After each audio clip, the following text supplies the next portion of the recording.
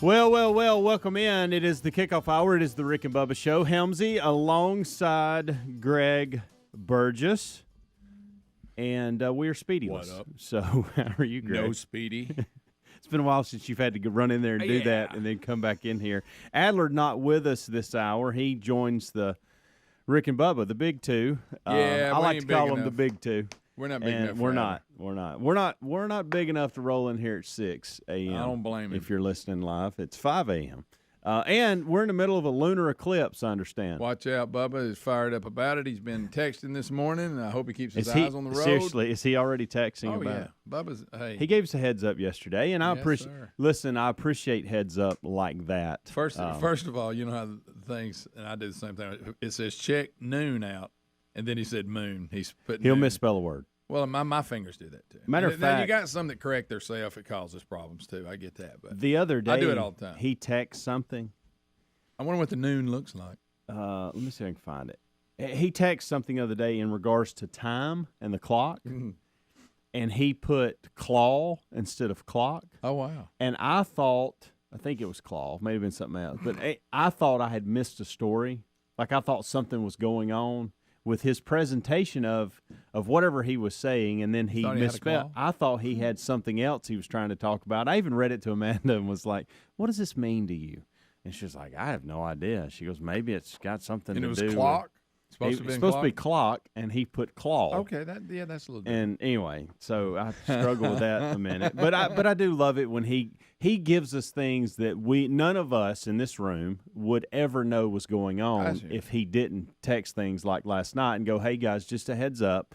When we're coming in the morning, we're going to be dealing with a lunar eclipse, blood moon lunar eclipse, and we won't have another one until March 14th, 2025. I'm going to mark the calendar. Greg. No, I don't mind looking. But it wasn't – I was already here. If it had been, on my way in, I'd had plenty of time to look at it for a while if it had been happening during that time. But I think it really started after I got here. Yeah, I think so, too. Isn't it right now? Is it supposed to be? It's supposed to be. Let's go out. I looked. I'm going out during next break. I looked on my way in, too. Couldn't really tell a lot of difference. And then when I went to get my charger a minute ago, I couldn't find the moon. Okay, well, that hurt. So, yeah. So it's not out there? Well, I really kind of halfway looked. Oh. I kind of did one of those things where it might have been being blocked by the building. Except for cloud cover, the moon's not hard to find. It's not, but I had only a few minutes, and at one point I thought I'd left my phone in here and I wasn't going to be able to get back in the building, and then that was going to be a hassle. I was going to have to come over here and knock on the window and hope you'd hear me. Anyway. It was probably a few weeks ago. Me and Lisa's brother-in-law were standing outside, and the moon was coming out. And anyway, it was completely half. I don't remember seeing it completely half much. Mostly it's quarter. Had you half moon? It's quarter or full, but it was perfectly half. And we were like, look at that. So y'all actually acknowledged it and talked about it. Yeah, look at that. You and your brother-in-law. Mm-hmm. Interesting. So there. Well, it is you got that dark reddish hue. Oh, okay? Wow, dark reddish hue. And it's due to it being completely in the Earth's shadow. So that's what we're dealing with right now as I speak. And it ain't gonna happen if you're listening later on the podcast, you've missed it. Yeah, that's true. Don't go outside right now and look. It's not. I mean, if this is a podcast, and if you miss it, you got to wait till 2025. March 14th, actually, 2025, which I can't believe that they already know. That is weird. That. I mean, somebody. That's pretty smart. Big day across our country today. Voters head to the polls. Congressional balance of power on the line. So we'll dig into that when the boys join us. Greg and I are not really going to thrill you with any political themes and thoughts. Just not what we do, and it's hard for us to care about it as much as we need to. It's just, I get so frustrated. I'm gonna tell you something. These celebrities that think just because they're celebrities that their political opinion is supposed to be somehow more important than anyone else's. Don't even start reading his article. No fat-faced Michael Moore. There's some people I'd like to whoop that A, and he is one of them. He's so ugly it pisses me off. Greg, I wrote just down. Because he's physically the way he looks. I wrote down, if I bring up Election Day, how many seconds will it take for Greg to bring up Michael Moore? Well, there he is, right here on the front page. 20 seconds. He said that the people obviously that vote Republican are very bright. That was his words. But I'd rather not be bright than Look at you when you meet necklace. Well, I don't, here's the thing. I don't consider myself to be very bright, okay? But I can balance a budget. Yeah. I take care of my family. I try to take care of myself, health, exercise. I go to work every day, show up, do the best I can here.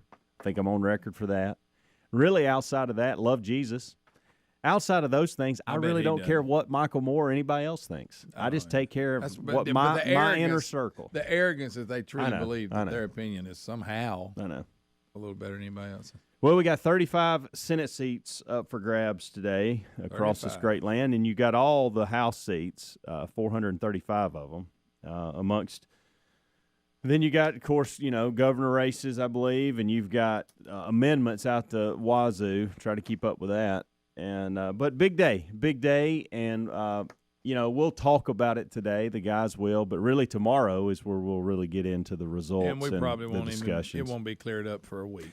Bubba was talking about yesterday. He said the way this thing will go, based off what we've had the last few rounds, it may be Christmas before we know. Everybody will be screaming fraud. Yeah, it'll be a show. Well, we'll take a break, pay some bills, and we'll come back. Greg, go look at the moon. We're going to go. I'm going to go grab a cup of coffee and look at the moon, and then we'll come back. What you were telling me something in the before we started, and a story, something happened to you. We may or may not talk about it. I will be honest with you. I would like you to share this with the audience because I think there's a bigger story here to it, and I know you don't like it and don't want to talk about it. You're almost embarrassed of it, but I would like to discuss it.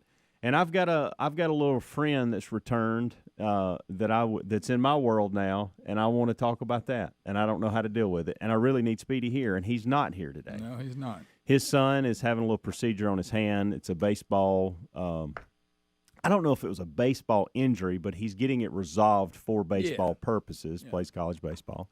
And so he's out today. That's what he's doing. He'll be back tomorrow. When we come back, if you will share that. If not, no big deal. But either way, I've got a friend that's returned, and I want to talk about this friend. Not really sure what to do, to be honest. There's the moon right And I may let you tackle it today, my friend. Okay. You'll see what I'm talking about. Bring it on. There's our moon buddy. There he is. He's wearing red in honor of the blood moon. A red hue. Is this the blood moon? Or are we making that up? I think that's what it said, Greg. All right. Did Bubba give you a thumbs up? I remember a blood moon happening not too long ago. Time goes by very quick. Yeah, it does. We'll be back. Hang with us. Rick and Bubba. If you've thought about protecting your home with security, but you've been waiting for the right time, you want to listen up. Right now, listeners of this show can get 40% off Simply Safe's award-winning home security system. We use and trust Simply Safe to protect our home and family because at Simply Safe, your safety is the only thing that matters. Get 40% off your order when you visit simplysafebubba.com today. Customize the perfect system in just a few minutes. That's simplysafebubba.com or rickandbubba.com under the sponsors. There's no safe like Simply Safe. Our friends at Lear Capital sent us one of those free Kennedy silver $50 that they're offering for free to our listeners. Now, with the price of silver going up, this free silver $50 has value. It's a smart time to invest in precious metals, and Lear Capital has 25 years experience, an exceptional Trustpilot rating, and a risk-free investor's pledge. There's no purchase necessary. Just chat with a Lear specialist about investing in precious metals and get your free Kennedy silver $50. Visit LearBubba.com. That's LearBubba.com. Folks in Dalton, Georgia, our friends at WizKid Clean Pods make smarter cleaning products where you bring the water and their cleaning pods bring the clean. A lot of you are already loving their glass cleaners, their bathroom cleaners, floor cleaners, and the very popular pet cleanup Urine Blast. These cleaners defend surfaces against the buildup of dirt and grime, which reduces cleaning frequency and saves you time. Get 10% off any purchase plus free shipping with code BUBBA at cleanpods.com/Bubba. cleanpods.com/Bubba. Well, if we're being totally honest, maybe we don't always make the best food choices. The CDC says we should eat up to 6 cups of fruit and veggies a day. Now, there's zero chance of that happening. So that's where Field of Greens comes in. With Field of Greens, you have more energy, you feel healthier, and it can help you lose weight too. Join us and take Field of Greens too. To get you started, we got you a 15% discount on your first order and another 10% off when you subscribe for recurring orders at fieldofgreens.com with promo code BUBBA. Fieldofgreens.com or go to rickandbubba.com. Fall is the tastiest time of year, and HelloFresh makes it easy to savor all the season has to offer with 35 weekly recipes and fresh ingredients delivered right to your door. Not only does HelloFresh spice up your cooking routine while saving you time with fewer trips to the store, it saves you money too. HelloFresh is actually cheaper than grocery shopping or takeout. Get 65% off plus free shipping with the code Bubba at HelloFresh.com/Bubba. That's the code Bubba at HelloFresh.com/Bubba or RickandBubba.com. If you need a new sofa or chair and you want to update your living space, look no further than Allform. We have an Allform sofa, and folks, the Allform sofa pieces are made in America. They're easy to assemble, and they're scratch and stain resistant. They come in a wide variety of shapes and configurations, and they ship right to your front door with a 100-day risk-free trial. If you don't love it, they'll pick it up for free and give you a full refund. Allform is offering 20% off all orders if you go to allform.com/Bubba. That's allform.com/Bubba for 20% off, or rickandbubba.com for a link. All right, folks, you've heard us talking about what Relief Factor can do for your pain for several years now. If you struggle with occasional aches and pains due to aging, exercise, everyday living, consider this. Relief Factor is 100% drug-free. It's made up of ingredients that simply help your own body deal with its natural inflammatory response. And we kid you not, Relief Factor is for real. And the majority of people who order the 3-week quick start for just $19.95 go on to order more. Try it at ReliefFactor.com or rickandbubba.com under the sponsor. Helix Sleep mattresses are made right here in the USA, and folks, they ship right to your door for free. If you don't love it after 100 days of sleeping on it, they'll pick it up for a full refund. But based on how we feel about our mattress and what the 12,000 5-star reviews say on Helix Sleep mattresses, we know you'll love yours too. Head to helixsleep.com/Bubba for $350 off all mattress orders. This is their best offer yet, and it won't last long. That's helixsleep.com/Bubba for $350 off, or visit rickandbubba.com under sponsors. Knock out holiday gift shopping early and snag some of the best deals of the season on Raycon. Raycon's wireless earbuds, headphones, and speakers offer premium sound, a comfortable fit, and up to 54 hours of battery life, perfect for anyone on your gift list. Just go to buyraycon.com/Bubba and use the code EARLYYBF to get 20% off site-wide, or save even bigger and get 30% off Raycon's holiday bundles. That code is EARLYYBF at buyraycon.com/Bubba or rickandbubba.com. Our friends at Lear Capital sent us one of those free Kennedy silver $50 that they're offering for free to our listeners. Now, with the price of silver going up, this free silver $50 has value. It's a smart time to invest in precious metals, and Lear Capital has 25 years experience, an exceptional Trustpilot rating, and a risk-free investor's pledge. There's no purchase necessary. Just chat with a Lear specialist about investing in precious metals and get your free Kennedy silver $50. Visit LearBubba.com. That's LearBubba.com.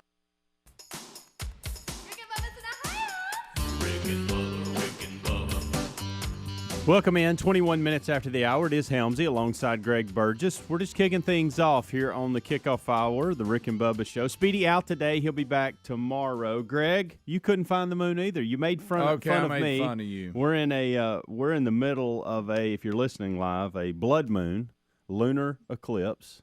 Now, I made fun of you because you couldn't find the moon. I tried to go to my car right before the show. And here's what you have in play here. I kind of wanted to see it, but I'm not going to walk around the parking lot to try to find it. And I walked out there, and I made fun of you, but guess what? I couldn't find it either. I don't know where it is. Now, like me, you hardly looked, but I looked. I backed up and looked over a tree, saw a little twinkling star or something. Now, it's just as much of a lunar eclipse coming around these days. Bubba sent me a picture this morning of his tennis bag in the back of his car. Wait a minute. And I don't know if that was an invite to, hey, I'm getting close to being ready. I've moved my stuff into the car, so I'm not going to get my hopes up. Not sure what that's about, and I don't know if that's a sign that, hey, tomorrow's the day, or I think can't be today. I told him I needed 12 hours heads up. Well, what it is, if you play tennis today, then he won't play again until 2025, just like the blood moon. Just like the lunar eclipse. Yeah, so okay, that's what that is. He's going to play today, and then y'all do it again then. Great. So. All right, I've got a friend that's returned, and a friend, and I don't know what to do. The ganglion cyst. Not that again. That's been how many years? I would say at least 10. Remember, we took a book and hid it. Yes, we did on air. Well, and that's didn't what it work? It did. It completely went away that morning. We weren't. You and the ganglion cyst. And I can't remember. I even tried to look up in the archives this morning. I'm pretty sure it was the same hand. But I may have had one over here, and then this one is new. We hit it with the put a edge book of a on book. it. And It was your recommendation. You said, "Hey, hit it with a book," and Speedy found a book. I can't remember. Did we hit the edge of the book, or we laid the book on it, and hit it with a hammer or something? We didn't have a hammer, did we? We didn't do a hammer, but I think he just hit. I set it down, and he hit. When did you notice this back? Yesterday, and it's bothering me too. Like, it's not hurting, but it's like touching it. Like, I can't resist touching here to hit it with? When I push down on it, it's weird. Didn't some people say you got to put the Bible on it and hit it? Well, we thought about that. I think that was part of the mix, but we got a hard back book because we wanted to really. But look, I mean, you can see it's back. Yeah, and it doesn't, like I said, it doesn't hurt, but. I looked up. I'll tell you how. There it is. Yesterday, I had picked up Maddie and one of her buddies, friends, and we were going to tennis, and I was steering wheel, and I looked up, and I was like, "Oh wow, so you're back." What I'm wondering, let's say you do nothing, does it just go away? I don't know. Some people have to get them cut out. Oh, ganglion. You talking about the ganglion cyst? But I'm really wondering if the other one was in the right hand. And this is new. Now that I don't remember. And I tried to find the clip this morning. I went that far with it because I wanted to know which one. It was over 10 years ago. Wow. So if it is the same one, 10 years. I'm going to get Speedy. This is where I need Speedy this morning because we could be knocking this back down during the kickoff hour. That. So I guess we could do it tomorrow. Yeah, we'll just hit it tomorrow. Why don't we bring a hammer or something? Greg, I'm not allowing you to hit. You keep saying hammer. Well, put the book and hit the book with the hammer. But we just used the book last time. Yeah, I think so. That's why I wanted to look. I could not find the best. I remember it worked. It did work, and it didn't hurt me. That was another thing. People were emailing me, "Oh, you're crazy. You're stupid for." Oh yeah, it's going to be infected, and it's going to spread disease. You're going to lose your hand. Maybe it's spread disease. I don't know, but I didn't have a cyst on my hand anymore, and now it's popped back up. You still have a hand. That is weird. I can see it. I mean, I can see it. You ought to feel it. It feels kind of weird, and it doesn't hurt at all. It's almost like what JC's got on his. I know. Today. That was what was weird, is I just noticed it, and now he's – see, his, though, when he rotates – and I don't know if it's a cyst that he has. I think his is bone maybe. But when he rotates with a swing, it rubs and it hurts. Did you look at ganglion and go, hey, glad you're back? No, I didn't. I kind of panicked for a minute because I just don't like things like that. Like, I almost felt like I need to get in there and get that right now. Started to hit it yesterday with like the edge of a tennis racket or something. Yeah, you could try that. But I just let it go. I just tried to forget it. Woo. Yeah. You could use that edge and just boom. Bam. Wonder how hard I can't remember. I think he hit it pretty hard. He hit it pretty hard. Yeah. We've got it on video somewhere. I've just got to find it. And I couldn't locate it this morning. I didn't know what it was titled. I thought if I typed Helmsy and cyst, it would come up, but it didn't. I don't know. Look, I have to say this because I just saw this article and we were just talking about it. It's actually referred to as a beaver blood moon. That's what it says.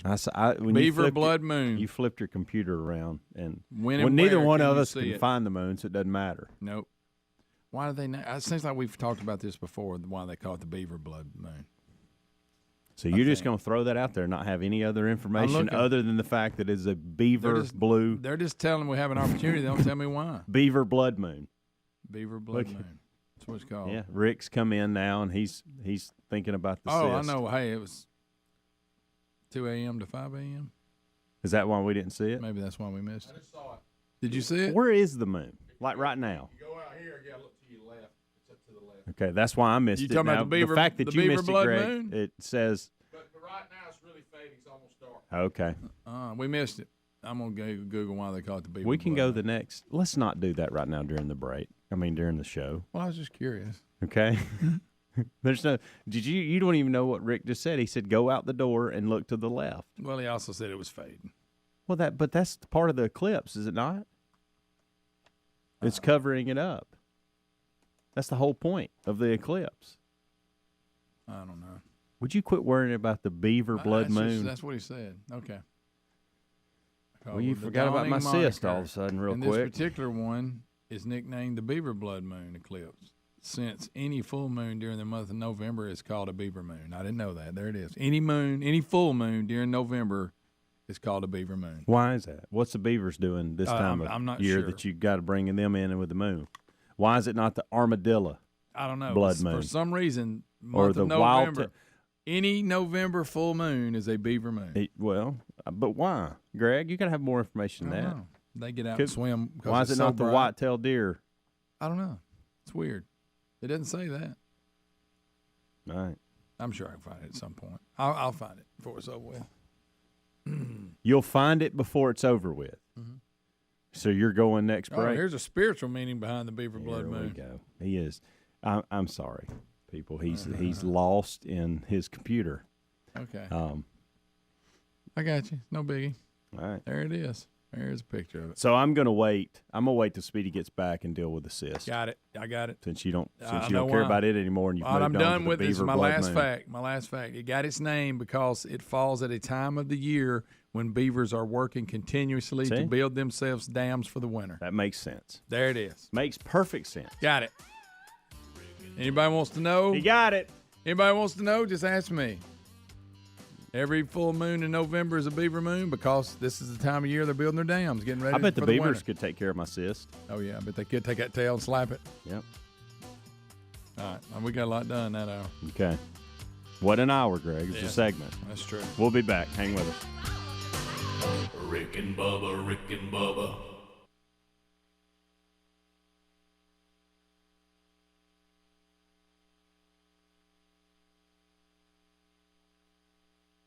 From pumpkin spice to apple cider, fall is the tastiest time of year, and HelloFresh makes it deliciously easy to savor all that the season has to offer. With mouth-watering recipes delivered to your door, right now you can treat yourself to gourmet meals and pick up some cooking skills along the way with their new limited-time Harvest Dinner Series, complete with easy-to-follow videos, and HelloFresh Market makes hosting your next tailgate or party easier than ever with fall flavors. A rotating selection of fall-inspired brunch kits, dessert boards, and more available for a limited time this season. With more than 35 weekly recipes to choose from and the ingredients delivered right to your door, HelloFresh helps spice up the cooking routine with fewer trips to the store, and it even saves you money too. HelloFresh is actually 25% cheaper than grocery shopping. Sign up today for 65% off plus free shipping with the code BUBBA at HelloFresh.com/Bubba. The code BUBBA. HelloFresh.com/Bubba. Folks, a big welcome to our new friends at WizKid Clean Pods. You're going to love these cleaning products. First, they've developed formulas that defend surfaces against the buildup of dirt and grime in between cleanings, reducing cleaning frequency, saving you time. And of course, this reduces the amount of chemicals used in our spaces. You bring the water, Clean Pods bring the clean. These are concentrated cleaning products in water-soluble pods. And you're getting your homes clean with a smarter, cleaner system, which means less plastics in our oceans, rivers, and landfills. These are high-quality spray bottles with high-quality cleaning pods that get the job done. So get yourself some WizKid Clean Pods and embrace the smarter, clean philosophy. Get 10% off any purchase plus free shipping with code BUBBA at cleanpods.com/Bubba. That's cleanpods.com/Bubba. Use the code BUBBA or find a link at rickandbubba.com. There's nothing worse than the mall in the months leading up to the holidays. You got children screaming and take forever to find parking. The list goes on and on. Now, right now, you can shop early, skip the stress, and snag some of the best deals of the season on something everyone will love. Premium audio products from Raycon. Raycon's wireless earbuds, headphones, and speakers offer premium sound, useful features, and almost custom, comfortable fit, and up to 54 hours of battery life. And they start at half the price of other premium audio brands. Plus, Raycon makes gifting easy with holiday gift guides for everyone in your life. Or knock that list out all at once and get 30% off by shopping Raycon's holiday bundles. Just go to buyraycon.com/Bubba and use the code YBF to get 20% off site-wide. That's 20% off and save even bigger and get 30% off Raycon's exclusive holiday bundles.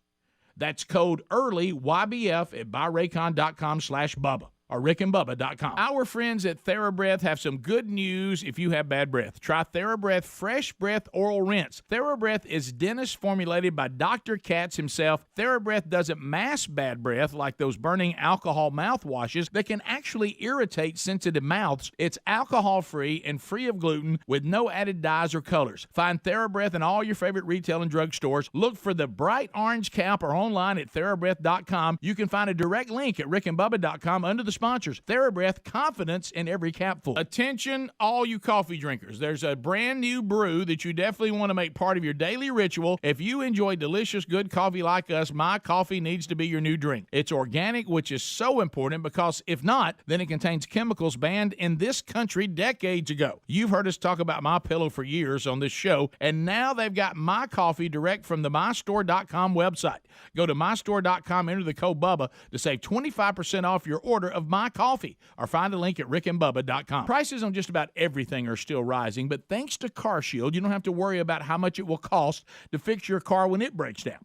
Their price will never go up, and they help handle everything. Here's why we love them. CarShield offers protection plans for around $100 a month that cover more parts than ever before.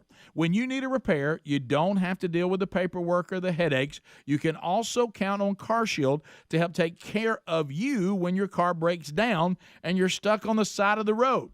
Every protection plan comes with coast-to-coast roadside assistance, courtesy towing, and rental car options at no extra cost. So as long as your car is covered, no matter how old it is, you're protected from the rising cost of parts and repairs. Get coverage today. Go to carshield.com/Bubba or call 1-800-391-8888 to save 10% on your plan. That's carshield.com/Bubba or call 800-391-8888.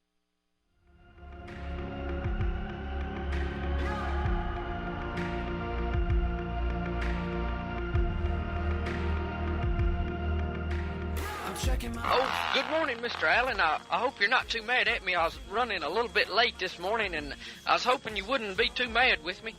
35 minutes after the hour. It is the kickoff hour right here on the Rick and Bubba Show. Rick and Bubba Network, Helmsy alongside Greg Burgess. How about this portion of the Rick and Bubba Show sponsored by LearBubba.com? Folks, being in a recession is terrible, right? We all know things are bad out there, and we're just trying to get through it because this administration in Washington doesn't seem to have the answers and are only making things harder. If you've looked at your financial statement lately, it's not pretty. And for the next few years, it's likely not going to get any better. Prices are up everywhere, which is why right now it's smart to be investing in gold and precious metals. The team at Lear Capital sent us one of the Kennedy Silver half dollars, and they're offering free to all of our listeners who, like everyone else, you know, everything else, the silver's going up, so it'll be worth more, and it certainly has some value. You get one for free. There's no purchase necessary. The Kennedy Silver half dollar is yours free for doing something really smart, just talking to a LearBubba.com specialist about investing in gold and precious metals. That's it. Have a simple conversation, get a silver dollar absolutely free. Now, don't allow what happened back in the recession of 2008 to happen to you again. Smart people earn huge profits by investing in gold, silver, and precious metals. LearBubba.com is the place to do it. Visit LearBubba.com for more information or call 1-800-707-4575 or go to LearBubba.com. There's also a link at rickandbubba.com under the sponsors. So there.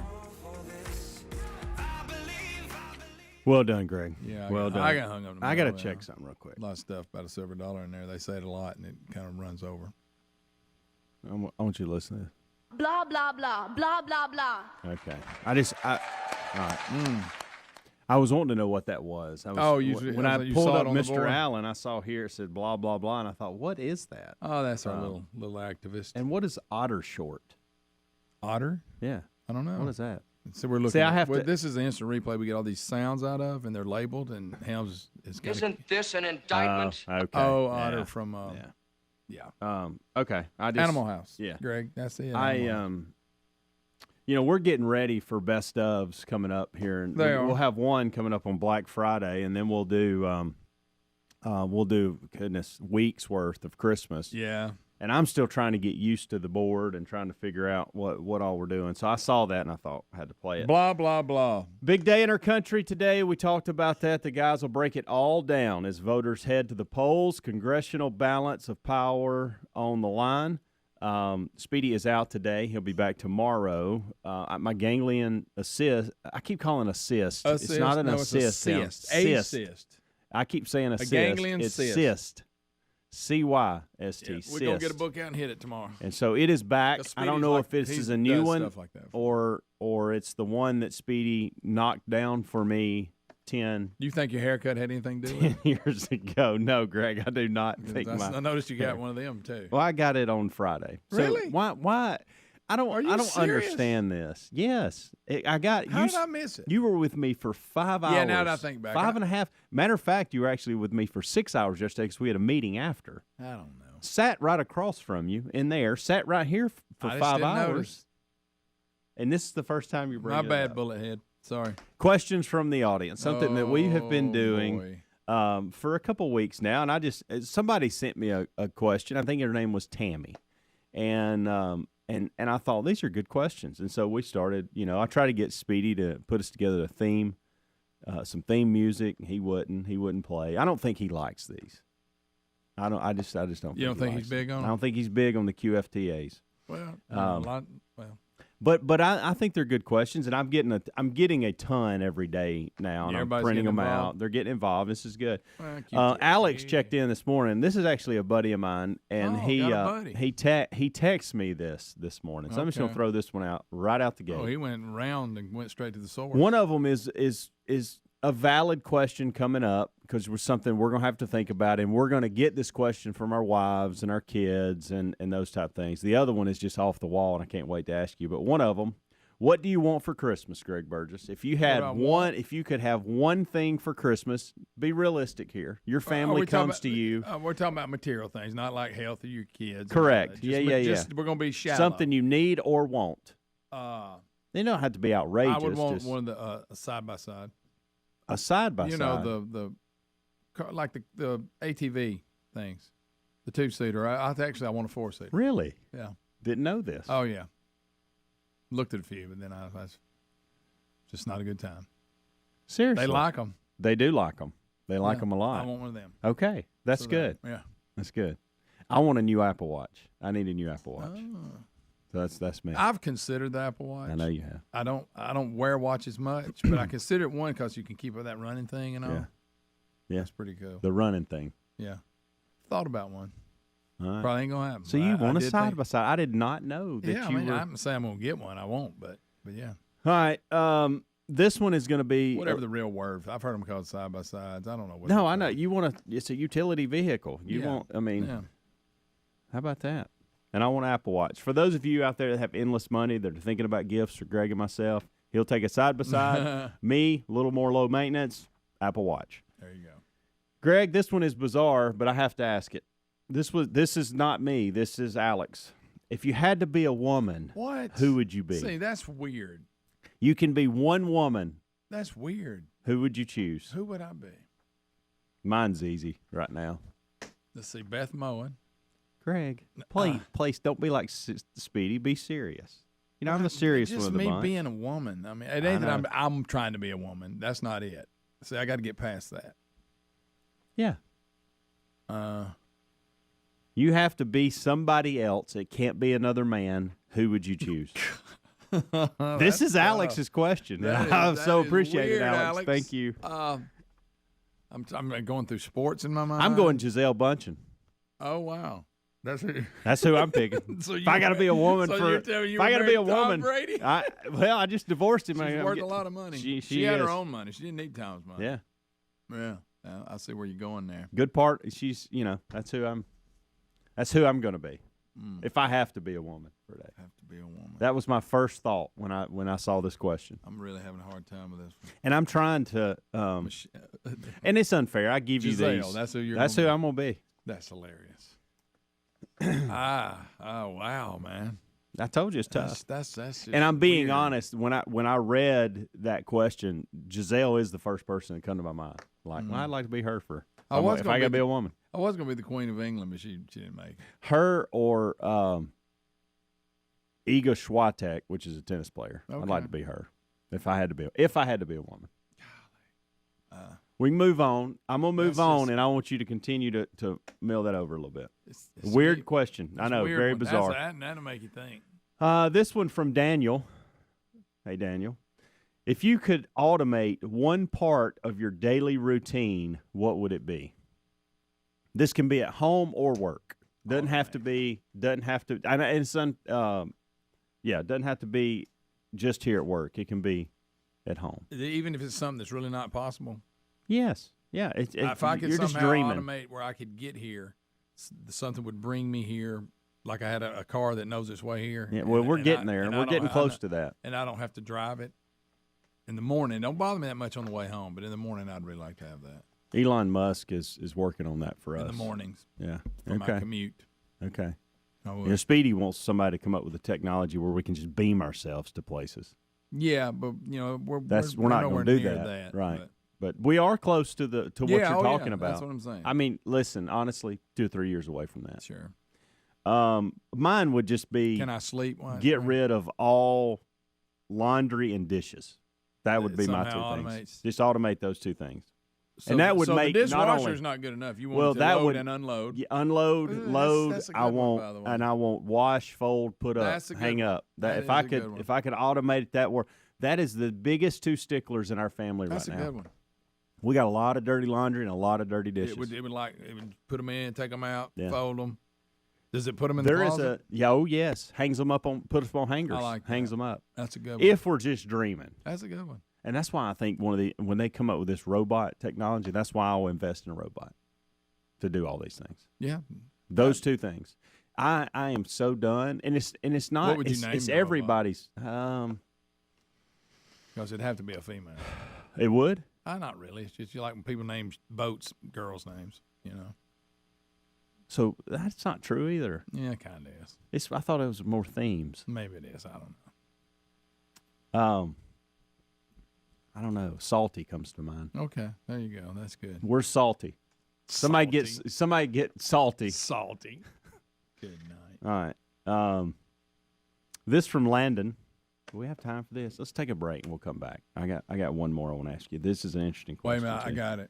You're a woman? Yeah, I want to be Lisa because she's married to me. The luckiest woman in the world. I hope she's listening. I hope she's listening. I didn't think about that. Okay. Now, she probably disagrees. Oh, I can tell you, her and Amanda would both, if I said that, I know Amanda. Oh, wait a minute. Adler says that he's going to, hold on, Adler. Oh, no, you can let the bed run. We should probably go to break right after I say this. Okay. You want to let it breathe for a few seconds? So as far as, like, what woman, I would be, Caitlyn Jenner. Is that a woman? Yes, it is, Craig. I don't think that's you bigot. That's a man pretending to be a woman. No, you're right. Let's go to break. No, Greg. You're wrong. It's a real woman. Rick and Bubba.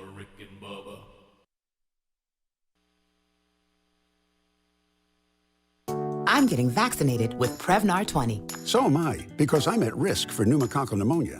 I'm asking about Prevnar 20 because there's a chance pneumococcal pneumonia could put me in the hospital. Age 65 or older, you may be at increased risk for pneumococcal pneumonia. Ask your doctor or pharmacist about getting vaccinated with Prevnar 20, pneumococcal 20-valent conjugate vaccine, a Pfizer vaccine that can help protect against pneumococcal pneumonia in just 1 dose. Prevnar 20 is approved for adults to help prevent infections from 20 strains of the bacteria that cause pneumococcal pneumonia. Continued approval may depend on a supportive study. Don't get Prevnar 20 if you've had a severe allergic reaction to the vaccine or its ingredients. Adults with weakened immune systems may have a lower response to the vaccine. The most commonly reported side effect was pain at the injection site. For additional common side effects and full prescribing information, please call 1-855-213-2138 or visit Prevnar20.com. I want to be able to keep my plans. So I'm asking my doctor about getting vaccinated with Prevnar 20.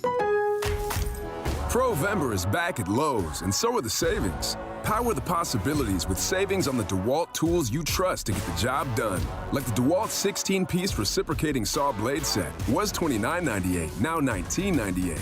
And the DeWalt 14-piece assorted drill bit set was $16.98, now $9.98. These deals are tough to beat, and so are the tools. It always pays to be a pro at Lowe's.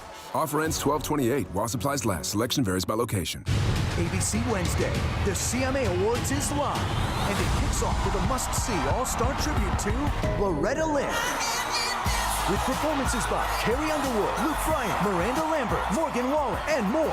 Plus, can't miss collaborations. Zach Brown Band with Jimmy Allen and Marcus King. Party featuring Lainey Wilson, Kelsey Ballerini with Kelly Clarkson and Carly Pierce. It's going to be a great show. Luke Bryan and Peyton Manning host the CMA Awards live Wednesday, 8/7 Central on ABC and stream next day on Hulu. Paid for by Christian Care Ministry. Let's see, if something costs less, but people are happier with it, that sounds like something to look into, and that's MediShare. Maybe you've heard switching to MediShare to pay for healthcare can save the typical family $500 a month, and that's huge. But it's also true that people are way more satisfied after making the switch, too. The customer satisfaction rate for MediShare is double that of the typical health insurance plan. MediShare works. It's been around for more than a quarter century, and members have shared more than $3 billion of each other's bills.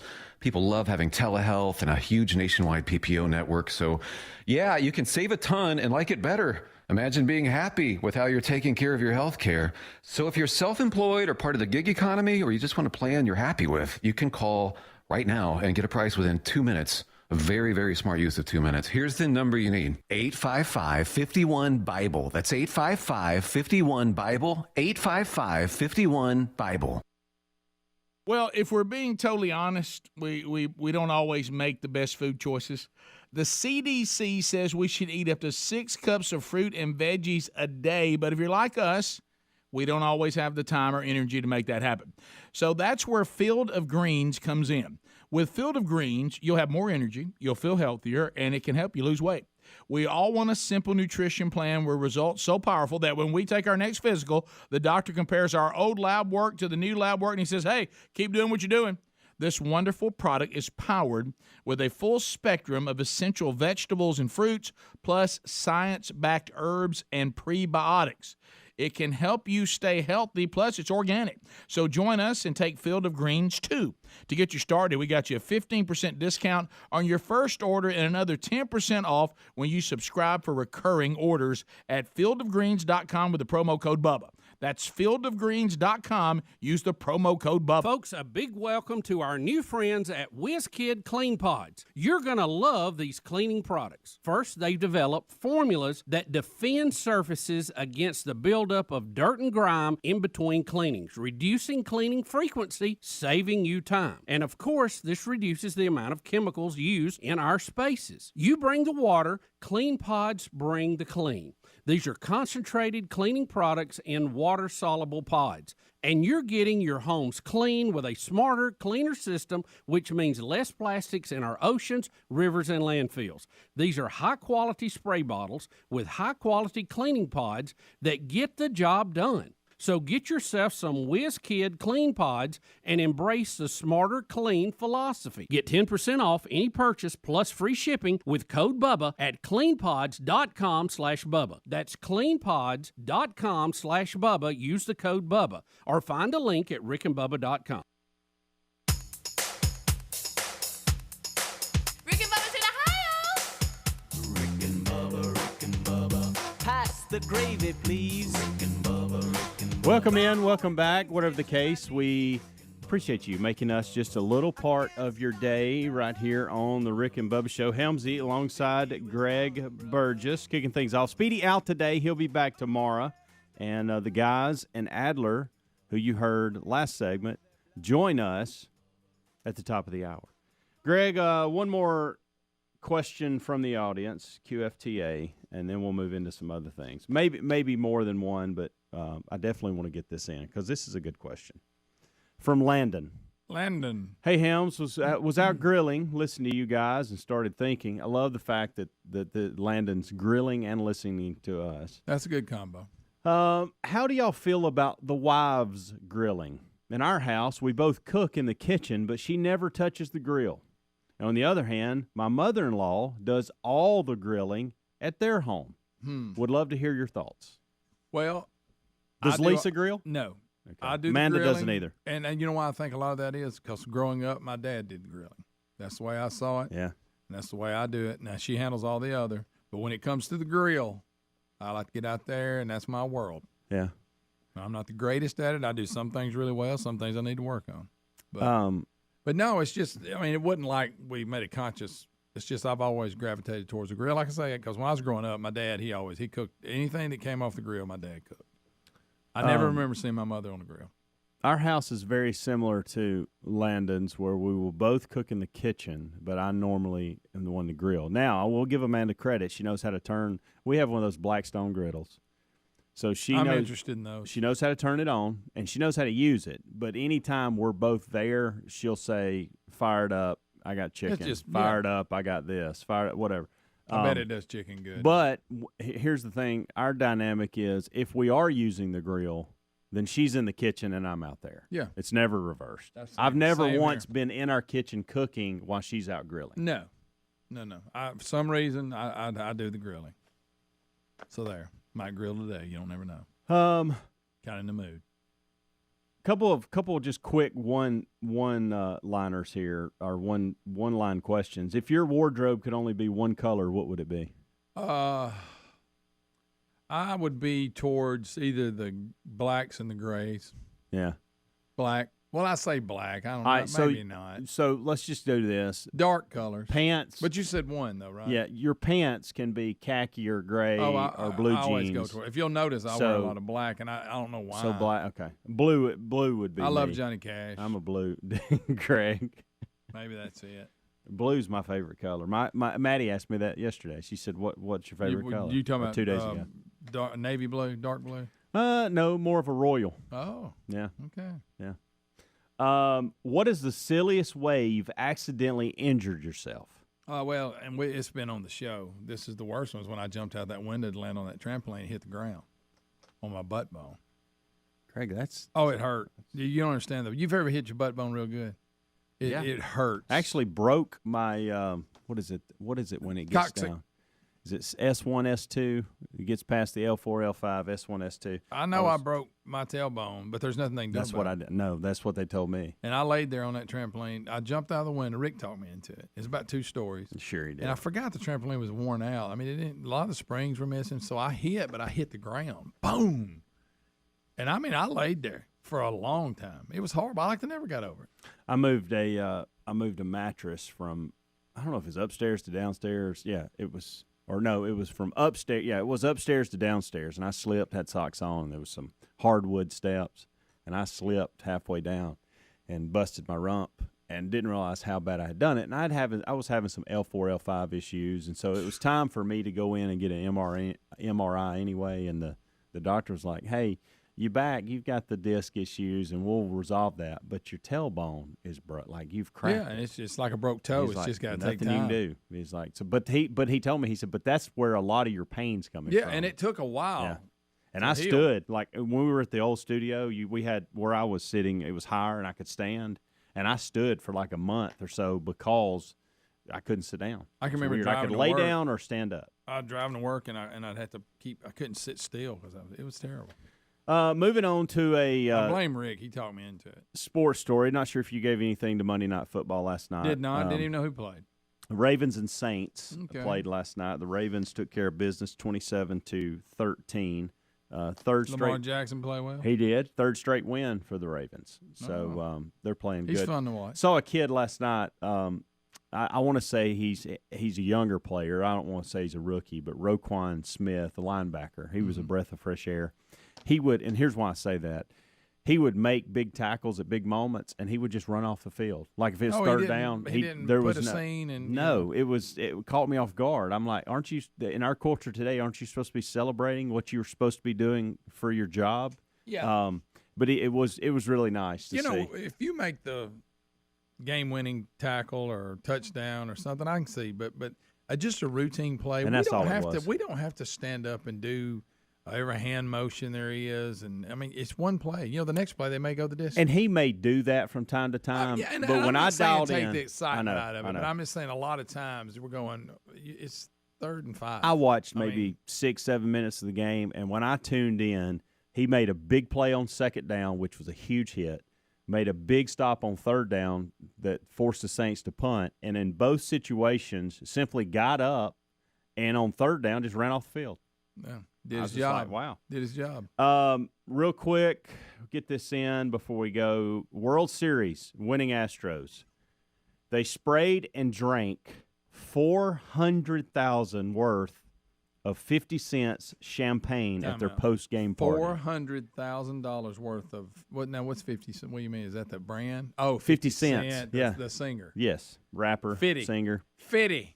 It was over 250 bottles of booze that the Houston Astros. Did you say $400,000? $400,000 worth that they sprayed everywhere and drank. Sprayed and drank. I've never been in a celebration situation where people are pouring drinks on me. I haven't either. I don't know what. I've never experienced that. Have you ever seen when they I put think I'd probably have to wear goggles. Because I bet it does burn. Probably does. You're right. I've never had a celebration of people dumping on me. I don't want to be that guy that goes, I think that's stupid. No. Because I've never. I don't know if I go buy 50 cents brand at $400,000. I think I go get that Asti Spumante down there at the grocery store. What's it called? Asti Spumante. Get you some of that. Be a little cheaper now. You don't have to go crazy. 250 we're just spraying. bottles. Hey, we're spraying the most of it. Yeah. Now that's just bad spending. You're not. I agree. I don't care. I know they got the money, and to them that's chump change. But that's just bad spending. Yeah. Not a good financial decision. Just saying. Dusty Spumante. They got Dusty Baker had his goggles on. Dusty Baker still. How old is he? That's a good question, Greg. I didn't know until this year that he was still managing. I didn't know. I'm going to find out for you. I think he's in his 70s. 73. You know, it's funny. They showed that his son, when he was little that time, he was the bat boy and he ran out there and nearly got run over. And then now he's grown up and plays in the minor leagues. The little boy. That? Yeah, it's pretty good. That's how long Dusty's been coaching. Well, Dusty finally got him a championship. He did. Rick and Bubba, Rick and Bubba. Man. You too? Yeah, and I just wanted you to know it's not because she's stuck up in the woods. So you're down there in Destin. You got plenty to do. All right, so you're telling me that even in Destin, Florida, James, you have a crush on him as well? Oh, we lost her. You got him, though. Okay. James? Hello. James. James, I don't know if you've been tuned in the last segment, but we've had a James Spann Love Fest breakout here. James, have you had to deal with this before? I blame Godspeed for this. Denise called from Tennessee, and then Susan has called from Destin to agree with Denise in Tennessee that they find you to be quite sexy. That's somewhat disturbing in many ways. I don't know. And James, it's just your voice. They've never voice. seen you, James, and they're dreaming about you in various states. Oh, good. That's the beauty of radio. It's just fantastic. It's a mental picture. I have no idea what I look like. That's marvelous. Do you mind saying hello to Denise? No. Yes, say, hey, Denise in Tennessee, thank you for you. I appreciate it, and you might want to be aware of a low-pressure front coming in. Rick. Well, is that a good weather term to use here? I don't know if you noticed. Have we lost James? Yeah. No, I think he's thinking about what Rick just said. Or whatever weather, any kind of just weather. say hey to Denise. Yeah, I'm trying to keep up with all this. Yeah, well, just James, I'm sorry. We have just absolutely called you out of the blue here, but James, we had to. I mean, these women were saying that James, the term that was used, his voice makes was it the bugs bite or something? Bugs bite or crawl or something like that. Makes her bugs bite. Yeah, makes her bugs bite. Yeah, That's makes what her she bugs said. bite. Yeah. Wow. I mean, I'm just some hillbilly from South Alabama. I got nothing on you guys, but that's very kind of them to say that. I'm deeply moved and my heart is warm. There you go. Yeah. I mean, James, I told him, see, they don't get to see you do. I mean, you do weather on the radio all across the country, but we get to see you in your TV role. And I told Denise, I said, when you take your jacket off and you got those suspenders on and you're rolling that Mac computer around on that little cart you got and you tell some crossroads that none of us have ever heard of to take cover, I mean, it don't get any better than that. The one, Wow. one that got me when you said, "Now this little place right here. Now they used to do pizza. Now it's a meat and three. Right here at this crossroads. Get under that table. Right. Get under that right there. You know where it is. It used to be this. Now it's that. But anyway, James, we just wanted to encourage you today because that's awesome because usually I deal with trolls and haters and know-it-alls. I know. That's a very refreshing change. Yeah, well, it was not like that. Let's be honest. I mean, you are a devoted, happily married, godly man. But for anybody to say that, hey, you know what, James, I just want to compliment him. I think he has a great voice. That's encouraging. Ain't nothing wrong with that. Right. No, it is. That's very refreshing to me. I mean, I feel better. I'm about to go see some third graders here. Oh, boy. I'll be pumped up. My energy level is going to be kicked up a notch, and it's going to be a good day. But you do need to say hey to Denise. Just say hey to her. Hey, Denise, thank you very much. Denise, thank you. You're very sweet and kind, and I'm deeply moved. And say Susan and Destin, kind of you as well. Susan and Destin, thank you. Thank you so much. I feel so much better. You have refreshed my soul. That's great. Wow. Drop it down. That's unbelievable. That's perfect. Thank you for dropping it about a half octave right there. Yeah. Well, you hear it? James, thank you, buddy. James, carry that with you today. See you, buddy. You guys have a great day. All right, buddy. This is none of those, we aim to please. This is none of those days where he sits down and he says, of all the things I do that give me credibility, then there's this Rick and Bubba thing over here. Right. You know what I mean? And I never know what it may bring. Well, Rick, I'm just trying to make people happy. I mean,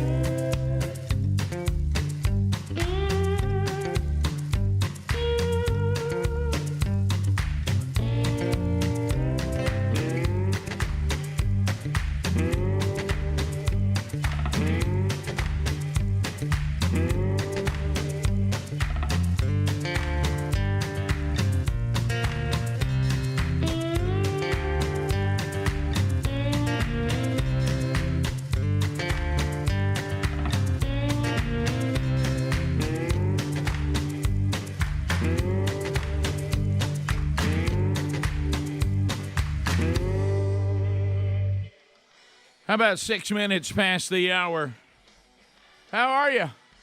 From the No Name Studio, a brand new hour of Rick and Bubba. This is that hour, and on today, on Election Day, what a great day to honor America with the national anthem. Here we go.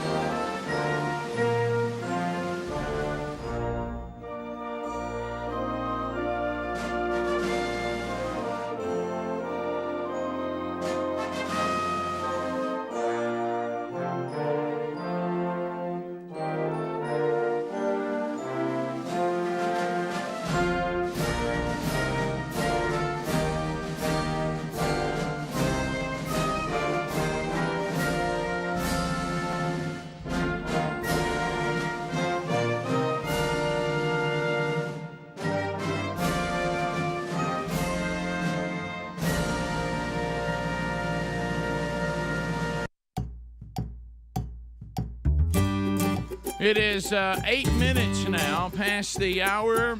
The Rick and Bubba Show from the No Name Studio on the bleeding edge of technology.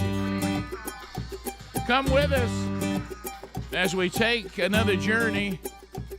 Hello to all of you that have the show on all of our various platforms all around the world now because of all the streaming capabilities. How do I get all the Rick and Bubba Show stuff, Rick? Well, go to rickandbubba.com. All the information is there for you. You can find out how to get it live, or you can go back and gather Rick and Bubba content on your own time. We have all those options available for you. Speedy is out today. We have no intern today. Skeleton crew. So we will work our way through it as best we can, and he'll be back with us tomorrow.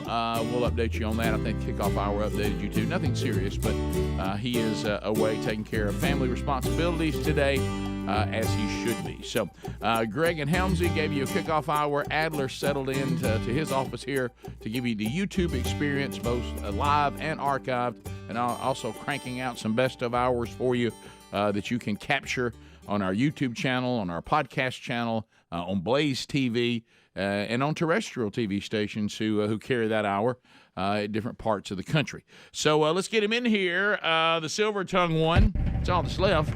The man with the golden voice, Professional Lunch Eaters Man of the Year, the inventor of pizza in a cup, Shakespeare's worst nightmare, and the master of the King's English. Ladies and gentlemen, put your hands together for Bill Bubba Bussey!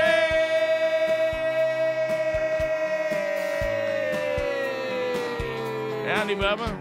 How about it, Rick Burgess? Friends, neighbors, associates everywhere. That one night.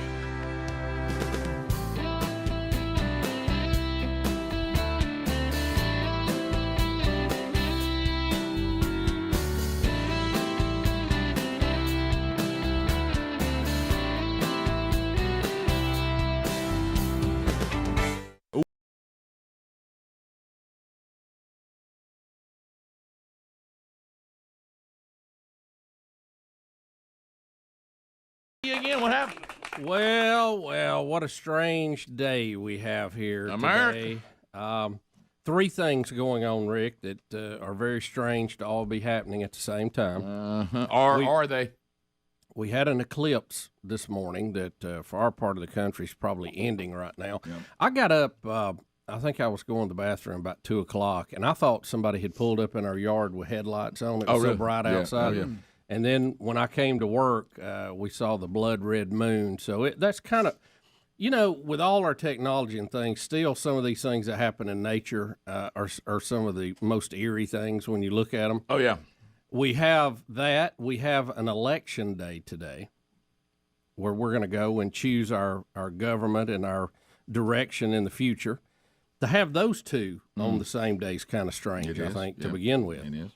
Then you add in Lori Lofton has now been booked to do a new movie on GAC, and she's going to be back performing again, which will make my wife very happy. You put all three of those together, you got quite a triad. Boy, you do. I didn't even see the Lori Loughlin thing getting involved in all this triad, but I was, I was on the way home from the farm yesterday, and of course it was dark because it was 4:45. All right, and been dark. Yeah, and so I noticed even early on when the moon came out for us, it was a very clear sky. The stars were very bold, and the moon was very bright, and it was really quite beautiful. But so, and then today, by the time I was coming into work in the position of the moon, it wasn't as easy to spot from where I live as it normally is, but I caught it as I was coming in the parking lot, and by that time, it was almost getting it was almost getting dark looking. You know, but I could still see the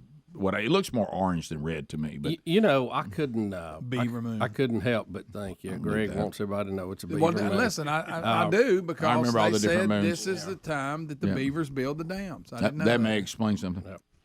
They get out there and they're backing that water up. As we like to say, busy as a little beaver. Boy, are they not amazing? They're just amazing. Really. What an really amazing animal. They chew through trees. Okay, and you talking about a dental plan. Yeah. Boy, they can stack them, too.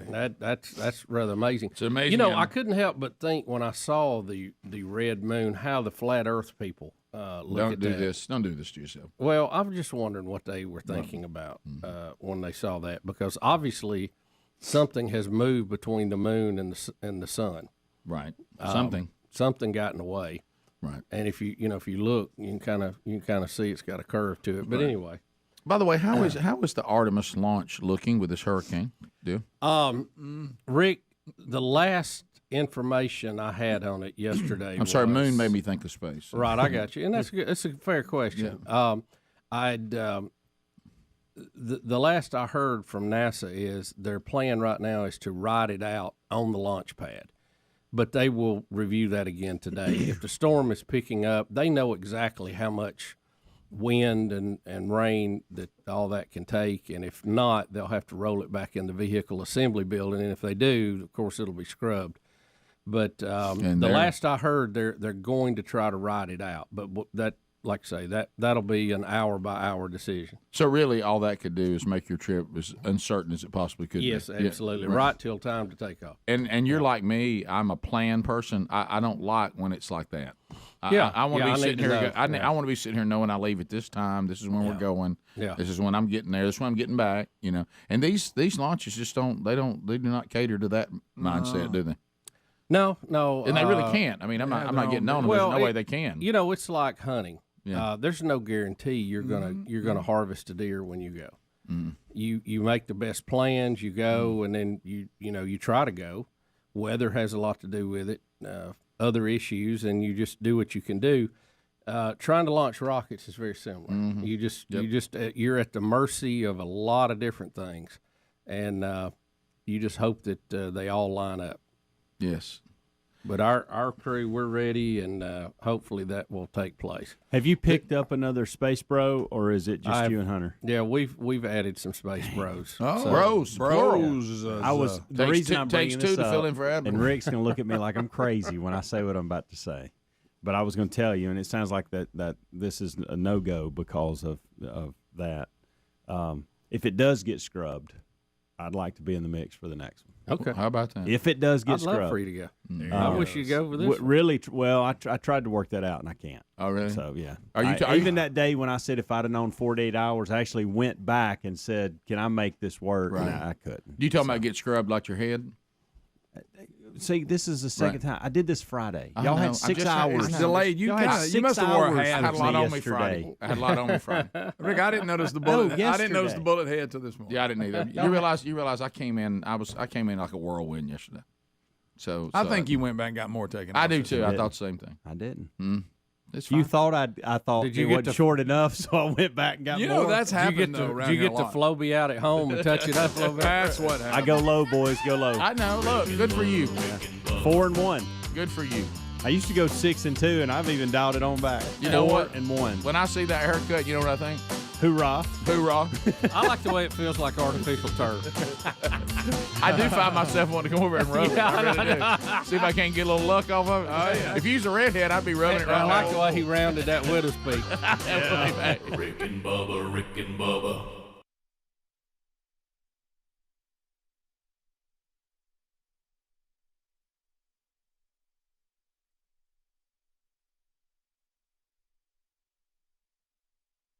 It's scary. I don't know that we should start moving it around because it's wigging me out how quick it gets here every week. Yeah. We do have a number of things that we need to look at. I'm looking at these headlines and I'm thinking, my goodness, here we go.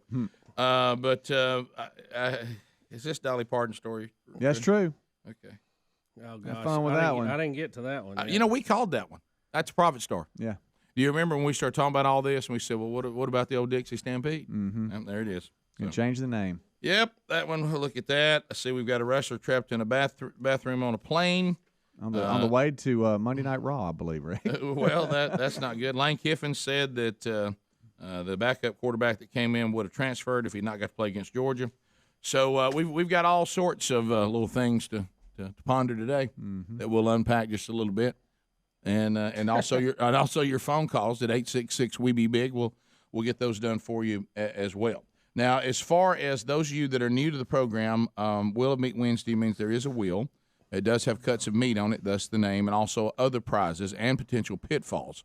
So if you just started the year as a new Rick and Bubba affiliate, or you woke up one day or you were rolling through your day and discovered, what is this on my radio? Who are these people? Because this is that time when things change. Bubba and I were talking about that in his office a minute ago. You go off on your Christmas break with the show you come back and there's a new one. Yeah, so this is when so we may be that new show for you, and if we are, you'll pick it up as we move along. Now you're gonna have a reaction to begin with, like what in the world has happened and how did this bunch end up with a radio show, and that's a legitimate concern. Sure, and it's also, and we probably need to do a better job because we do have a lot of new affiliates and new listeners coming online all the time. Yep. And we probably need to explain things a little bit better than we do. Yeah, could you imagine stumbling up on this with no explanation and no handbook? Yeah, well, you would immediately think I have had a bad reaction to Tamiflu. Right. You know what this is? This is a box arriving on your porch and no instructions on how to put it together. We have had a lot of sickness around us. I know your house has been ravaged with it, Rick, sick and house. mine Sick house. to some degree. We were more on the early edge of this.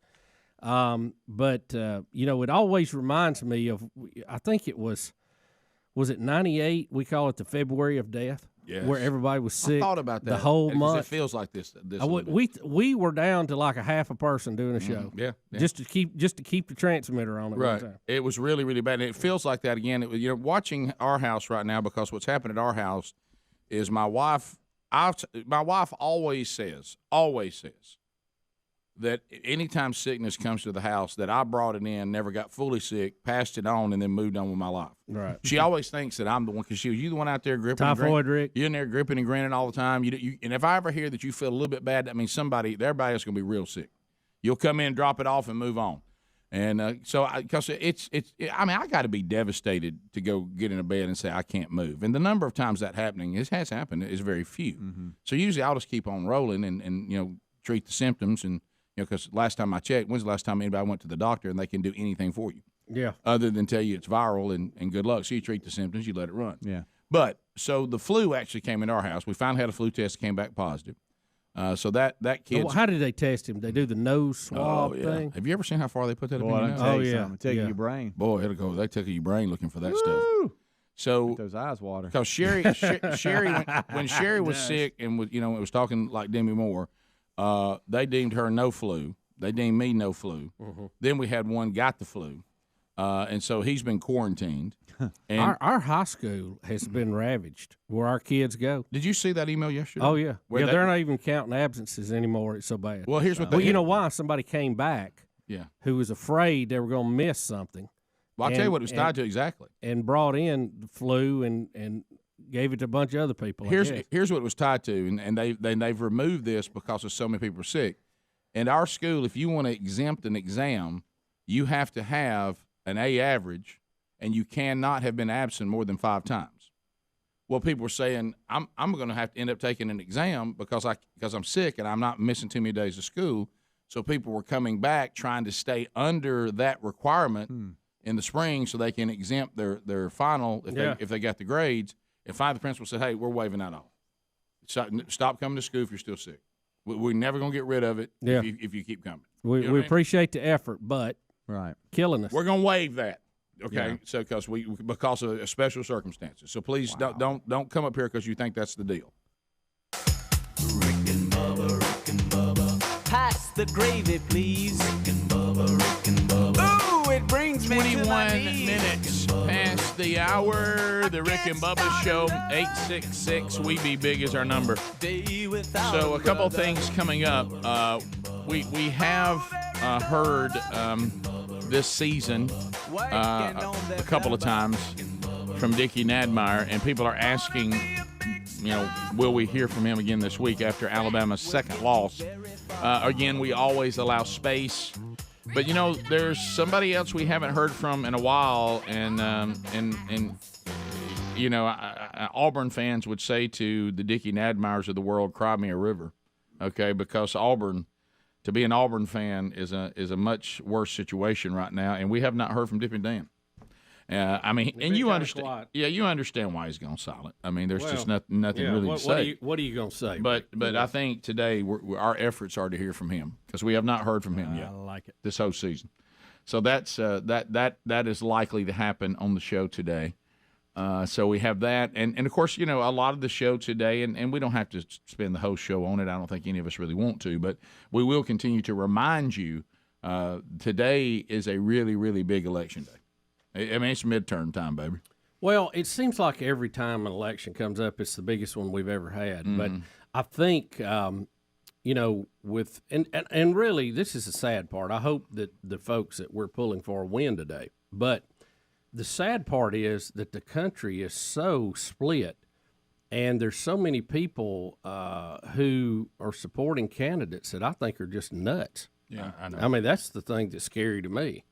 So I don't know. Even if we win, we have a lot of doubt, about our fellow citizens, and that's concerning. Well, maybe I'm wrong about this because I was a stupid little kid, so I don't know. And and then when I was a young adult, I honestly didn't care as much as I should have. So caring about all of this, then I went to a point where I think I cared too much, and then I've kind of leveled back to I think I appropriately care. Which comes with getting older and getting a little wiser. It's kind of hard to get it dialed in. Right, yeah. And so, and I have to make myself care, in all honesty, because I know that's responsible, just from a basic, be responsible and take advantage of the freedoms that you have, no matter how frustrated you may be.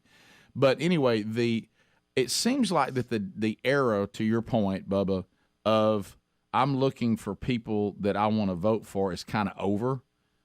It is nothing but one worldview and one view of the country and the Constitution and the government versus another view of the Constitution, the government, and the country. Yeah. The individual people, it's just the letter by their name and the color on their shirt.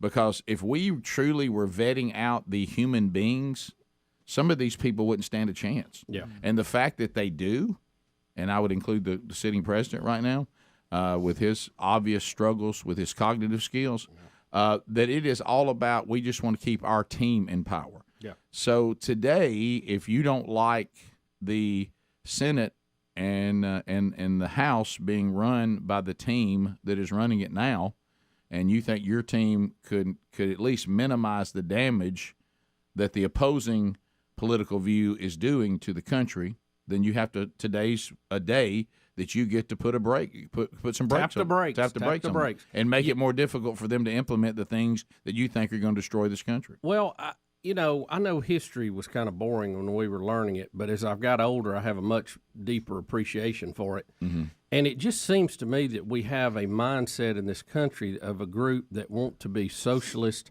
which is a stepping stone to communist.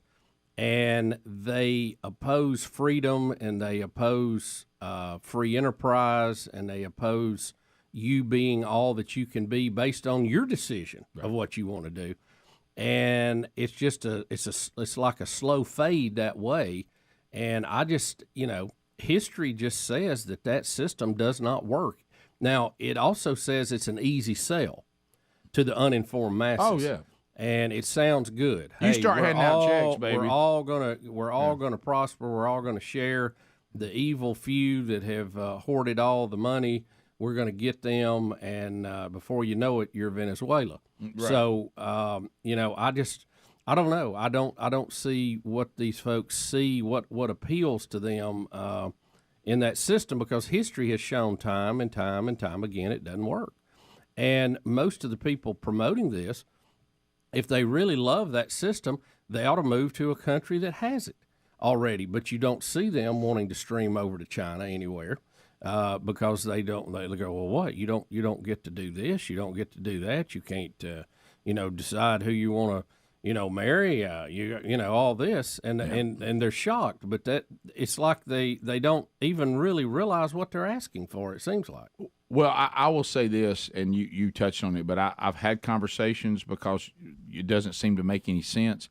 But let me tell you why, what they've done to make themselves sleep better at night. They see that this socialism is a disaster all over the world, but for some reason, American libs think that their version, the American version of socialism, won't have those pitfalls. And they're completely wrong in that. You know, they won't lose those things like you're talking about, but they will.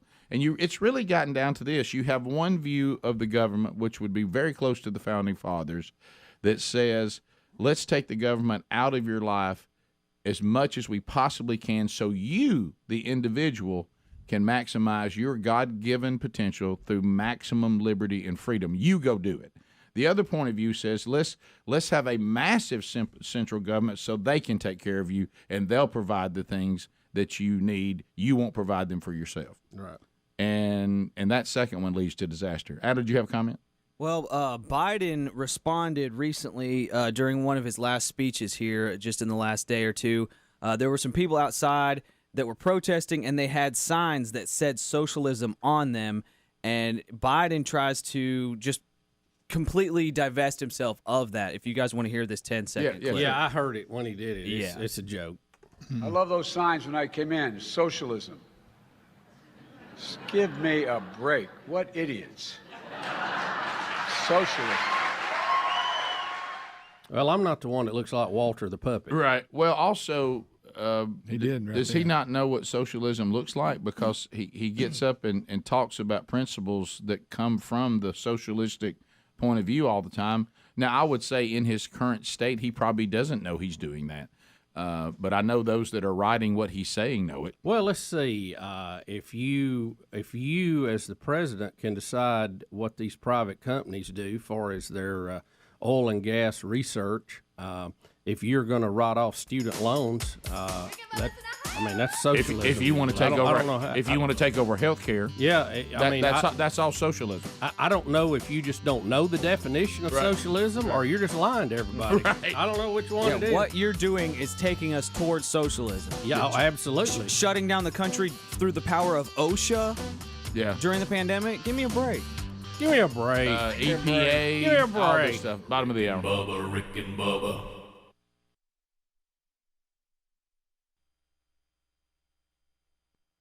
So we're I mean, it's I got, like I said, we got a team right now, 25 players. Yesterday at practice we had 11. I mean, it's devastating. I don't know what it is, but every time, it happened this morning when the intern showed up and then left. It's happening now. Every time this is brought up, I go through this 5-minute spell of thinking I'm coming down. I know. Yeah. I get like this heat on the back of my ears, and it runs down my neck, and I start sweating a little bit, and then I'm fine. I had a moment yesterday I didn't tell you about. Really? And it had nothing to do with being sick, but for a minute, the Tamiflu had me feeling weird. For a minute, really? For a minute, I knew what Bubba was talking about. I'm here. I know I'm here. I even know where I am, but my feet don't feel like they're touching Mother Earth. Rick, I'm telling you, that was the weirdest. If getting high that's what it's like, I don't ever want to do it. It was awful. No, getting high is how you feel when you eat pizza. Oh, okay. Well, that's a good, okay, I got that. 17 minutes past the hour. 866 We Be Big is the number. We'll be back. We got much to do, and we hope you'll be part of it. Don't forget that website. We'll be right back. Rick and Bubba, Rick and Bubba.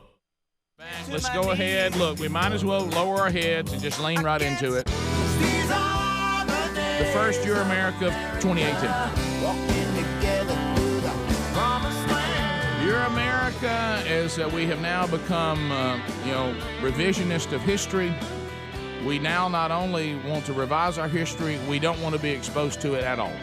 And we're going to go, and you know what we're afraid of now? The big thing we're afraid of, words. We do not like certain words, and certain words must be eradicated from our society. And one of those words, as we've talked about, is the word Dixie.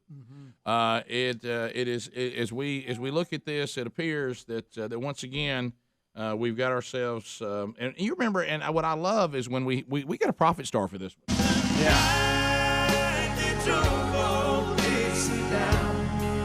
All them bells was ringing. Everybody said, and all the people was singing. They went, na na na na na na na. Na, na, na, na, na, na, na. So now Dolly Parton and what's it called, Dollywood? They are announcing that because now the Dixie Stampede at one time wasn't Dolly's; it was its own thing. Yeah, yeah. She bought it, and then she bought it, and it's one of these things where you go into, you have dinner, and there's a show, a horse show, a bunch of tricks. Yeah, you get to smell horse manure while you're eating. Nothing better than that. That's more offensive than the word Dixie. Right, and so now Dolly Parton's organization wants us to know that they will remove the evil name Dixie Stampede.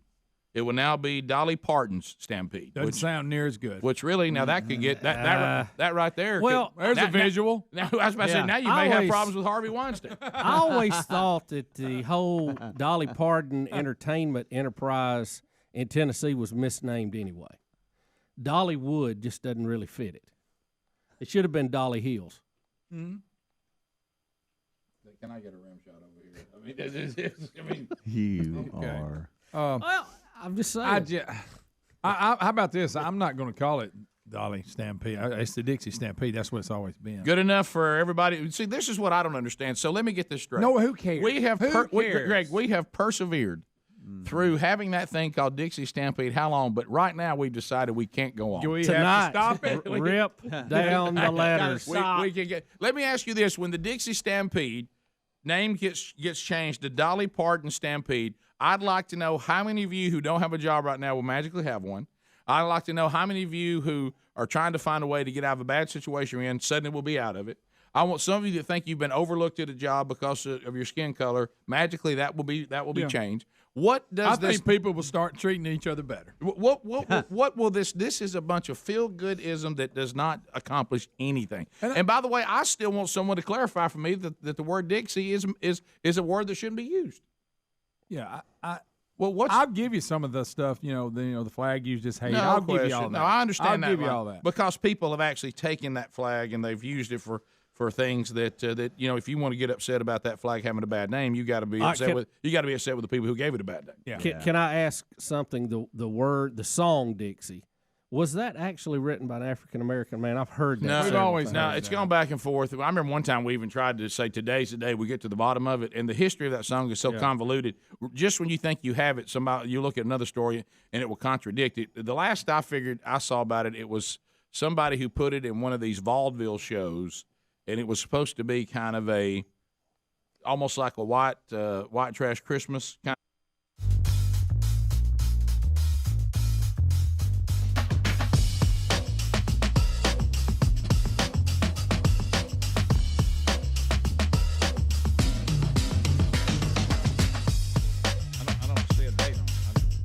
Upside.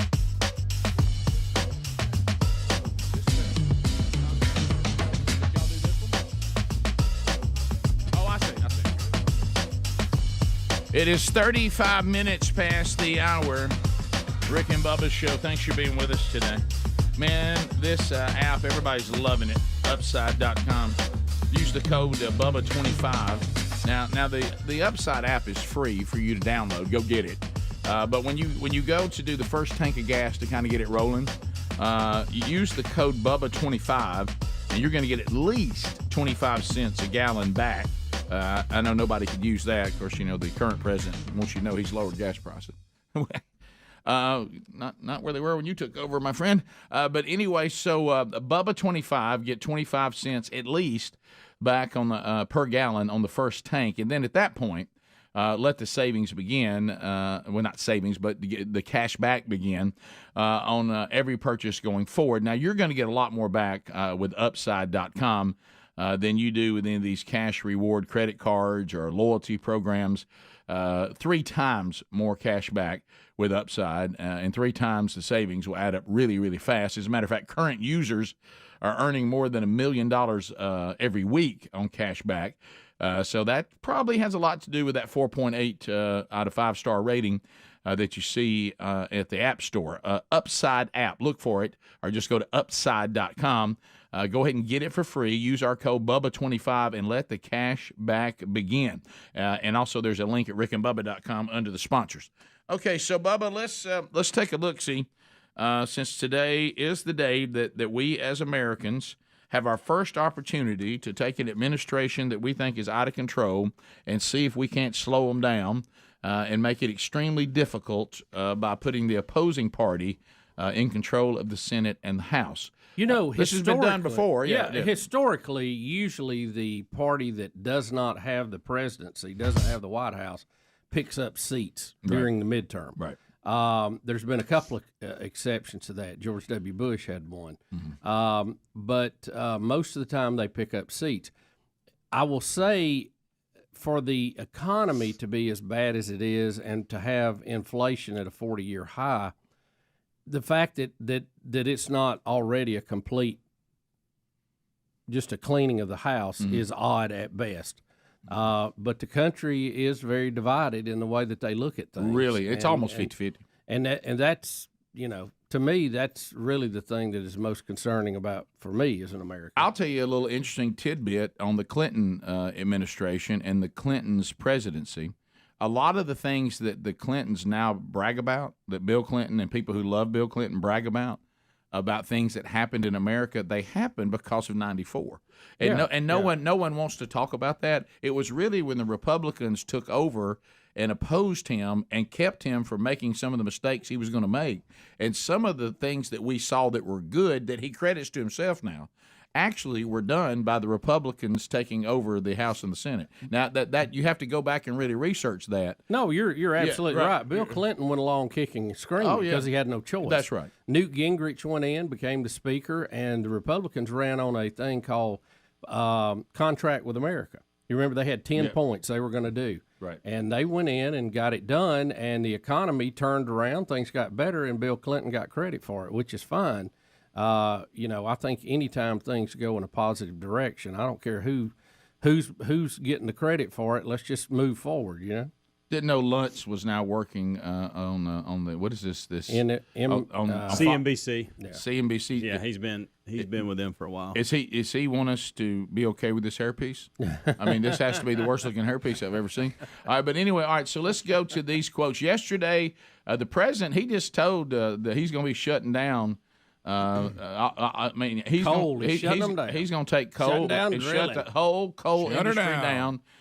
Today, Karine Jean-Pierre will try to walk back that since Manchin and those people up in West Virginia were saying, look, he went nuts. Yeah, so he demanded an apology from the president. Well, she's going to try to walk back this statement. And of course, the statement was what it was, but we'll hear her try to walk it back. Here we go. And yes, this is going to start with the president's actual comment. Okay. We're going to be shutting these plants down all across America. And then the White House clarifies Biden's coal remarks after outrage from Manchin. Who's a Democrat, by the way, if you didn't know that. So we just wanted to be very clear on that, which is why we put out a statement. It seemed like there was some confusion on that. And so, I want to say this. It was, some of you were there. It was loud and hard to hear. We're going to be shutting these plants down all across America. That's pretty clear. How do you twist that? Not exactly what was being said, but I currently don't want to get into punditry from here and why we did it or do it paid or did it on TV. But I spoke to this over the weekend. The president's words, we believe, were twisted.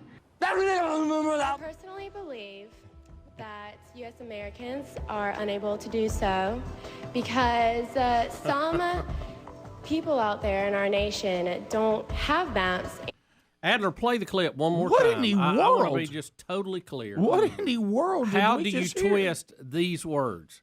We're going to be shutting these plants down all across America. We're going to be shutting these plants down all across America. There's no way to twist that. There's no noise in the background there. It is plainly said. Here's what they want. They do want to shut those plants down, but they want you to vote for them before they do it. Exactly. And they don't want you to know they're going to do it. They're going to tell you what you want to hear, put them in, then they're going to do what they want to do, just like he shut down the pipeline the first day he was in. I don't want to exhaust you, but can you explain to me what Karine Jean-Pierre said, though? Well, she's taking a page from Biden. I don't know what. Look, Rick, how in the world? What is she saying? Rick, but think about this. The poor girl. I know. God love her. They say he said this just plain as day. All right. You got to go out there and tell them he didn't say it. Mm-hmm. So how are you going to do it? Oh, it was loud in there. Y'all twist confusion here. You know, honestly, I think because of the wokeness of today. There's some confusion there. The wokeness of today. There's confusion on it. She ought to just walk out every time Biden puts her in one of these situations. She ought to just walk out and she go, I'd like to remind everybody here again, I am black, I am gay, and I am female. You know I'm a black, gay, female. Y'all know that. So we leave stand me alone. corrected. Hey, whoa, and then everybody goes, whoa, we won't question you. We stand so corrected. Sorry. We don't want to be called hatred, hateful, and bigotry. Do we want to hear her again? Yeah, let's hear it again. Okay, this is so good. Maybe it'll make more sense. So we just wanted to be very clear on that, which is why we put out a statement. It seemed like there was some confusion on that, and so, I want to say this. It was, some of you were there. It was loud and hard to hear. We're going to be shutting these plants down all across America. I think, or maybe not exactly what was being said, but I currently don't want to get into punditry from here. The old and why we did it, did it on TV. But I spoke to this over the weekend. The president's words, we believe, were twisted. The president's words, we believe, were twisted. What they mean is the president let the cat out of the bag, what we're going to do. Wow. We don't want to say that till you elect us, and then we're going to stick it to you.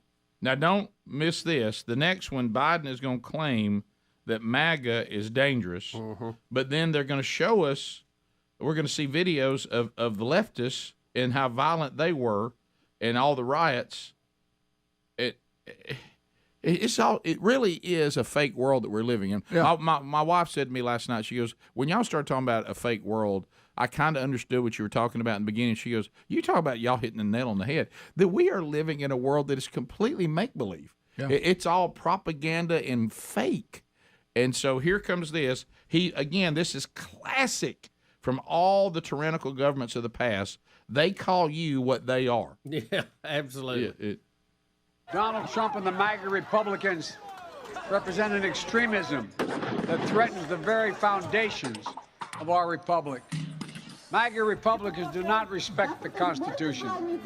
They do not believe in the rule of law. They do not recognize the will of the people. And they fan the flames of political violence that are a threat to our personal rights, to the pursuit of justice, to the rule of law, to the very soul of this country. They embrace anger. They thrive on chaos. The willingness to engage in political violence is fatal to democracy.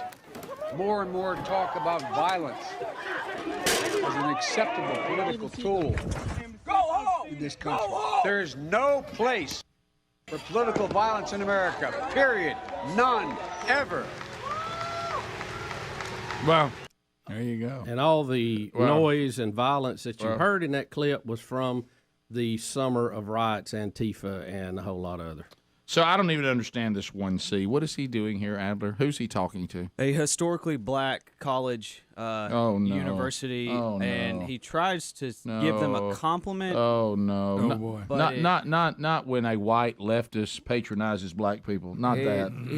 Wait till you hear what he says. Oh, I think he thought this was a compliment. Oh no! Dollars I put in the budget for HBCUs. What? You know why? HBCUs don't have the endowments others have, but guess what? You're just as smart, you're just as bright, you're just as good as any college in America. In America. In America. Oh you know, the only line he's actually said that was plain was, we're going to shut all these plants down. I know it. That's the only sentence he's had in all of this. It was perfect. Plain. Yeah.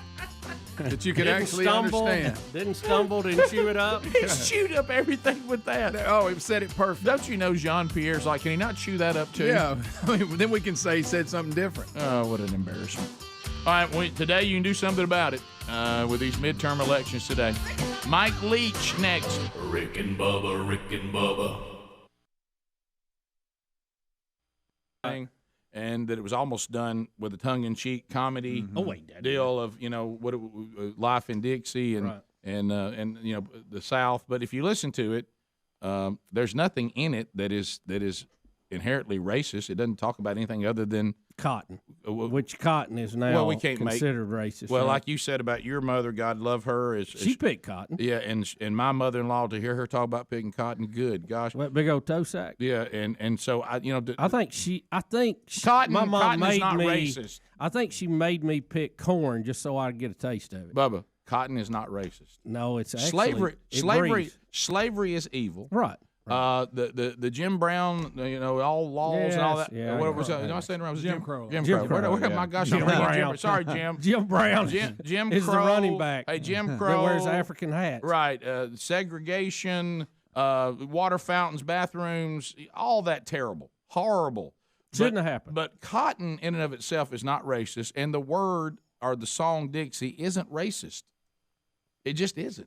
There's something funny to me about seeing Foghorn Leghorn whoop out a banjo and sing it. I cartoon-wise, I don't know why, but it always has been. So bands playing it sounds pretty cool because we grew up with a band that played that as a fight song. Well, you can kiss that goodbye. Well, they still give you a little dose of it. I don't know if you've noticed. I have just one little, and then they can stop.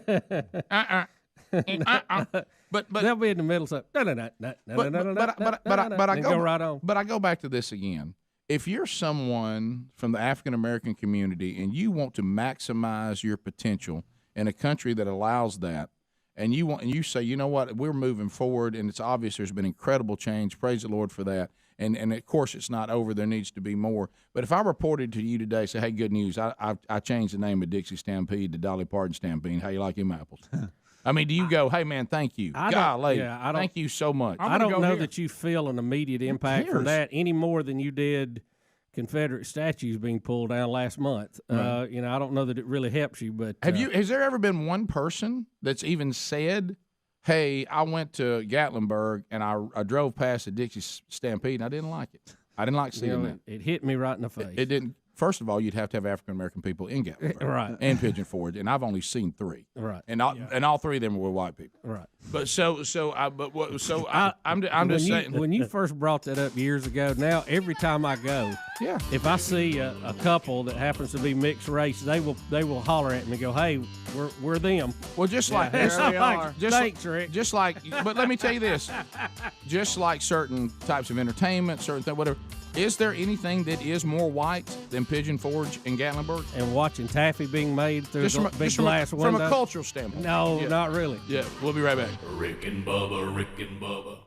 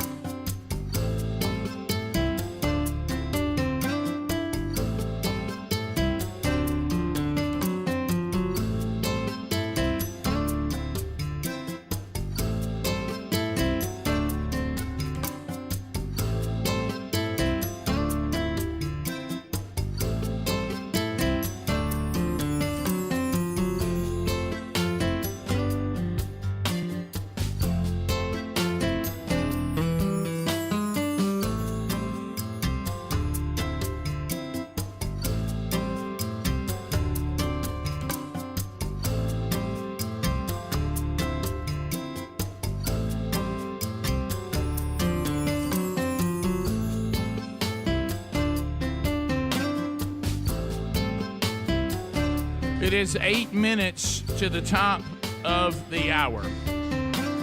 Rick and Bubba Show, thanks for being with us today. Election day across America. Get out, let your voice be heard, and then we'll all get together when the results come in, and we'll all make accusations of every kind that the vote wasn't real or somebody stole it, and then we'll unpack all that when it's all over. But you know, these races are so close. We're not going to know who won them for a while. No, we're not. And whoever ends up winning, the opposing party will say there was something. And I'm not saying that there isn't sometimes things to be concerned about. I mean, this thing that I've seen things that do greatly concern me. And there's no doubt there's always, but in every election, it's just to what level. There's always our enemies around the world try to manipulate. If they can manipulate, there's they will. A story yesterday. Somebody close to Putin said, "Oh yeah, I messed with this election, and I'm messing with the one they're having now." But is it true that China and Russia are paying attention to our elections? They are. Sure. That is true. Is it true that throughout our time that the parties here within this country find ways to get people to vote that have already died? That's been going on for a long time. The question is there enough of it that they actually pull off that actually sways the election? Yeah, well, that's the big. But there's always an attempt to cheat. Sure. All over the country and around the world manipulating. And see, for the people that wanted to federalize the elections, we talked about that previously, that would make it easier to cheat. Right. See, right now, you, like with a presidential election, you have 50 elections. Right. You realize how hard it is to cheat all of those? Now, you can manipulate it through social media, through fake stories, through all this kind of stuff. But it's really hard to get in there and cheat on a big scale. Like we had a story, I forgot what state it was in, maybe it was Pennsylvania, where the poll worker had rigged the machine to vote straight Democrat. Yeah, I saw every that. time. Yeah, I saw that. You know, that's one precinct or that's one district. It's just hard to cheat on the big scale of things. And you just hope, even though some of it goes on, that it's not enough to, as you said, sway the election. So Mike Leach, Mike Leach comments are always worth our ears. So here, he's had this ongoing thing with this team this year. He is unhappy about their effort, especially the receivers. He doesn't think that they're putting forth the effort they should. You saw him take the chairs away from them during the Auburn game. You saw in the Alabama game, he claims that if you want to scare my team, just put on a crimson jersey. Yeah. I'm afraid our receivers are going to, of course, he was talking about evolution, are going to cause us to evolve, their offspring to evolve into children that have no hands. That was great. Yeah. By the way. So now here he is again. He says that his players don't want to play hard, and then he says instead they'd like to do something else. So here is the ever odd Mike Leach. Instead of playing hard and getting a first down and getting a play, then, you want to sit behind a shade tree, eat a fish sandwich, and drink a lemonade with your fat little girlfriend. Oh, my God. I didn't know he said I fat didn't little know girlfriend. he had it, Dad. What? Wow. Again. Let's What hear it did again. he So much just better than I say? Thought. Yeah. Let's hear it again. Real frustrated. Instead of playing hard and getting a first down and getting a play, then, you want to sit behind a shade tree, eat a fish sandwich, and drink a lemonade with your fat little girlfriend. Oh my God! What are we doing here? Now Is he keep in okay? mind, this is after a game he won. Yeah. Oh, that's a great point. Well, let's face it, though. If you didn't blow Auburn out, though, your team is on the wrong track. But so what? Wow. What did he just say? I can't believe you said that. I've heard, we've all had coaches. Of course, they didn't do it publicly, which I'd like to. I do laugh at this, but I would like to ask the question: if you're on the team and you're the player, how you feel about the coach dogging you publicly, and all that. But anyway. And what if you have a fat little girlfriend? Right. Yeah, what if your girlfriend's kind of fat? Hey, look, we've all been what? we've all been dogged privately by our coaches. You know what I mean? Yeah. But the whole getting on there but anyway, so that's a different topic. But I have never I've had them coaches talk about we need to get our mind right, and they had some things to say about girlfriends. Yeah. That were not that good, but they never went after the girl's physical weight. They never called anybody's girlfriend fat little girlfriends. That was never said. Do you think he meant like PHAT? Probably not. Probably not. Okay. Yeah, I want to think that. Not with maybe. that demeanor. No, guys, I saw. F-A-T. Listen, I saw this quote today. I did not know it included fat. I didn't either. I had no idea. Mike Leach, and I noticed he picked fish sandwich. Yeah, fish sandwich. And lemonade. And lemonade. Yeah. I want to sit behind a shade tree, eating a fish sandwich, drinking lemonade with my fat little girlfriend. Was that the quote? That was That's it, Rick. Rick. That was it, word for word. Let's hear it one more time. Okay. Just one more time. All right. You know, instead of playing hard and getting a first down and getting a play, then, you know, you want to sit behind a shade tree, eat a fish sandwich, and drink a lemonade with your fat little girlfriend. What does this even mean? So, is this Biden? Is some of this the fact he doesn't have a boss right now? That could be. It's another good point. Can I ask you this though? And I know we don't. I know we only have about 45 seconds, but just why you going to drink lemonade behind the shade tree? We all play a little ball. Not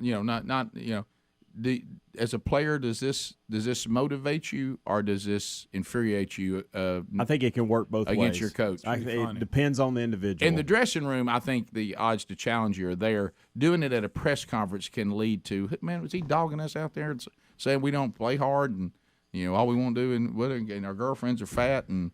Well, I mean, I think all coaches. There's the rising to the occasion, and then there's the team turning on you. I see this every day, and he sees it every day. And kids think they're working hard, and they're actually not. I totally agree with that. And he's frustrated with that. He can get away with it, 100% because of who he, and because people are not surprised. I think he's wanting a result, and he's not getting it, so he's upping the ante. Understood. You remember at the beginning of the year, he was talking about the hands. Yeah. Took the chairs up. Now he's moving up the ladder.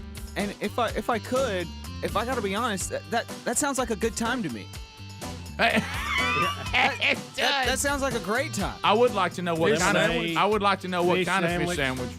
My fat little girlfriend. Yeah, who doesn't? I actually like all three of those things. Rick and Bubba, Rick and Bubba.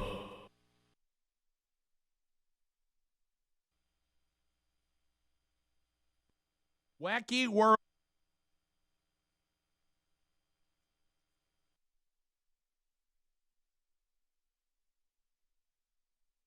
So let's talk a little bit about, men and women are equal, but they're not the same. And you've heard us talk about this over and over again on the show, and it's a truth that we don't shy away from.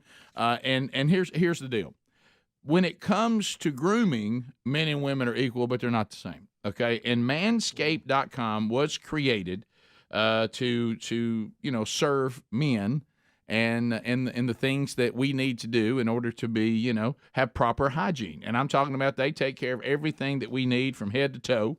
And if you go to manscaped.com right now, you think to yourself, you know what, the holidays are coming. I'm going to get the ultimate men's hygiene bundle. This is a great gift idea too, by the way, for the men that will be on your Christmas list. And if you use our code, which is RICK20, for manscaped.com, it's Rick20. You'll get 20% off and free shipping at manscaped.com. That's 20% off anything you get and free shipping at manscaped.com. Again, the code is Rick20.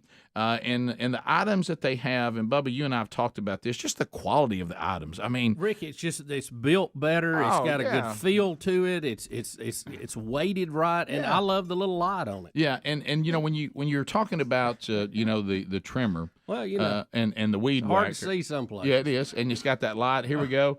And it helps too, not only in the things that people are thinking about right now, but I'll tell you where it helps me too is to have that light down here on the neck when you're trimming your beard. Oh yeah. To be sure you can see what's going on there. Get in there nice and neat. And it's got the dual blade system, and they've got proprietary. They've trademarked Skin Safe. This is the technology that helps you prevent to have those nicks and those snags. You hate that. Oh, that hurt and tugs. So put the Manscaped.com products to work for you men and ladies.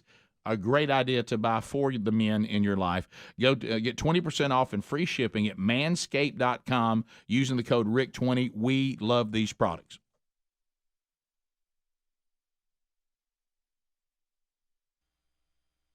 Update, Bubba, and we talked about this one, but we haven't talked about it.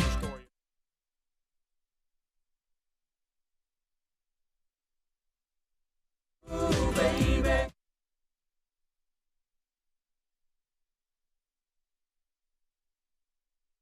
Every time I look around,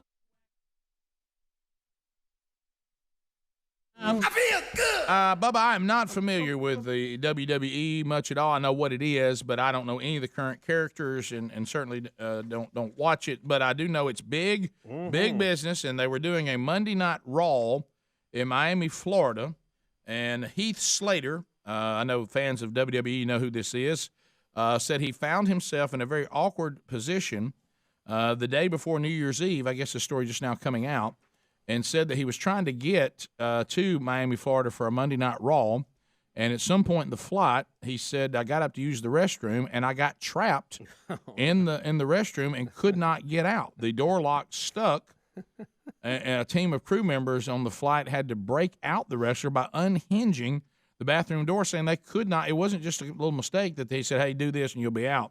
They couldn't get him out. They had to forcibly unlatch the lock with a screwdriver. Couldn't he just break out? I mean, when they do their performances, they throw doors and jump through things. Oh, yeah. Well, that little door on the airplane it's like a little accordion door. You know why we have this video, Bubba? This won't surprise you at all. Fellow WWE wrestler Chris Axel, who was traveling with Slater, documented the whole ordeal for all of us to have forever. So he's raising on him. Yeah, absolutely. He had some commentary that goes with it too, but I'm not sure we can play it. Might or not. Yeah, he could tear that door to pieces. He's just trying to be nice. He just trying. Well, Greg, you know why he can? He's Heath Slater with WWE. That's right. He can bust himself right out of there. Yeah. So how about look, guys, I'm going to tell you something. I know I completely understand. I do. How it works when we're dealing with airplanes and restaurants. I get it. You need to manage the seats. And you want to have the most seats and the square footage that you can muster, thus give me the opportunity to make the most money. Mm-hmm. But we've got to give ourselves more room in these bathrooms. Rick, it's tough in there.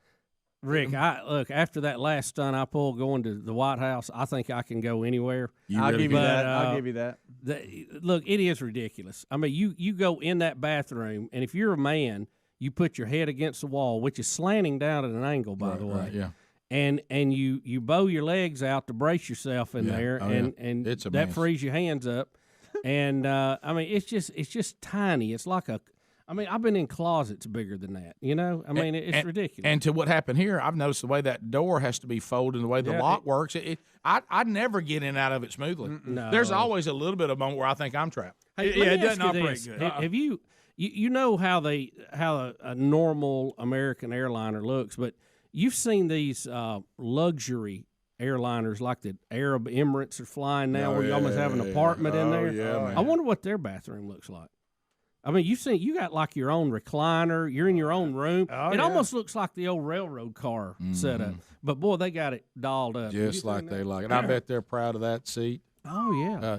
But the thing about it, think about, because we all know this, and we've talked about it on the show a lot in different scenarios.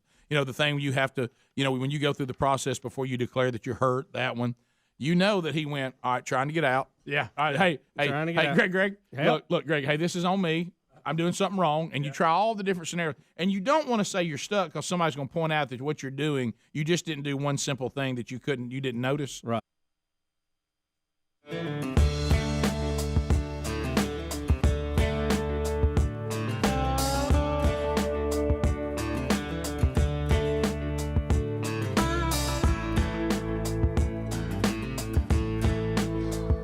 Let's go!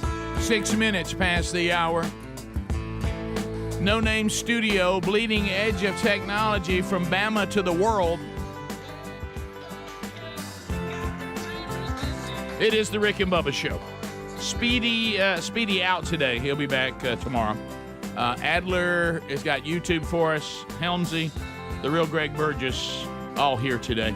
And welcome back, Bill Bubba Bussey. Rick, glad to be here. Thank all of you for being here. Remember, it's Election Day. Get out and let your vote be cast and your voice be heard. We've had a lot of men and women who have paid the ultimate price so that we can be free to get out and make these decisions. So try to exercise that right if at all possible.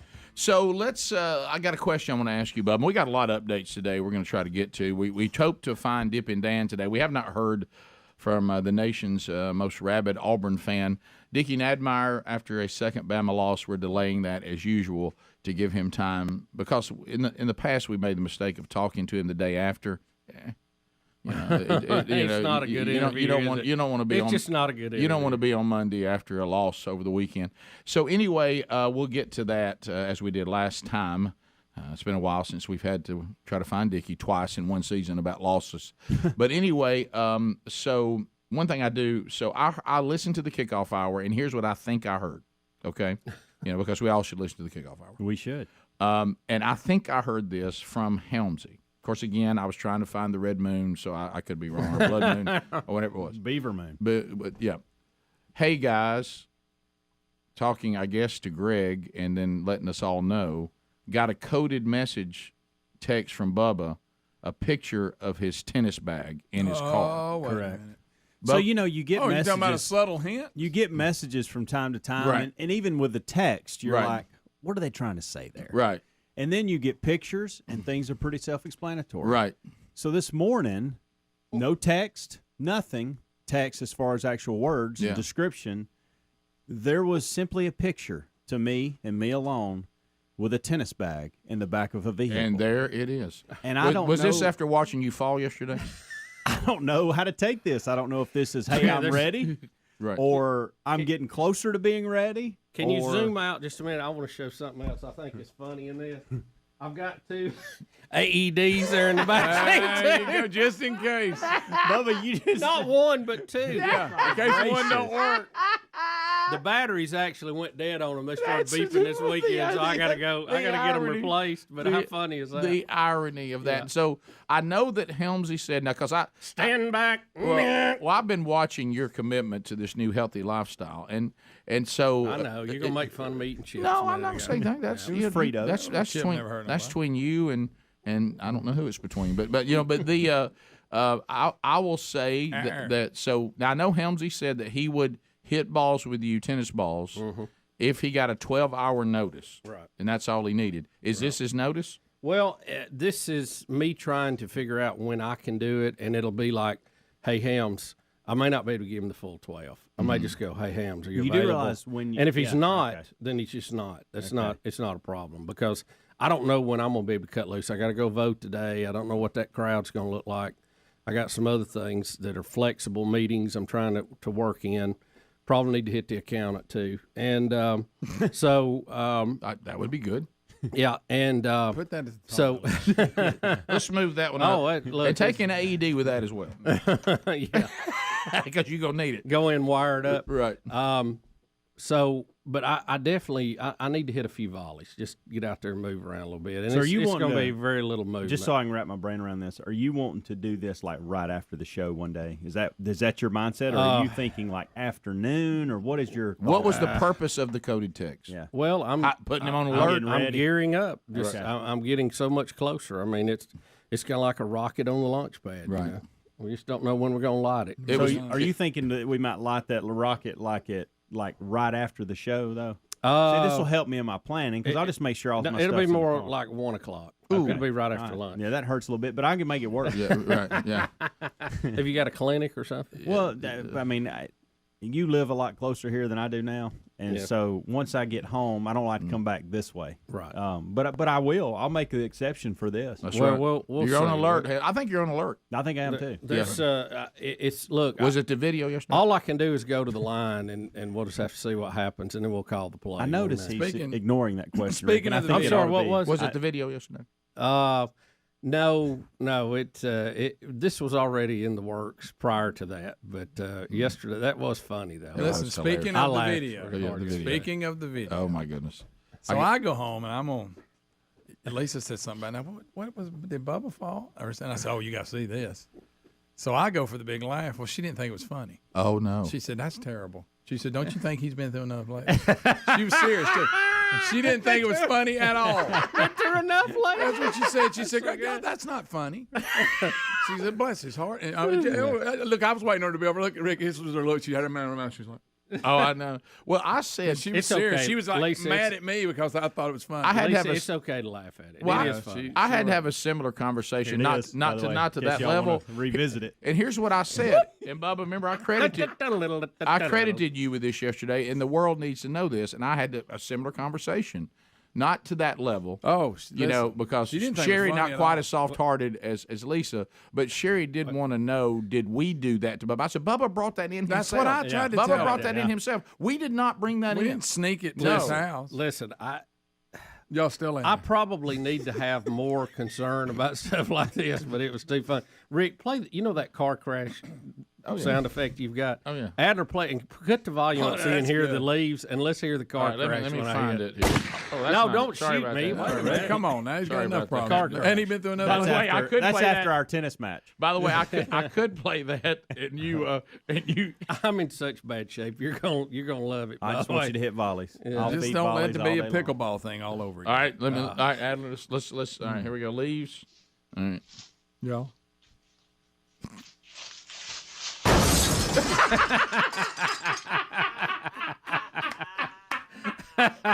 Oh, Lisa's not watching. It's better than we all thought. And again, Bubba's idea. We didn't come up with the I crash tried sound to effect. tell her that. I wish we had that sound effect of like somebody slipping where it goes. You know what I mean? Yep. And then into the crash. Bubba, this may be the part that worries me the most. Well, Rick, here's the problem. There was nothing to hold on to. No, you're right. Oh my. Okay, it's tough to get up.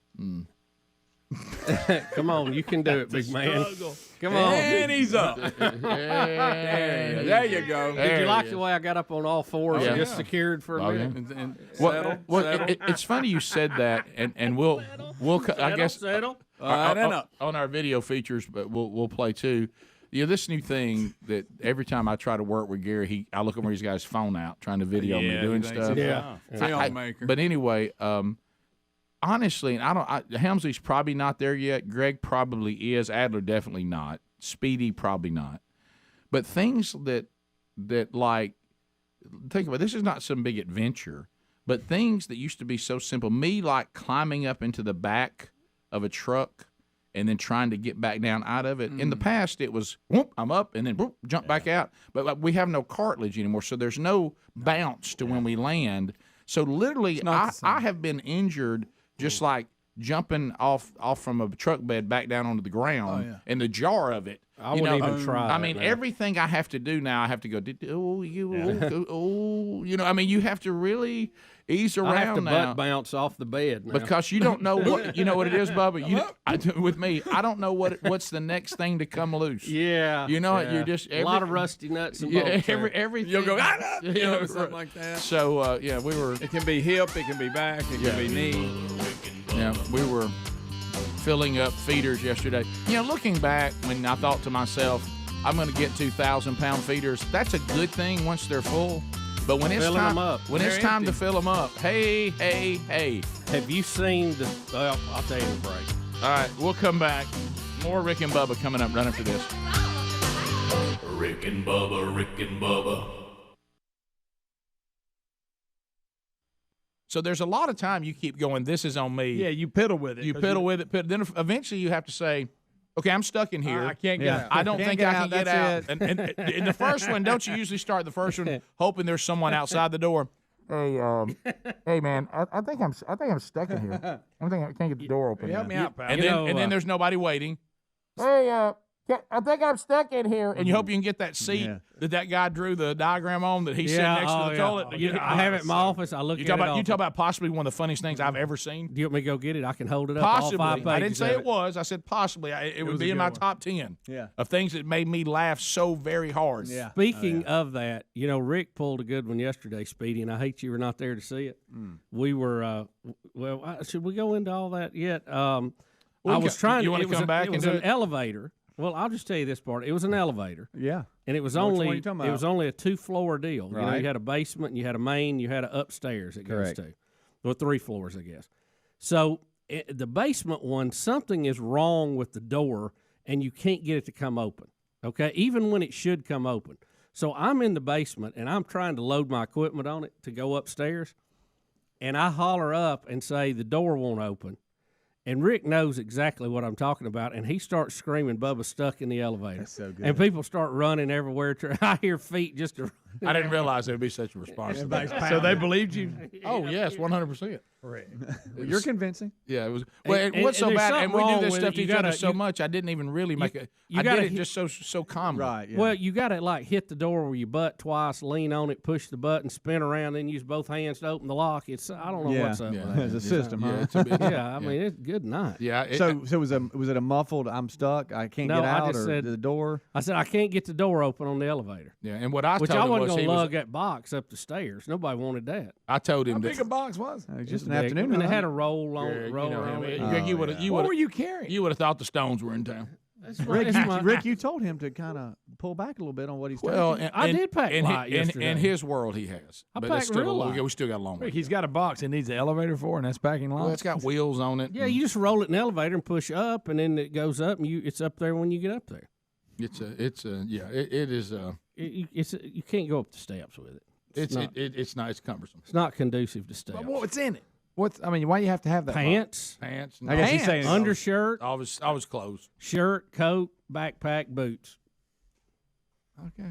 I just got it all in one. I don't have to hold boots. I don't have to do anything. Yeah. I got a gun case and I got a rolling box. You know, one thing I And thought it's a little about box. when I looked at it, because I do hate the thing with boots too. But here's the problem: boots? I can get the boots when I got to, but they get muddy.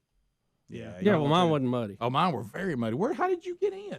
I mean, I walked through mud like crazy yesterday. I wiped mine off when I got back on that brush. Yeah, brush out. Yeah. Those things work good. Yeah. Oh, the old boot brush. I kind of And like plus, that, if there's a little mud on it, having that on your jacket kind of helps to knock the scent down. Yeah. I was in a lot of mud because I'd forgotten how much it rained before we went. It's an amazingly muddy place. It really is. There's a lot of mud. The Trump new tax thing is changing. You're seeing it. No matter whether you like Trump or not, no matter what your political affiliation is, it is factual that companies are responding to that. You're about to see a financial earthquake in this country that we have not seen since President Reagan was in office. Yeah, and you're seeing there are going to be points where these have just been straight up bonuses to employees. You see they're going to be hiring more employees, and then you see, like I say, that would be the second phase of it, and I heard some of them talking about it. We made the first thing we see the money, we'll give that as bonus. Then we're going to take also the savings and start reinvesting it back into the company, right. Meaning new jobs, meaning more plants, that kind of thing. So that's just factual. It really doesn't matter what your political affiliation is or isn't.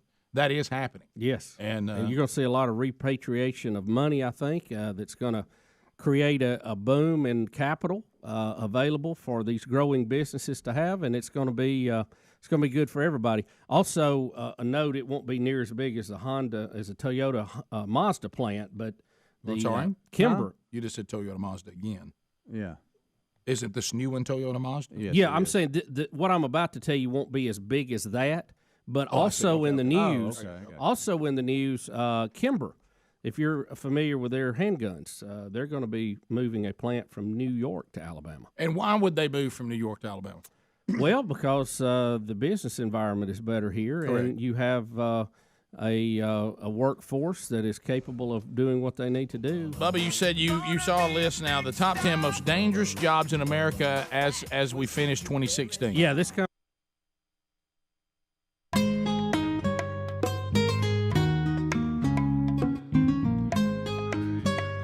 21 minutes past the hour, the Rick and Bubba Show. We're back, 866 We Be Big. Our number, Election Day today. Get out. This is your first opportunity. If you love the direction of our country, then you can keep that going. If you think the direction of our country is way off, you can go out and try to put some brakes on it by turning the Senate and the House back to the opposing party of the executive office to slow some of this down. That's your choice, America. Get out and make that happen today. A country boy can survive. Bubba, where we live, rifle season with deer hunting approaches, and so the bow season's already underway. I normally don't bow hunt, so I don't participate in that. But I'm looking forward to opening weekend with the rifles coming up, and it's 1 week from Saturday, right? And the 19th. Yeah. This weekend is youth hunt, and then so we find Gary the bulldozer man in a precarious situation this week. It's precarious. It's precarious. It's precarious situation, Rick. So I'm a marauder. The feeders have all emptied. I'm not at Speedy's level. You're right. Okay, I just want y'all to know. I know Yours that. sounds too good. You That's know the that. problem. I know that. Speedy goes off. There's nothing like Speedy, the man of 1,000 voices. You're too close for us to make fun of it. Yeah. So, Thank you, Ham. so the food plots have been planted. We haven't had a lot of water, That, Greg. but we finally got enough water that they're coming up now. They're looking good. Not much water, but at least enough. So anyway, two things were on Gary because Gary's getting older. And that is that we need to get all the feeders filled up because we're getting ready for opening weekend. And the thing he fears the most, this weekend, Sherry and I are staying at the farm, and he knows she's going to come down there and get out her little what is it called when you go to a house and you go and say, "Here comes my list." That list is called a punch list. A punch. List. She's gonna get her punch. Mike Tyson still. Yeah, she's gonna get her punch list out, and Thank and all these things that Gary's told her he would have done. Of course, he doesn't have done some of them. And that's terrible. Right, and here, and you sound like Daffy Duck. And here comes Sherry this week. He literally gets a text from me for the last 2 weeks that has November 11th and 12th. I just keep sending that to him over and over again. So anyway, he's like, "Hey, look, you're going to have to get down here and help me with them feeders." And I said, "Okay, well, I'll come down Monday, and I'll meet you down there about 1 o'clock."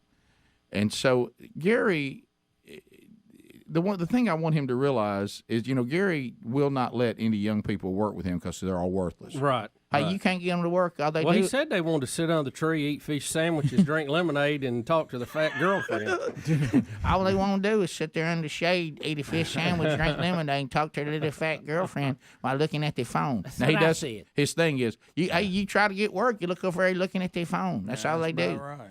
So anyway, now this is Gary's people. This is his new young crowd. Are you ready for this?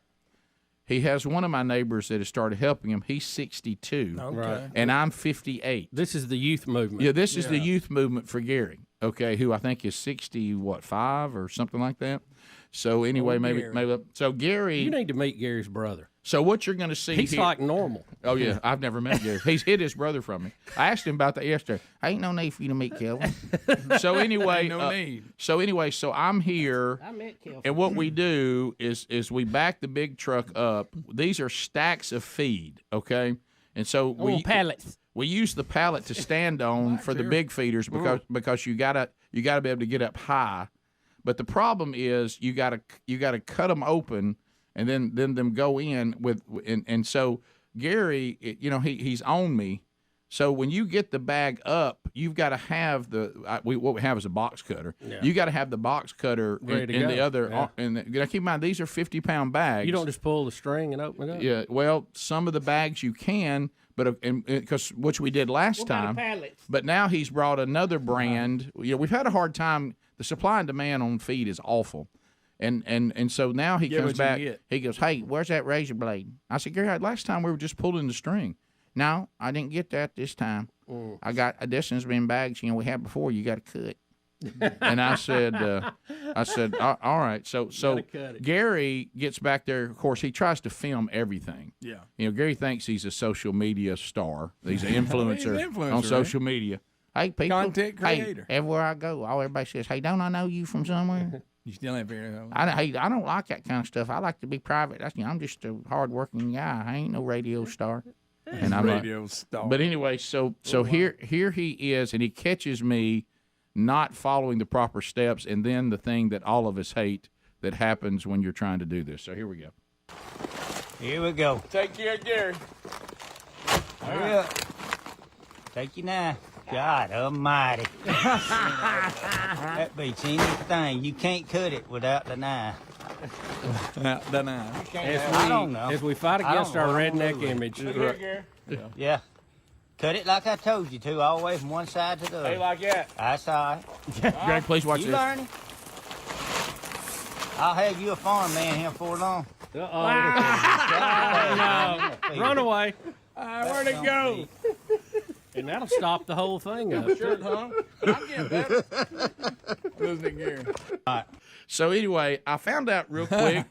He liked it when you dropped that. Well, the problem is this. You find out real quick that 50-pound bags for old men, they get heavier and heavier as the day goes on. Oh, the first one ain't that bad. About the fifth one, they feel like 100 pounds. Well, what happened in this one too is you try to think how much you need, but then you got to have some for backup so you can always stay on top of it. Can I tell you the job that really killed me, that has me really sore this morning? Filling them up is somewhat some work for our age, but the thing that was the worst, and he doesn't have this, is at the end, and Gary doesn't participate in this at all anymore, is at the end when there's still almost a full pallet left and they're all full, and you got to put those in storage.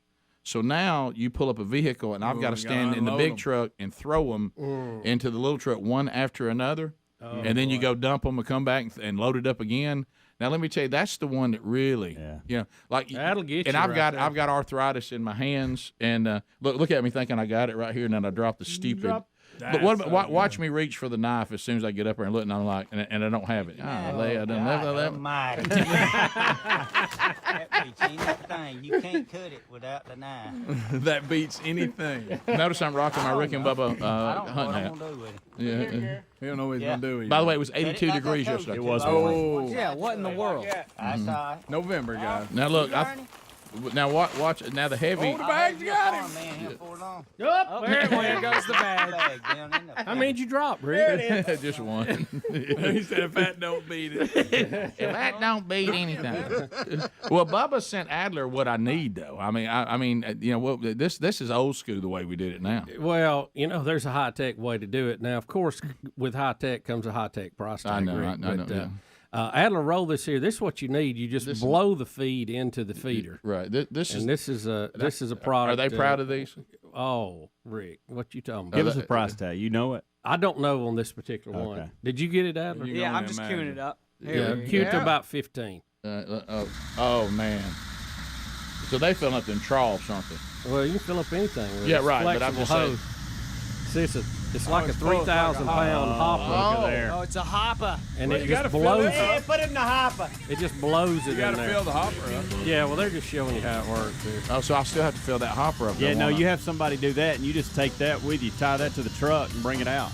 Rick, what you do, you get you one of them silver silos out there, then you pull the hopper up under it, fill it up, and then you go blow it in there. So I'm buying and silos. the truck will come and fill the silos. So I got to buy a truck. You've got him with a silo. No, the truck, they'll bring it to you if you buy the corn. Rick and Bubba.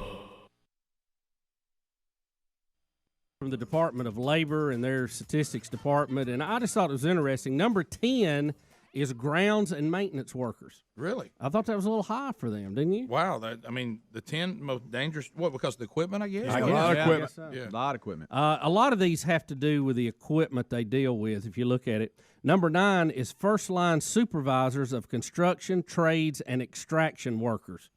I guess that could be anything from a high rise construction to a miner. Yeah, I mean, boy, you take your own step there. Number 8. A lot of issues. I thought it would be higher. That would be higher. Yeah. Number 8 is farmers, ranchers, and other agricultural managers. Yeah, that's not good. Number 7, truck and sales drivers. I think that's just highway. I'm out there on that highway. Yeah. I'm out there too much. Everything up to this is equipment. Now we're out. Now we're in the vehicle, and we're just out there. Mm-hmm. Number 6, iron and steel workers.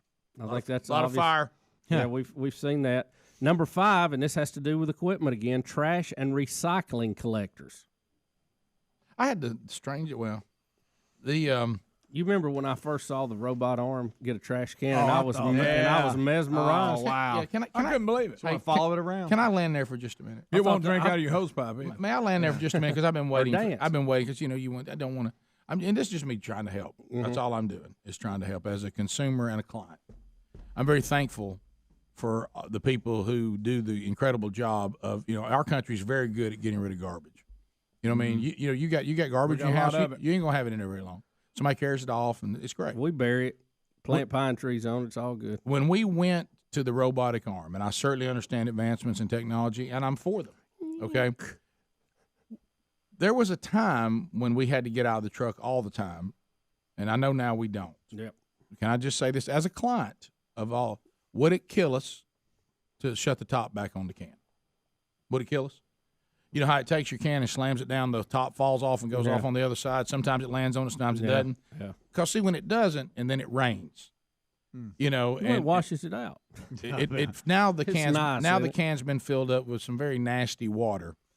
Would it kill us to say robotic arm dumps it back there? I look in my rear view, I see that the can did not land, the top shut on it. I'm gonna hop out and shut it. Because I mean, we're not getting it for free. We're paying for a service.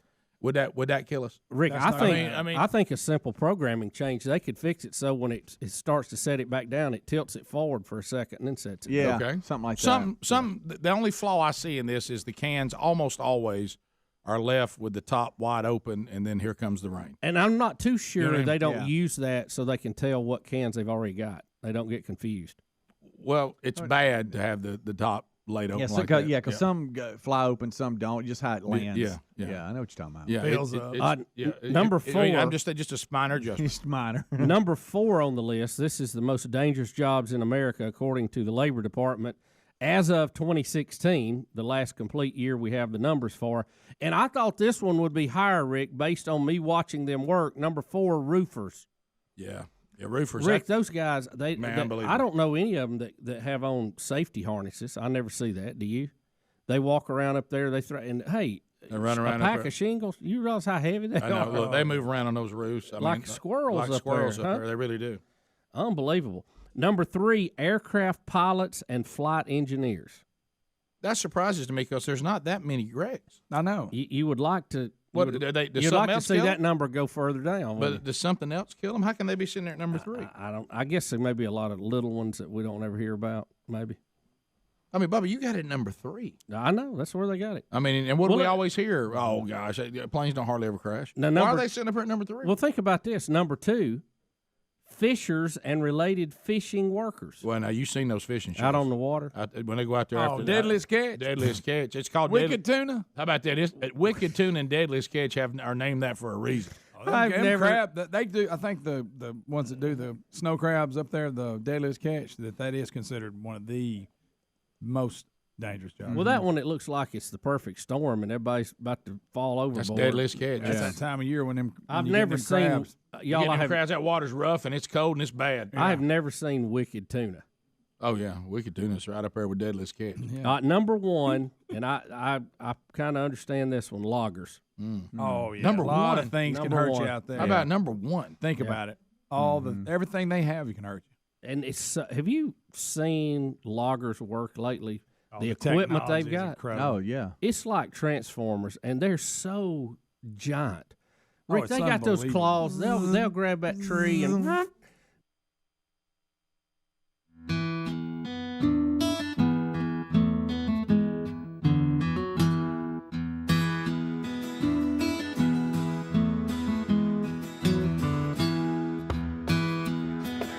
$35 minutes past the hour. The Rick and Bubba Show, 866 We Be Big is our number. All lines are available. Let's go. Our first time to talk to you today, and you can reach us at 866 We Be Big, and we would love to chat with you.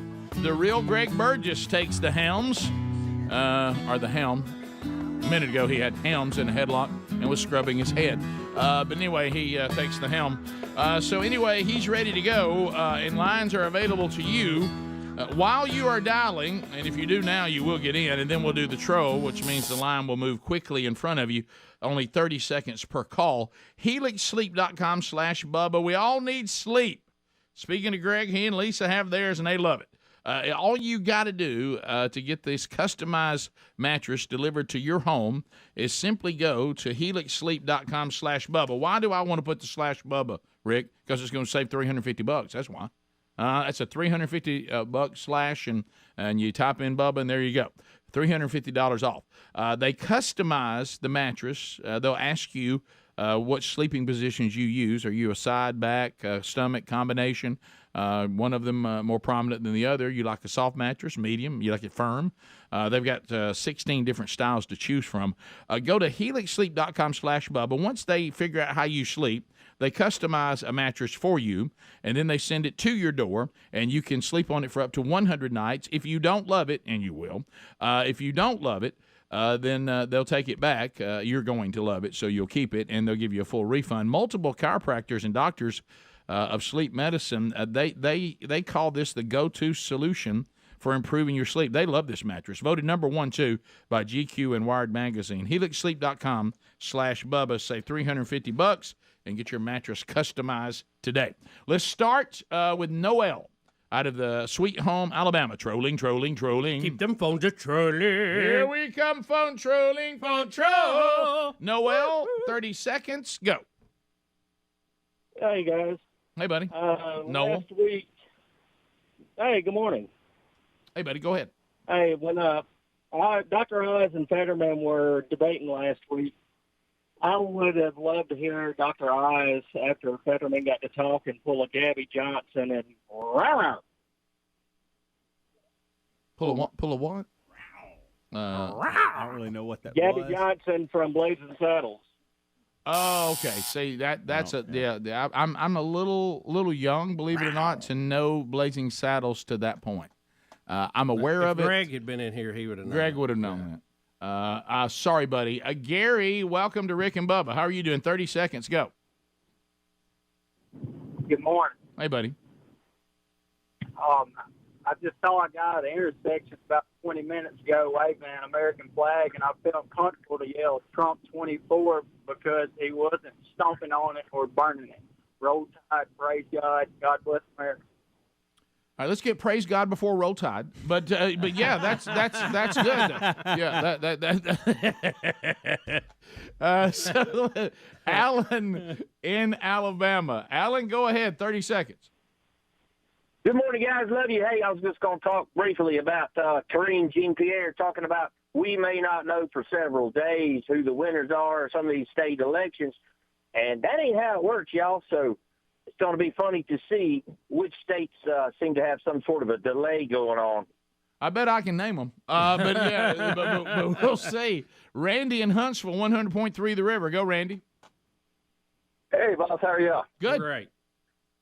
Hey, look, I'm you guys' age, a little bit younger. I'm 52, but I saw something come across ESPN that was so sad. Did y'all even know Miami and Florida State played a game this weekend? You know, I didn't. I meant to mention yesterday, if you're a Florida State fan. Was that this past weekend? Yeah, they did. You remember what that used to be? Oh, you yeah. remember what that used to be? It used to be somebody was playing for the national title. They showed it on Sports Center like 52 minutes. Speedy brought this up last week. I guess it was Friday during the kickoff hour, talking about how we used to just celebrate this game and couldn't wait to see it.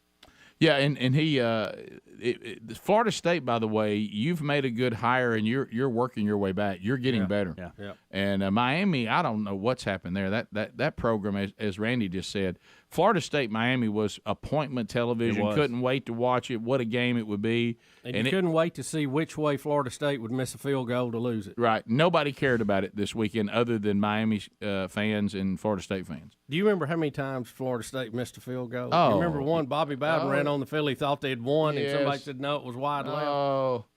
Jay in Mississippi. Jay, 30 seconds. Go ahead. Hey, guys, just real quick, going back to yesterday about the caller said fine or punish the football teams when the fans rush the field. I thought of a way to punish the fans. You catch them on the field like a bunch of hogs. After you get them in there, you drop a net over them, then you fine them one by one as you let them go. Yeah, it's a lot of man work, a lot of manpower for that idea. But, yeah, or you could just be like Auburn, turn the sprinklers on. Yeah, we've seen that work. Right, yeah. We've seen that work. Also, there was some suggestions in email that you punish the fans by not letting them attend the next home game. Yeah. Now, that kind of punishes the football team, too. Because now they have no crowd. But how about this? If people run on the field, lock them up. That'll do it. Yeah. Chris in Alabama. Chris, 30 seconds. Go ahead. Hi, I just voted, and I noticed something that was kind of odd. Every Republican candidate that's running unopposed, well, no Democrat running against them, had a Libertarian candidate running against them. I spoke to a lobbyist, very experienced lobbyist this weekend, and he said he's never seen so many Libertarian candidates on a ballot. And they're very underfunded, to no funding, and they've never heard of them before. I'm just kind of curious where they might be coming from. I didn't really. You talking about the libertarians? Yes, sir. Okay. Well, there is a Libertarian Party. Yeah. And they're small in numbers.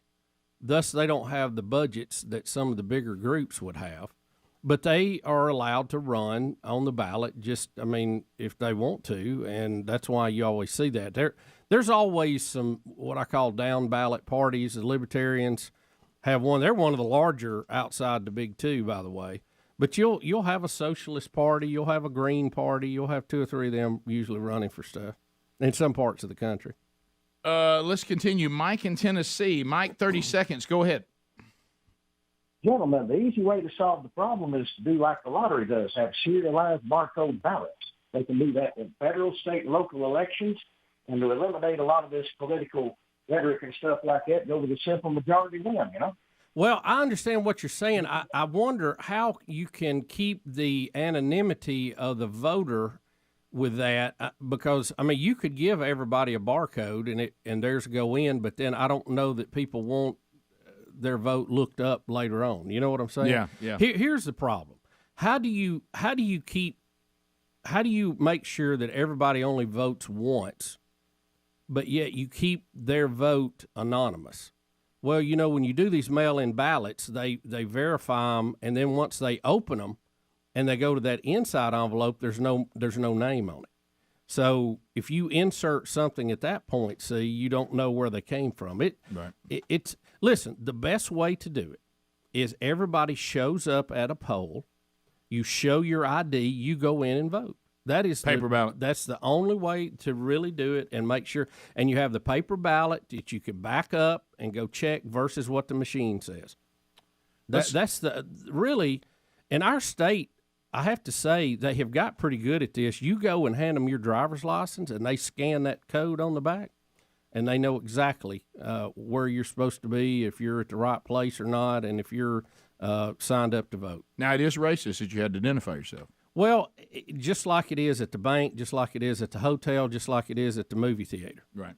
To Tyler, welcome to the show. 30 seconds, go. What's going on, fellas? We're good. Hey, I got a buddy of mine. We got a bet he lost. It was a Georgia-Tennessee game, and he's got a couple options here. I just want to see y'all's vote. Okay. He either has to cut his hair in a bowl cut or shave it bald, or he's got to wear a bra to work. Oh, wow. His name's Matt. The easiest out for him is wearing a bra to work. The shaving the head, that's brutal. So I probably would lean bowl cut. Now, we're not just talking no fancy, just like, granny bra. He's got to wear a bright pink, and, we have customers, so. Yeah. Yeah, I see what you're saying. It would, no doubt. People actually are able to see the bra? Outside the shirt. Outside the shirt. Oh, I'm going bra all day long. Yeah. I love that bowl cut, though. Watch him walk around his mow. I love that. What about you, Adler? What do you think? Yeah. Hey, you wearing a bra, buddy? There you go. There's the bra. Yeah. It's one day. If I had to choose for myself, I would go bra just for a day. But what about him? He wants it to be worse, though. He wants the worst one. It depends on the shape of his head. If he's got one of those real bad heads, then maybe go He with looks that. like Conehead. A bowl cut is hard to beat. I love a bowl cut. Yeah. But the simplest to pull off is to make him wear that bra on the outside. I mean, that's the simplest to implement, and probably it gives you the embarrassment you're looking for without the hassle. So you're right. That's probably the simplest. Let's go to Rick in Alabama. Rick, 30 seconds. Go. Hey, this is Rick, first-time caller. Thank you, bud. I'm at work also, long-time listener. Got an opinion on voting for governor today. I can't vote for Kay Ivey. Kay Ivey took money from somebody I don't like. He has appointed 12 Democratic judges. Sir, he still leaves. Hello? Sir, I don't think Kay Ivey's on the ballot today, is she? I don't think so, no. I know it's a great speech. Sorry. She's already in her second term. Yeah, and she won't be running again after this is over because she can't. Yeah, I think she was elected the same night that Biden went in. Yeah, remember? I don't think she's on the ballot today. Let's go to. Are we wrong about that? I think she's looking to win a second full term in is that true? office. Yeah, is that true? Today? I think so. Okay, for some reason I thought she'd already won. Maybe it's such a foregone conclusion. Yeah. So is she running again today? I guess so. It's Is all of our state officers today? in order to get a second full term because she that was the primary. She got we're in. Thinking yeah. about. That we're was thinking the about the primary. I'm sorry, Rick. You're right. Rick, you're right. Yeah, It's I don't. on us, I don't bud. even know who else is running. I'm not going to vote for a Democrat. Bubba, Rick and Bubba.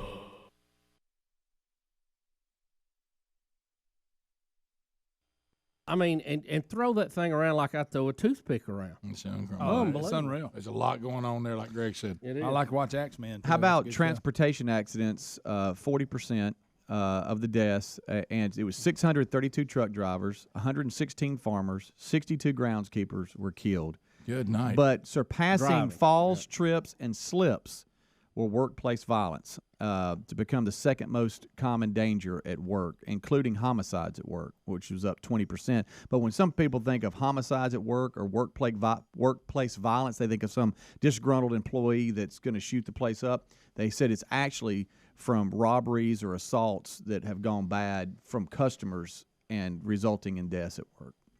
So there you have the 10 Wait, so most people- dangerous jobs. People get. Is that why aircraft pilots are number 3? Because people get mad and kill them? I don't know. It just I said want that one to go down. It just said in the same. It just said that people think of workplace homicide and they think of a disgruntled employee, but a lot of these numbers are just coming from basic robberies or assaults. Well, I'm by going to tell you why customers. aircraft pilots get killed, because they usually got somebody's wife they taking around. somebody's husband kills them out there. Yeah. They've been out there on the road in flight attendants. Somebody's out there skirting around. Or their Is that what wife, you said? or their wife kills them. Right. You know what I mean? Because look, most airline pilots, I mean, you got to watch them. Right. They got to wonder now. I mean, they do. I mean, in general, there's certainly. I don't want to be on a flight with you. How about anytime this? soon. There's certainly exceptions, but I'm just saying you got to watch them. Oh, yeah. Anybody disagree with that? Rick, you watch all them. You saw Denzel Washington in that movie. No, Greg, I'm telling you, I don't have to watch the movie. Go ahead and give him the line. Coffee, tea, or me. You remember that? That used to be the joke. There it was. I'm telling you, you got to watch it. I think a lot of that's gone away. You telling me, old traveling man, when women ran them all the time, ain't a problem? I'm not getting in there. Greg, you please tell me you're not sitting there acting like that's not the case. I'm not saying every single person.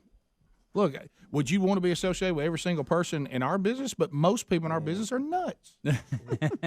I mean, that's just a fact. I don't mean everybody in here is, but I'm telling you. Rick, I think I speak for all the airline pilots who are texting me right now. That was Rick that said that. Yeah. Okay. Look, and that was strictly speculation. It wasn't on my list. Hey, if y'all don't want me talking about that, then get these guys in line. Mm-hmm. You think the ones that travel around the world are worse than just the local ones? Oh, friendly Henry. I'm your pilot today. Rick. I've been traveling with the same crew a while. I'm just telling you. I'm in Paris and nothing Guys, to do. guys, honestly, y'all not. Y'all just doing this because y'all don't want to be in trouble. Because y'all are telling Rick, me. I'm in Paris. I got all day. I don't know what to do here. Yeah, you're telling me you take. I'll watch football. Rick, I get enough bad emails. I'm not getting in this one. Look, I'll take this email. This is just a simple fact. Yeah. Rick, Denver Nolan would like to personally thank you right now. I didn't say everybody. From what I know, I guarantee you what you get a guy out there that just kind of Still going, Denver. Still going. That just kind of goes with the wind. He's got no spiritual conviction of any kind, or maybe he says he does, but he doesn't live it. And you're gonna take him. You're gonna take females, and you're gonna all throw them together, and they're gonna travel all over the world together. They're gonna go to hotels, and they're gonna go over here, and they're gonna go out and have a few drinks. And y'all telling me in that line of work that Denver, just tune out. there's not an issue with these people being faithful to their wives. I don't. Straight I up. have no idea. I don't. Since I've never been a pilot, I really can't comment on it. You would think there would be a problem, but I have no idea. That does not mean everybody's that way, but I'm just saying would y'all agree what I just described as a bad environment? I would say that is an environment for failure. Yeah. Yeah, I can go that far. That's like y'all saying, "Oh, you mean rock stars get with women?" Seriously?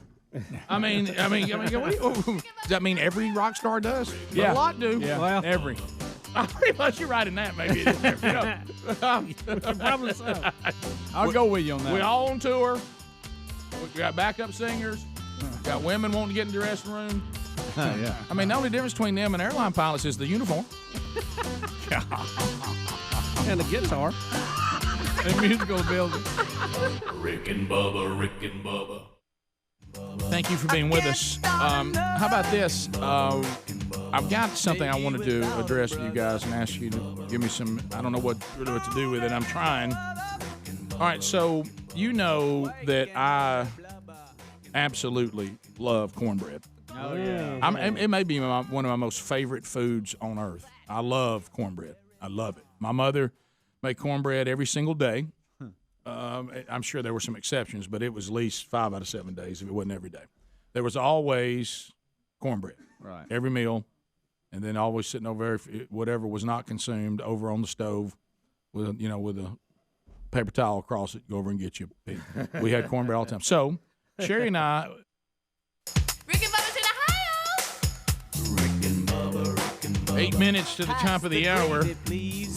All right, so we have to apologize to Rick. My goodness, it's first time to call the show, and we're such good ones. And I'll tell you where our mind was, and it's what's going to happen It's today. on us, Rick. It's on us. Well, it's what's going to happen today. In the state of Alabama, Kay Ivey is such a foregone conclusion. They haven't even run any ads that I've seen because once she won the Republican nomination, which is what you and I were thinking of, that's where the actual battle was. Would she get nominated again? I was a little surprised that she did in some places. She's never been my first choice as far as governor, but I will say this. The reason why there's no way I'm voting for a Democrat today. No way, no how. So I we'll vote for her again. And the good thing about Kay Ivey is that she's been in politics so long that if she does something that doesn't seem to match up with the principles of the conservative view, she's easily pressured to change because she's been a politician for so long. And she's going to handle things mostly the way that I would prefer as someone who sees the role of the government. Now, does she do things from time to time that don't feel very conservative? Yes. But and you listed some of those, but it ain't nothing compared to what it would be like if we let a modern Democrat take over. Well, so Rick, you can't vote for the Democrat. You just can't. I voted for Kay Ivey for so long, Rick. Back when I first started voting for her, she was Kathleen. I have not been a Kay Ivey fan the whole time. Because I had the PAC program, so that kind of put a bad taste in my mouth for a little while with her. But I will say that she's by far a better choice than the Democrat would be. Now, Rick, you may say I just can't do it on principle on some of the things that you listed, and you certainly have the right to do that. But there really is no other choice other than going with the Democrat or voting for someone who has no chance to win, and that'd be the Libertarian, I guess. So anyway, I kind of hate we didn't run for something on a write-in, just so everybody have to stay up counting those ballots. Right. So, but today, today is the day, and of course, the thing that everybody goes and if you're like us, and some of you are much more informed than I am, and that wouldn't take a whole lot, but is I love watching the last minute cramming sessions on amendments because none of us really keep up with them unless it is in your world. And I don't think, Bubba, honestly, I don't think the nation wants to hear us talk about Alabama amendments. But you're welcome to if you want to. But well, I mean, everybody's got their own amendments. I mean, they got their own deals. The down ballot issues. Right. What was funny though, we really didn't even talk about them until like 2 days ago. Oh, I haven't even thought about it. And then we had one friend send us the way he thought it ought to go. I found out where his source was too, Bubba. That wasn't his own research, by the way. Okay, and then I looked at them yesterday, and I told Rick, I said, I think there's some issues here we need to look at. And there's a couple of them in our state. It's kind of weird because you don't have true what I call home rule because the state has to approve some things. Mm-hmm. Because it all goes through our Constitution. That's why it's like, 20,000 pages long or whatever. Right. But there's some of them I think is very good. Amendment 1 is an I's law. This amendment will give judges more discretion to deny bail people who've been charged with violent crimes. I think that's good. I like judges keeping violent crime people locked up. Adler's really the one that's usually the most informed politically. Are you on top of this, Adler? Yeah, Anaya was You remember? The Auburn student. Yeah, the Auburn student and the daughter of the UFC fighter. Yeah. Will Harris. So. Yeah. That's interesting. That's on the ballot. And just real quick, Amendment 2. This is the money coming from the feds to help everybody get going again. It would allow them to use that to expand internet access, which I think that flexibility is needed. Amendment 3 require the governor to provide notice to the attorney general and victim's family before commuting a death sentence. I think that's fair. That's a yes. This Amendment 4 centers on election procedures that would prevent lawmakers from making election procedure changes within 6 months of an election. So you don't want to be changing the rules right before the election. So I think that's a yes. I'm sorry, real quick. I said Will Harris. It's Walt Harris. Just to clarify, got it. Why are we even discussing anything political? Will Harris is a UFC documentarian, right. And so I'm a fan of both of those guys. Oh, yeah. And I just wanted to clarify that as well. Amendment 5 is just changing outdated phrase in dealing with probate judges' duties. That's a paperwork issue. Easy yes. This Amendment 6 allow local governments to use special property taxes directly on construction projects instead of going into debt. You know, this is one of the things I was kind of, when I started reading about this, in some of these local governments, they have to borrow the money to do building projects. It's required they borrow the money. How about that? Well, you know why that is, don't you? Well, if they got the money, or they could do an assessment to do it, why not do it that way? There's always some kind of angle where there's somebody that says, let me be in a position where the government gives me a lot of money. And has to get it from me. Yeah, Amendment 7 dealing with local governments, giving them more power to issue economic development incentives. I think if they want to do that locally, they're responsible for that to the voters. Let them do it. That's an easy yes. 10 is this is a companion to the new Constitution ratification. I think everybody's been yes on that. You know, they're trying to clean it up, our state Constitution. 8 and 9 is the one that's kind of odd. It's dealing with, and we had a lady call about this yesterday, a private sewer system that's in Shelby County and Lakeview. They want to put that under the Public Service Commission. And, you know, the libertarian side of me says, look, if you knew it was private going in, I don't want any more state oversight into it. I know they're having a lot of problems and they want it cleaned up, so they want that under the Public Service. I understand that.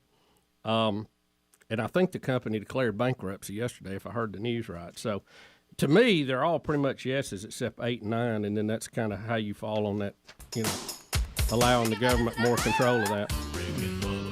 Just in general. Yeah. Did you guys know that the libertarian animal symbol is a porcupine, by the way? I did not. I didn't either. We're just learning all kinds of stuff today. No, I did not. Oh, Jimmy Blake's running, huh? That's the libertarian. Him out there in a while. That's the libertarian. Yep. I didn't even know he was still around. Top of the hour.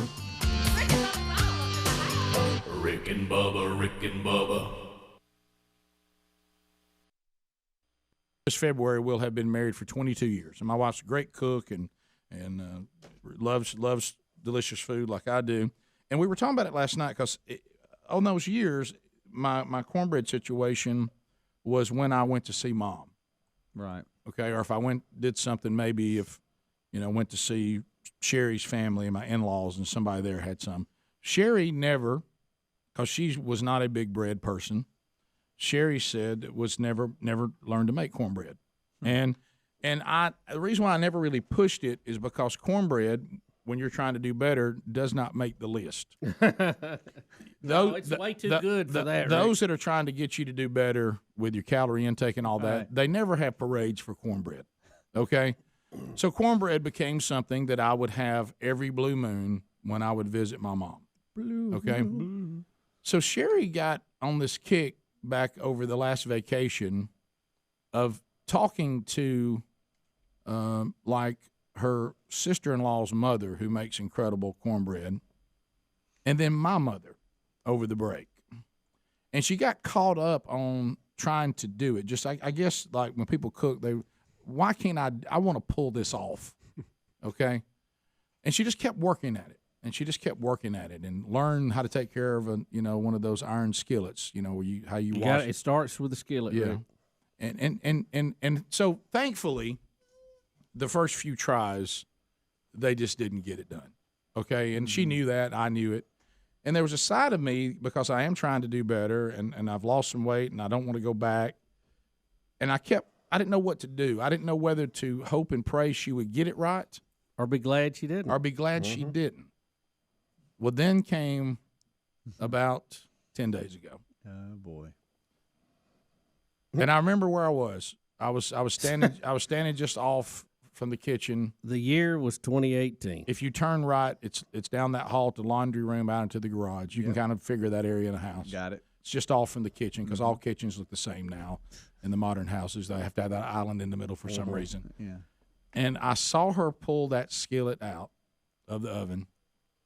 She had dialed it in a little bit, and then on New Year's, she went to my mom and says, "Show me how it's done." And my mother makes the greatest cornbread the world has ever known. Mm-hmm. And you know it's a hit if she just takes that iron skillet and just flips it over and that whole thing just falls out and hits on a plate. Mm-hmm. Now you're in business. It had not done that yet. It's almost like it came out of the oven in slow motion. You know what I mean? Yeah. It's almost like everything stopped. And I looked over and I said, here we go again for her to disappointingly turn it over and it not fall out. And there's something in the mix that's not right. And all of a sudden, I saw that skillet turn over. And I watched that pawn of cornbread fall out. I could see how golden it was, even while it was still in the air. It had not even hit the plate yet. Yeah. You know what I mean? There was a moment it hovered like it was slow motion. like a brown flying saucer. Yeah. And it just was like one of them hover helmets. Yeah. It looked so beautiful. And I saw it hit the plate, and then how it comes up from hitting it just for a minute, and its fluffiness and falls back down. And then I heard with my ears the knife hit it, and I could hear the crispiness crunch as it went down through it. And I thought, oh no, she's dialed her in. She's done it. And I walked over, trying to fight back tears, and I said, bring it over. And I took that cornbread, and before I could do anything, put a pat of butter on it, watched it melt into its warmness, and I bit into it. And I said, honey, you've done it. You know what I mean? Took your breath away. And mouth watering right now. And I know it. And now, get them crackers out. And now, I don't know what to do because now cornbread is in my main home. It's not something that's just at Mama's. Are you asking me what to do? It's battling against trying to do better. I mean, because I'm sitting there last night. You know, we're out there hunting, and all of a sudden I get a text. And I look. I've never seen Rick so ready to go. I look, and it's got pinto beans and cornbread. Cornbread and beans. Good night. And I told Bubba, I said, we got to go. You know, I mean, I got to get home. And I said, please tell me this is not waiting on me at home. And she goes, oh, yes. Yes, it is. You know, you think at this point, 22 years in February, and you could love your wife any more than you do. You know, you think, you know, I want to always try to love her more. Yeah. And now, but there's an uneasiness because I don't know that I need this in my house. Right. But I'm so glad it's there. Right. You know what I mean? And it tastes so good. Right. Do you realize how good those beans and that cornbread was last night? Does anybody have any idea how good it was? Rick, what's the calorie count of a piece of cornbread? It's not good. I mean, what is it? It is not good. I know you got that out. Oh, I'll find it. Speedy's got that one he keeps eye on me with. So Look, but see, y'all thinking to get it right. See, some people hold back on the buttermilk, but Sherry doesn't. No. It's not good. But see, y'all have to understand, I'm not going to eat one piece of it. That's the problem. It's so very good. And she asked me last night, she goes, I wonder why I waited 21 years before I decided to dial this in. I said, I'll tell you why. The fact that I just ate 4 pieces of it. Oh, Rick. Oh, depending on where you go, you're between 150 and 250. A slice for a small piece. That ain't too bad. It's one slice. That ain't bad.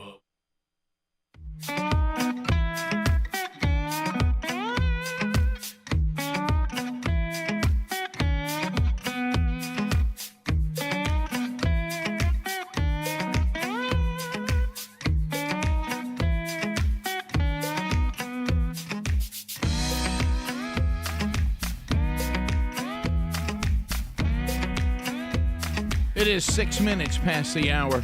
No Name Studio on the bleeding edge of technology from Sweet Home, Alabama, to the rest of the world. via all sorts of platforms, live, archived, terrestrial, streaming. Find them all at Rick and Bubba, spell out the word and.com. Speedy out, Helmsy, Greg, Adler in, and welcome back, Bill Bubba Bussy. Rick, glad to be here on this very special election day. We've already had an eclipse this morning. How about that? Hey, what a day. What a day, what a day. Hey, what a day. Get out and vote today. We also, I don't know that there are any of them up for election today, but we've also tried to look into something that's always bothered all of us here on the show. Should the coroner be elected? We just think the coroner, shouldn't that person have some sort of expertise medically to be declaring people dead and hauling bodies off? I mean, in a couple of our counties in our state, they are medical examiners. They're Okay. have training. I hope but so. The vast majority of them are just elected. So anybody, and I think the qualifications are you have to be 25 years old, resident of the county, and a citizen. Yeah, I just don't know that Billy Wayne should be could potentially declare you dead or alive. I mean, I just Could you imagine Greg as coroner? No, no, I can't. Be tough. I mean, Greg's showing up putting a mirror under your nose, and if you can't fog it up, he puts you in the truck. Yeah, some poor sap taking a nap, and Greg put a body bag on him. You would think you might have to have more qualifications. Yeah, it just seems like maybe we need to take that out of the electric. It doesn't seem like somebody should. I got to tell you something. I'm not real crazy about the way the sheriff is handled a lot of times. Can we get a little training there, maybe? It's implied, I guess. Yeah, so I guess that is. So, like I say, you said some are medical examiners, but some of the smaller rural counties, you can just run from it and get it. I think there's just 3 or 4 in our state that are actually medical examiners, and the rest are elected. And it's the bigger cities, that do that. I'm looking bigger at, counties. I'm looking at the qualifications, and there's 7 qualifications. You must be a citizen of the United States to be the coroner, a resident of the county in which you're seeking office. You need to be a registered voter. 25 years or older. You got to have a high school diploma or recognized equivalent. GED? So you got to at least have a GED. No felonies. Okay. I'm waiting on the medical part. I'm still in. And you got to complete a training course no longer than 180 days after the election. So wait a minute, so I win, then they train me. You got to be willing to study. You got to be willing to study. Oh, yeah, we all can. He's going to be coroner. I could do it. Ooh, and then the test is he dead or is he not? I would dress as the Undertaker every day, by the way, if I was elected. Top hat. And when I would do press conferences, I would like sit up like the Undertaker style and be like, any questions? That's what you would do. I'd be the coolest coroner ever. Okay, yes. I'm I'm not sure running for cool is what we're looking for in coroner. Oh, okay. I'm running for constable. I don't know what that is. I don't either, but I'm doing it. I know a guy that was constable one time in our county. What is the constable? The constable is I don't know what the definition is, but it's very close to sheriff. Yeah, I knew it's in that same league. By the way, somebody just sent me a text and said you could actually some of us are try to be coroners, our side hustle. I don't think coroner should be a side hustle. No, what are you going to call during the show? What kind of pay we got on it? Guys, I'm reading this. When it comes to investigations and autopsies, what types of deaths are required to be investigated? The coroner has been informed that a person is dead. Then the coroner shall forthwith proceed to place the person where the dead person is lying. But when a coroner is unable to determine the cause of death, he may summon a physician or surgeon to help him out and report on his opinion of the cause of death. I mean, you come upon a body, the car pulls up, you go, oh, thank goodness the coroner's here, and he gets out in coveralls and it has his name on it, and he's coming from his other job. What are we talking about? What are we talking about here? Anyway, all right. So Adler's had this video he wanted. I know some of you out there. I mean, you just think gambling's the greatest thing the world's ever known. And we'll talk about the lottery. There's an update on this lottery deal. Hey, that thing is up to $2 billion, and it's the Powerball. Yeah, and but they got a problem. They had to hold the drawing last night. Yeah. Right? Well, they're now saying security has to go up now because now we're getting to the point. The kind of money in the lottery now is the money people kill people over. Oh, Rick, I don't think. I think it was they'd kill people for a lot less. I mean, now you're talking about an assault by a small army. Right. You know, this is crazy. Because if you take the one payout, they said it was $975 million. How about that? Or $2 billion if you want to spread it out over 30 years. I think I'd just take the So anyway, called J.E. Wedgeworth. So gambling, remember, and this is one of the things that I've had to learn. Apparently, people can say, "Well, it took you a while to learn that one," and it's true. But I've kind of learned as we get some gray in our beards or our head, I've kind of learned that I want to kind of not maybe try to fund anything or to save my state or save my school or participate in anything as a fundraiser or as something I'm going to take on, that name can also be presented by an organization called That Name Anonymous. Yeah, watch anything with anonymous on the end of it. That means people get hooked on it. That means it's destroyed people's lives, and it has an addictive property that takes people down. If you don't believe that, this is a casino video of people completely addicted to the one-armed bandit. I mean, of course, in this case, they're putting coins in, aren't they? One-arm bandit. Are they pulling the one arm, or are they just? Can I tell you, I love that name, one-arm bandit. One-arm bandit. Yeah, I do too. So look at them. Of course, now you just hit the button. Look at those people. Yeah, you don't do the one-arm Look bandit. at that. And we have audio of and this, they're so we'll just- hear all the they're bells just- and whistles. That's all they do. But they're just playing over. How many hours you think they said over and over? Look at that. They're just What are they putting the money in? They've already put money in, and now it's like a special portion where you're supposed to hit the button fast or whatever. But man, it just seems so dystopian and sad. Look at that. That is, and they're enjoying that. Hey, look, and every they're seat's addicted to it. full. They're every addicted seat. to it. Yeah, they're addicted. Now keep in mind, when you go into a casino, on purpose, they have no windows, so you have no idea what time it is outside. They have no clocks, so you can't look up and go, "My gosh, I've been sitting here for 3 hours." And the place you cash your chips in, it's hard to find. Yeah, They're spread out. Oh yeah. It's all designed. And remember, you may win a game, but the house wins. Oh yeah, overall. Overall. They love. Listen to this one part right here on the announcer. It can always turn around. It can always He's turn around. talking them through it. Oh yeah, keep on. I know you're losing, but it can always turn around. And they have the super happy music. I can't help myself. It's just all of it so fake and manipulative and sad, and it's just It is. there's retirement funds just going. Look at those people. And some of the people are going to have arthritis just doing that same thing over and over. Yes, absolutely. You know what they're doing right there? You're looking at a line of people whose children will have to take care of them in their latter years because all their money will be gone. Their children will have to fund them because they're going to run out of money.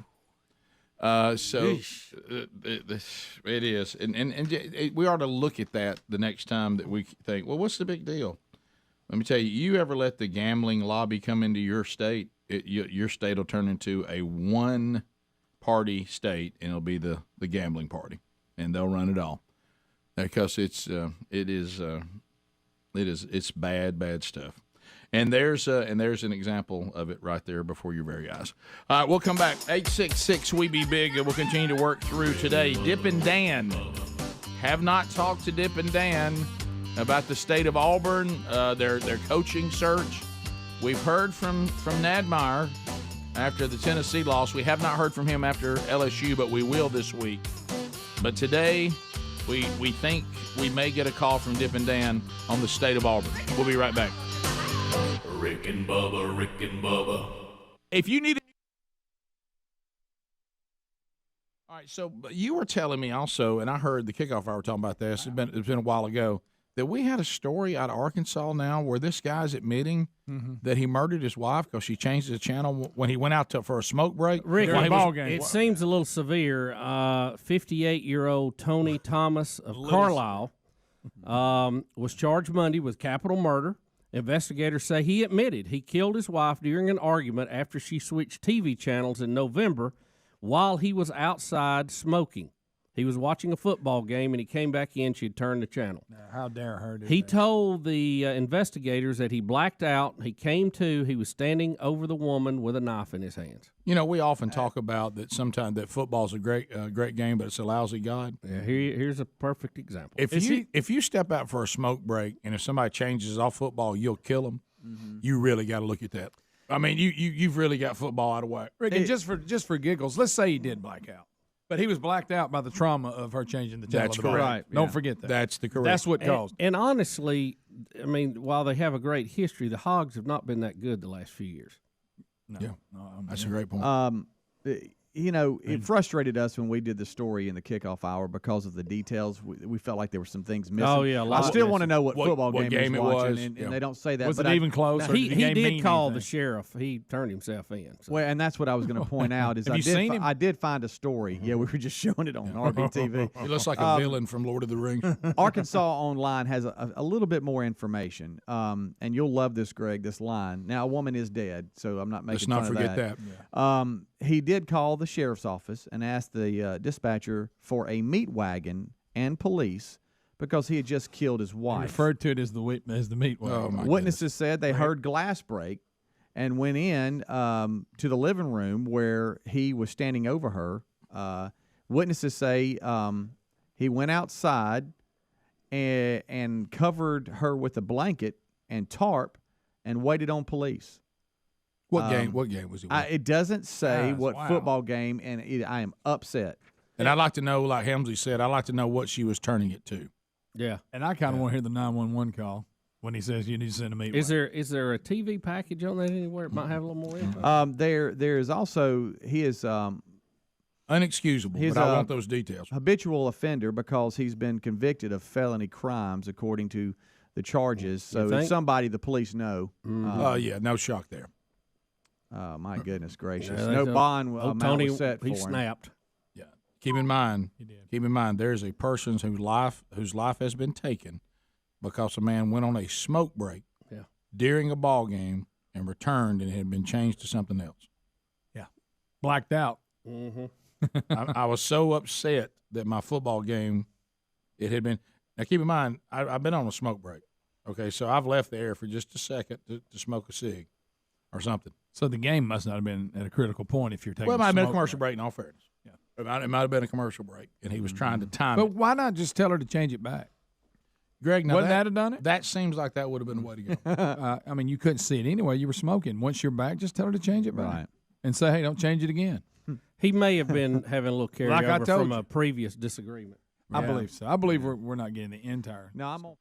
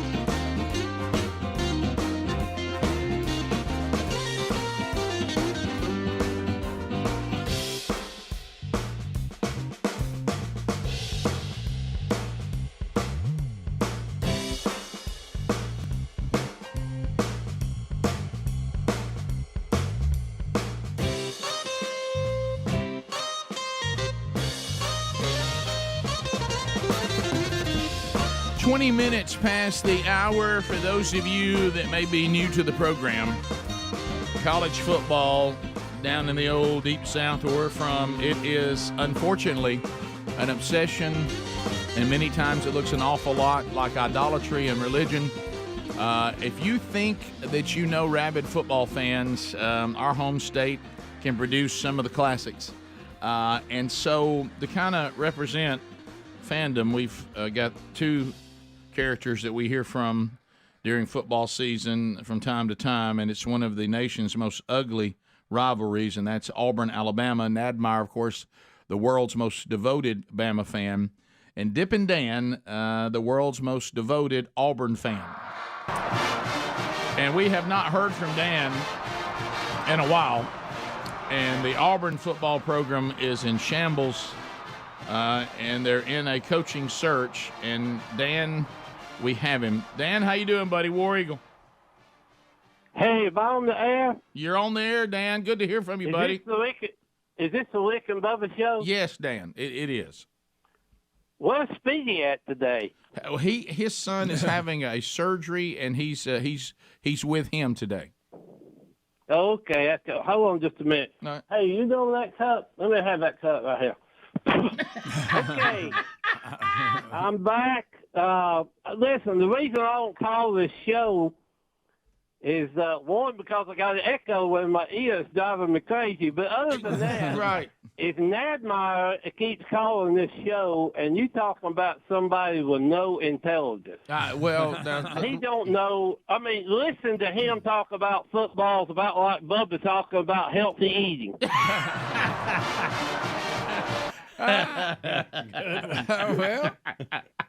Well, it's a fair point. It is. It's a fair point. And I wasn't going to call, but the guys down here at the loading dock kept begging me to call, and I said, well, I'll call. They've been wanting me to call in, and people like me and Gary, everybody wants to hear from us. Yeah, I think there's people like to hear from what we would call good old boys that work hard. It's really what it's still so Americana, Dan. Well, I tell you this, I haven't been to many football games this year. There ain't been much to look at. I know that. It's been tough down on the plains. Well, here's the good news. We're a basketball school now, and basketball started. Hey, Auburn 1-0. They've already got more wins than the football team. So, Dan, are you following now the basketball program? Oh, yeah, I'm a big basketball guy now. I guess they had a big win over George Mason last night. No, I didn't know that. No, Dan. Oh, yeah. Yeah, 70-52. They scored more points in one basketball game than football has all year. Yeah,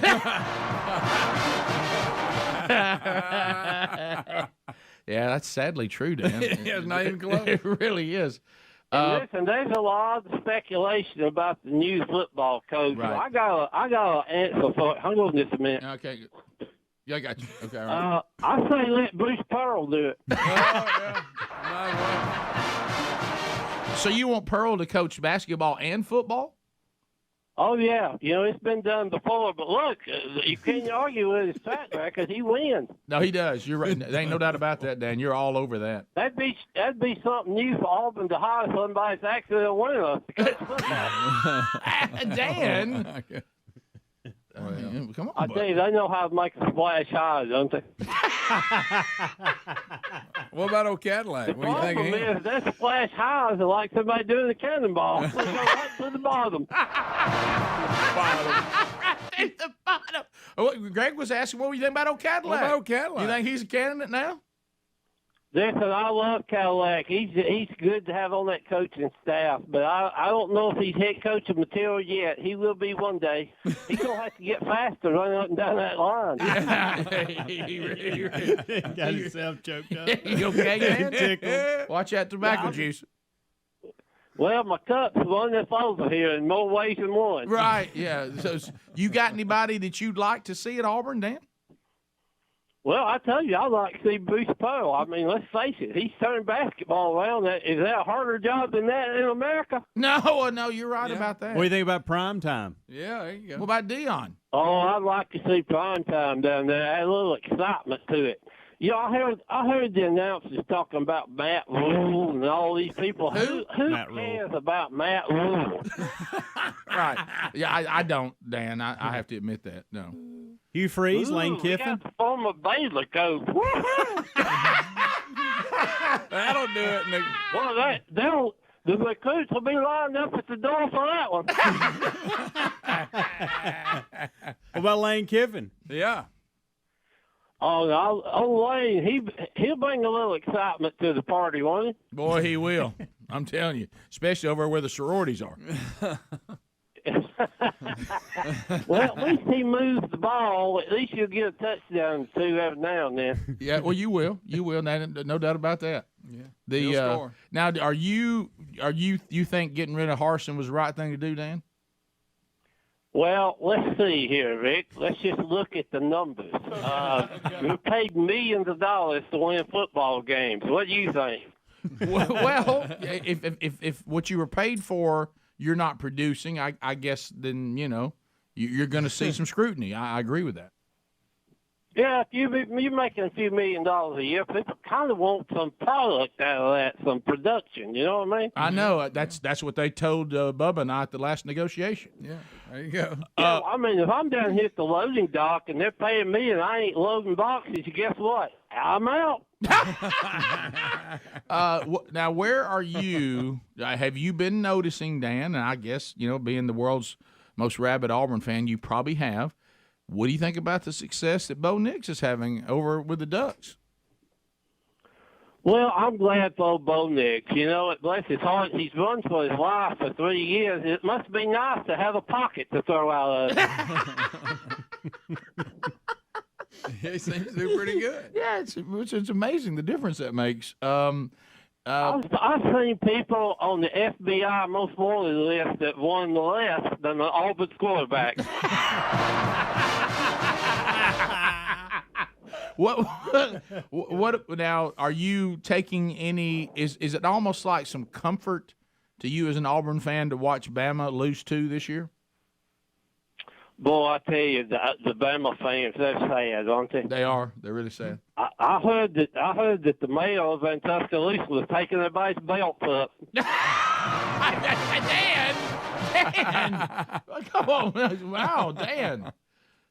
The sun will rise again, Bama fans. The sun will rise again. Trust me on that one. Yeah, well, that's true. Well, now the Iron Bowl, I mean, it's here it comes. It'll be here soon.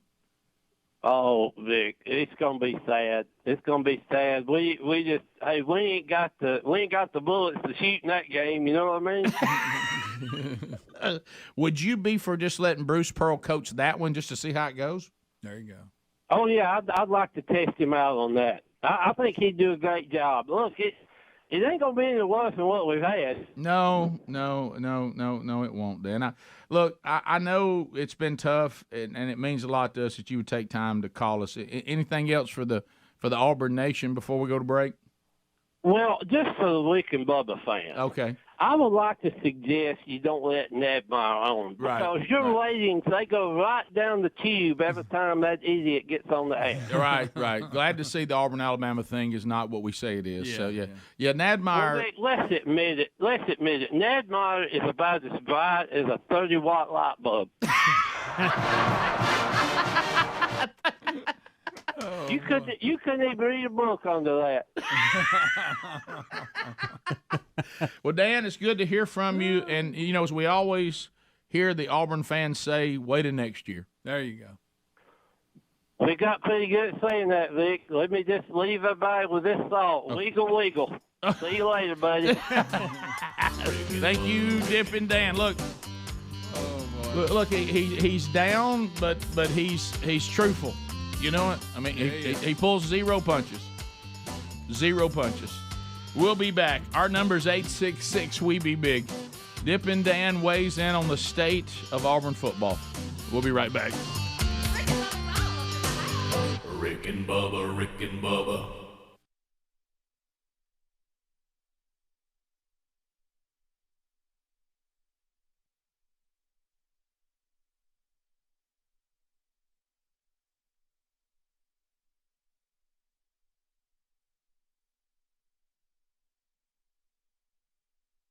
Body missing or dead.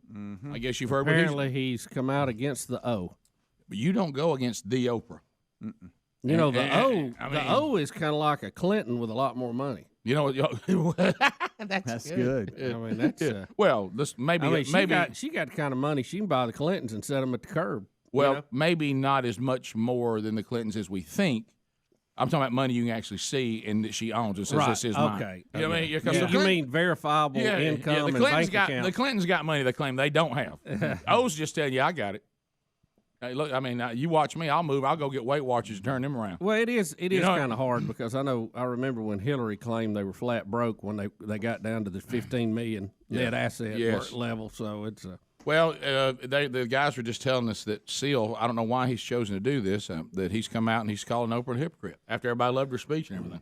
It was a fury of Instagram posts yesterday. A fury of Seal Instagram posts? It's just one after another, just republishing photos of Winfrey with Weinstein and saying that she's part of the problem. She got up there and made this great speech. Everybody thinks she's just, oh my goodness, and look at here. You hadn't cared for decades, and now all of a sudden you care. Well, she'd heard the rumors. Yeah.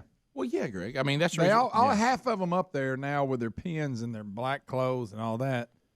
They all pretended it didn't happen because they needed him. Well, now when the tide finally turned, well, Meryl Streep has all but said it. Of course, she quickly did the famous Hollywood left pivot by saying, "Well, we're not talking about that. What we're going to talk about is what's Melania, the first lady, going to do about it." Yeah, that was her pivot. You know what I mean? You mean to tell me you didn't know about Harvey Weinstein? Well, that's not important. What I knew. What's important is what is this administration going to do about it, especially Melania as a woman. Okay, so that's your pivot move there. Wow, but Bubba was talking about it, and he's 100% right. We were talking about it in the break. Why do we ever get surprised when people will pivot in an industry that is mainly made up of people who said, I made my living by pretending to be something I'm really not. I'm an actor. So whatever role y'all tell me to play, I'll then play it. Yeah. When this wasn't a big deal, I played the role of someone who was here in the decadence of Hollywood, and we were all living it up. Then somebody ran in one day, say, pretend we care about this. And everybody goes, shoo, and they shifted and said, now we're different people. They're actors. Yeah. So the whole Kevin Spacey thing, they treat Kevin Spacey like a leper. Right. And you're going to tell me they didn't know? Yeah, then it was fine. But now that's the bad thing. Oh. Well, kind of what Seal's saying. Now, he went after after a speech where everybody wants him to be president, so something bad's going to happen to Seal. But his timing was bold, but I'm not sure wise. But let's go back to this. Kevin Spacey, at one time, it was mod and it was hip and it was good for your career to be seen with Kevin Spacey. Then somebody ran in and says, Kevin Spacey is now a leper. And everybody, you know what they did? Now we pretend we're repulsed by Kevin Spacey. We're reshooting movies. Right, we're doing everything. Right, yeah. We're paying a guy more than a girl to reshoot. Or let me ask we didn't care about that either now, but now we're going to have to was people and we picked the wrong example to make our point. Were people mad about that, or the fact that he tried to run and cover himself in a big rainbow gay pride banner as defense for it? Let me tell you, when the space thought, well, this is no big deal now because I'm fortunate enough to be outed in a time that the movement will embrace me. I'll now get over here and I'll find my new identity in this movement. And they said, no, we don't want you either. Why? Well, we're not supposed to. It's right. You're not. You're out. Rick, we all knew this was going on. Greg, you're not the face we want to paint on the rainbow. Right. Did you see? Did you see the actual text of what Seal tweeted out? It was Instagram. Yeah, we've been showing it. We've been showing it on RBTV. A number of them. It's a little rough, isn't it? Yeah, I mean, it is. I haven't seen them now. And how about this? That's it. When you've been part of the problem for decades, and suddenly they all think you are the solution. Ooh. He said Hollywood. She's kissing Harvey Weinstein on the cheek. I know. Yeah. Well, how you think she got there? And he also, Greg, now look, let Seal be there. Everybody get away. That man is a dead man. No need to go stand next to him. And is his given name Seal, or is he actually mean like a seal? Does it mean, is he supposed to look like a seal or something? What kind of? He also threw a shot at Hollywood. Said that Hollywood has no leaders. They all hypocritical followers. Well, nobody's a true leader. They're like reeds. They just blow wherever the wind I tells didn't need Seal to tell me that. He's correct, though. I hope Seal's sold all the albums he wanted to sell. He's done. Yeah. He is done. He won't be able to sell them out of a trunk of a car now. The only email he'll get may be from Kevin Spacey. Bubba, Rick and Bubba. All right, some other things.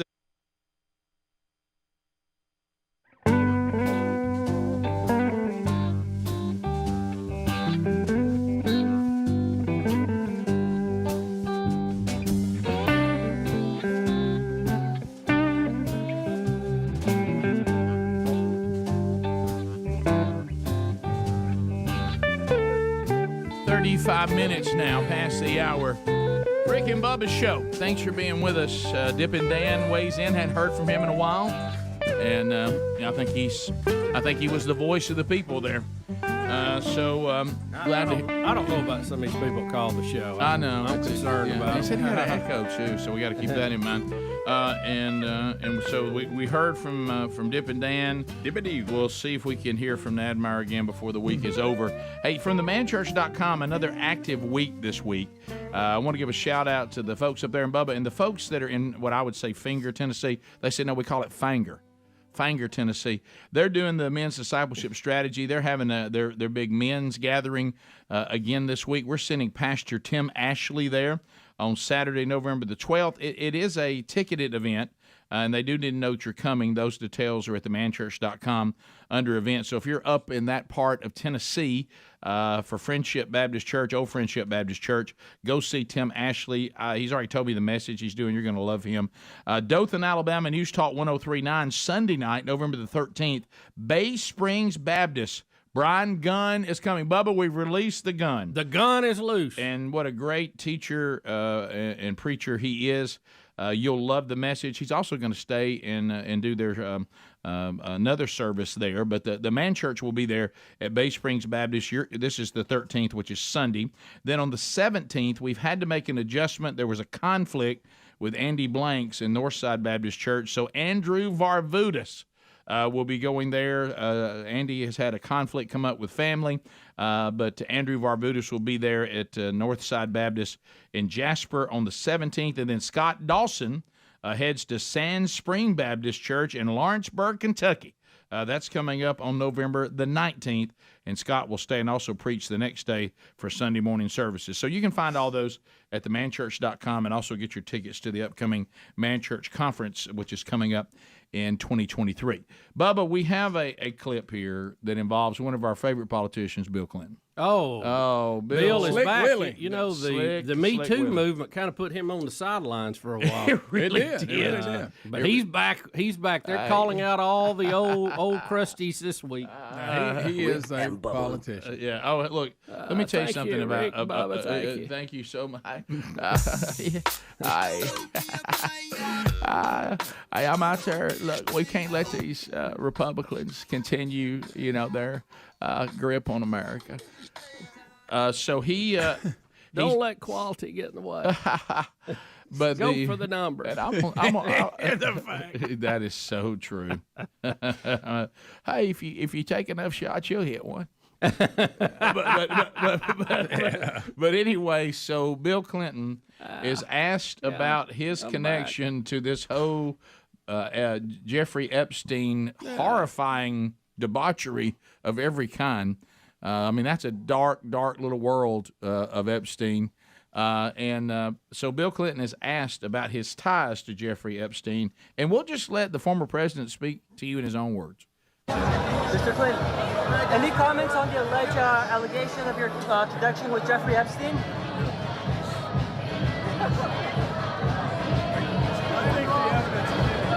I think the evidence is in. I believe it. Yeah, the evidence is in, and it's not good for you, Bill. Yeah, the evidence is in. You were on the flight log a Yeah, lot. you were on the flight log. Y'all were running buddies. Yeah, I was Let not the even, evidence I wasn't speak even for on them. itself. And the blonde. I think the evidence stands. Watch this guy. It's one of his handlers. It looks like young Franco Harris jump in here, and he's like, "Don't deal with that. Just come on." With Jeffrey Epstein? No. That guy's face when the words Jeffrey Epstein are said is hilarious. The evidence is speaking for itself. Yeah, the evidence. That's what we're referring to. I'm sorry. I didn't. The evidence is what we're talking about. I didn't mean to talk to you. I thought you were a girl. Young Franco moved him right out of there, didn't Yes, he did. He did look just like him. Franco Harris's grandson here. I got to go. This is Frankie Harris. Oh, Hey, just let the evidence stand. Things. You know what I mean? Like as stand. opposed to lay. Greg, what about this? Hey, just let the evidence stand. And by the way, that's what she said. But That guy's face when the words Jeffrey Epstein. Look at his face. One more time. Look at One the more face. time. Look at the Watch him jump in there like he's about to take a bullet for the president. Mr. Clinton, any comments on the alleged allegation of your connection with Jeffrey Epstein? Just come on. Just come on. How about that smile? I think the evidence The stands. evidence. Let me shake another hand. Here's where I smile and wave when people ask me uncomfortable Look things. at everybody around him that are The panicked anticipating, ready to look cover on their him. They're face. everywhere. Who's Epstein? I don't even know who you're talking He's about. talking to a reporter. Have you got evidence of me being on the plane? Oh, you do. Oh, yeah. Well, it wasn't me. Flight log. I wasn't even there. I don't even know what. Ask Hillary. I was in home cleaning. What a weirdo. That smile that he gives right after that creeps me out. Well, he's one of the most prolific liars of all time. Oh, Rick. And he's not afraid to play mind games with you. He can twist words. Rick, it depends on your definition of is. Well, that was so it has a lot to do with what your definition of is. Wow. When I saw that day, we were watching that live. I'll never forget. We all that just day. started screaming, jumping up and down, going, "That is the dumbest thing I've ever heard." It's like when you're watching some sort of athletic event and a guy makes a play and you said he's in a class by himself. No, this was more like somebody jumping off sides with a 4th and goal from the 2, and you just plow into the defense. But I just marveled at his commitment to lying. I was just like, man, he's really going all in. That's what he's doing, though. He's trying to cause confusion. Yeah. There's what? Yeah, the evidence. You got to look at that. Yeah. What now? That's a master liar move. They act like they didn't hear the question, which means their mind's working. Yeah. What'd you say? Even I didn't hear the question. if you're from the player ways side of it, you always questioned his quality control. If you're president, I think you could have done a little better. The Kennedys had a higher. They had the bar up a lot higher. The Kennedys. Let me tell you something. They had the same platform, and they seem to understand the ability to really not have to slum. No. But it's like Billy C. just didn't care. I don't know if he was lazy. I just think you put the work in. This right here, dude. I don't know. I don't know if that was his move. You know what I mean? It's almost like he was lazy with it. You almost want to remind him. You're governor and you were president. I used to call him 10 o'clock Bill. You know what I mean? Right. It's like it was 10 o'clock at night every time. Oh yeah, they closing the bar down. Yeah, I gotta shoot something here. Yeah. Speaking of evidence, a board-certified forensic pathologist oversaw the autopsy along with other doctors, but that pathologist said that the autopsy evidence indicated homicidal strangulation more than suicidal hanging of Jeffrey Epstein. The U.S. Department of Justice Inspector General conducted investigations into the circumstances of Epstein's death, and the guards on duty were later charged with conspiracy and record falsification. And don't forget the malfunctioning of the 2 cameras in front of Jeffrey Epstein's cell. Wow, what a crazy coincidence. Hey, wait a minute. That's just a coincidence. And what was her partner in crime? What's her name? G-Max. G-Max, is that what they call her? Because none of us can say her name. Giselle Maxwell. How is she? Maxwell. How has she survived through all this? Well, she's in jail. She's in jail. I know, but how she survived? Oh, I know. Right. You're right. Yeah. I don't know. You think the cameras might go out on her Well, side? I mean, it may be. She knows how to keep her mouth shut. And what was the? She's running for governor of. Is it Colorado? Ricky Lake in their name. It's not Ricky Lake. What's her name? No, Carrie Lake. Carrie Lake. That had to comment. Hey, yesterday. let me say something about Ricky Lake for a minute. Yes. Hey, now she ain't bad. She went through a phase. I like Carrie Lake. I like to eat a fish sandwich and drink lemonade with her. There you go. Carrie Lake said her brakes are all good, and she's feeling very good and healthy, and she's not suicidal. Well, that was after Hillary made some disparaging comments about her. Greg, you know this. Ain't nobody likes tattletale. I think Ghislaine Maxwell, or however you ever say her name, is still alive because she's got a thumb drive buried in the woods somewhere. You're right. That she just have to tweet Don't out. Don't make me go get it. Yeah, the coordinates. If I die, the coordinates will be Don't tweeted make me out. tell everybody. There's a thumb drive in the woods somewhere. Phone calls are next. All 10 lines are available. Any topic you want to talk about. 866 We Be Big is our number. More Rick and Bubba coming up right after this. Rick and Bubba, Rick and Bubba. Out there, I know that Speedy mentioned this. These are the things that we just have to say, and there's nothing political about this. These are just facts. So we've passed a new tax plan that includes, a lower corporate tax rate. Thank the Lord. Still, in my opinion, too high, but at least it's not the highest in the world anymore. Right. I don't think, is it? Are we still? We're in the hunt. Are we still the highest in the world? But we're down 15% what we were. So that helps. And you see other incentives out there for business and for individuals. I mean, you saw how some of the people who hate this administration tried to be sharp and get a middle class family and say, let's see if it even helps them, and come to find out, hey, it did, to about $2,000. You know what I mean? So, and they felt kind of bad about it and had to reluctantly admit that they're going to get more of their money. So here's another one today, waste management, a big operation. We talked about these big waste management companies. Waste Management says they will give a $2,000 bonus to all 34,000 employees. Wow. Hey, that's nice. That's That'll real work. nice. How about that? That also includes hourly and employees as well, not even and other employees of all kinds. So it's not based on what you're getting. It's just 2,000 across the board. Here you go. It doesn't matter where you are in our company. Everybody's getting $2,000, and it says this is having. Let me tell you who reported this. The very conservative CNBC. Well, that had to hurt. So I mean, this is one that you notice. They've probably been sitting on it for days. Now I will admit this. Fox News will go on and on about it. CNBC story is 2 lines. Right. Just almost like they have to say, okay, before somebody says we didn't report this, Right. we want to have one place where we reported it, and it's just two lines. Just in, 4:40 yesterday, Waste Management says it will distribute a $2,000 bonus to 34,000 employees, not on a bonus or sales incentive plan, including hourly and other employees due to the Republican tax plan. That's it. Notice how they credited it. Yeah. Usually, that's odd that they would even do that. Mm-hmm. It's positive story tied to the Republican tax cut plan. That's weird. You know why? They're just saying. I think they're, people can say what they want to, and I will say this: there's to certain degrees that people tolerate things. I do think that's true, but nobody really likes to have something that people just keep banging on them that you're like, you know what? They're going to wear us out with this. So you got to do something to go, well, we can come back every time. Just like I thought it was when this book Fire and Fury was pointed out, and I think you and I were listening to Limbaugh, and he made that great point. He said what this is all the stuff they've already said, but now they can say they didn't say it was in that book. That's that kind of stuff. You know what I mean? We're not doing fake news. We're just reporting what's in that book. Well, but the stuff's in the book's what you did. He got it from you. You know what I mean? So this is that same old stuff. So anyway, that is a fact, and that is happening across the board. And I think you'd have a hard time convincing anybody at Waste Management who just had been given $2,000 that the Republican tax plan hasn't been good for them. Right? Yeah. It's a hard sell with money in your hand.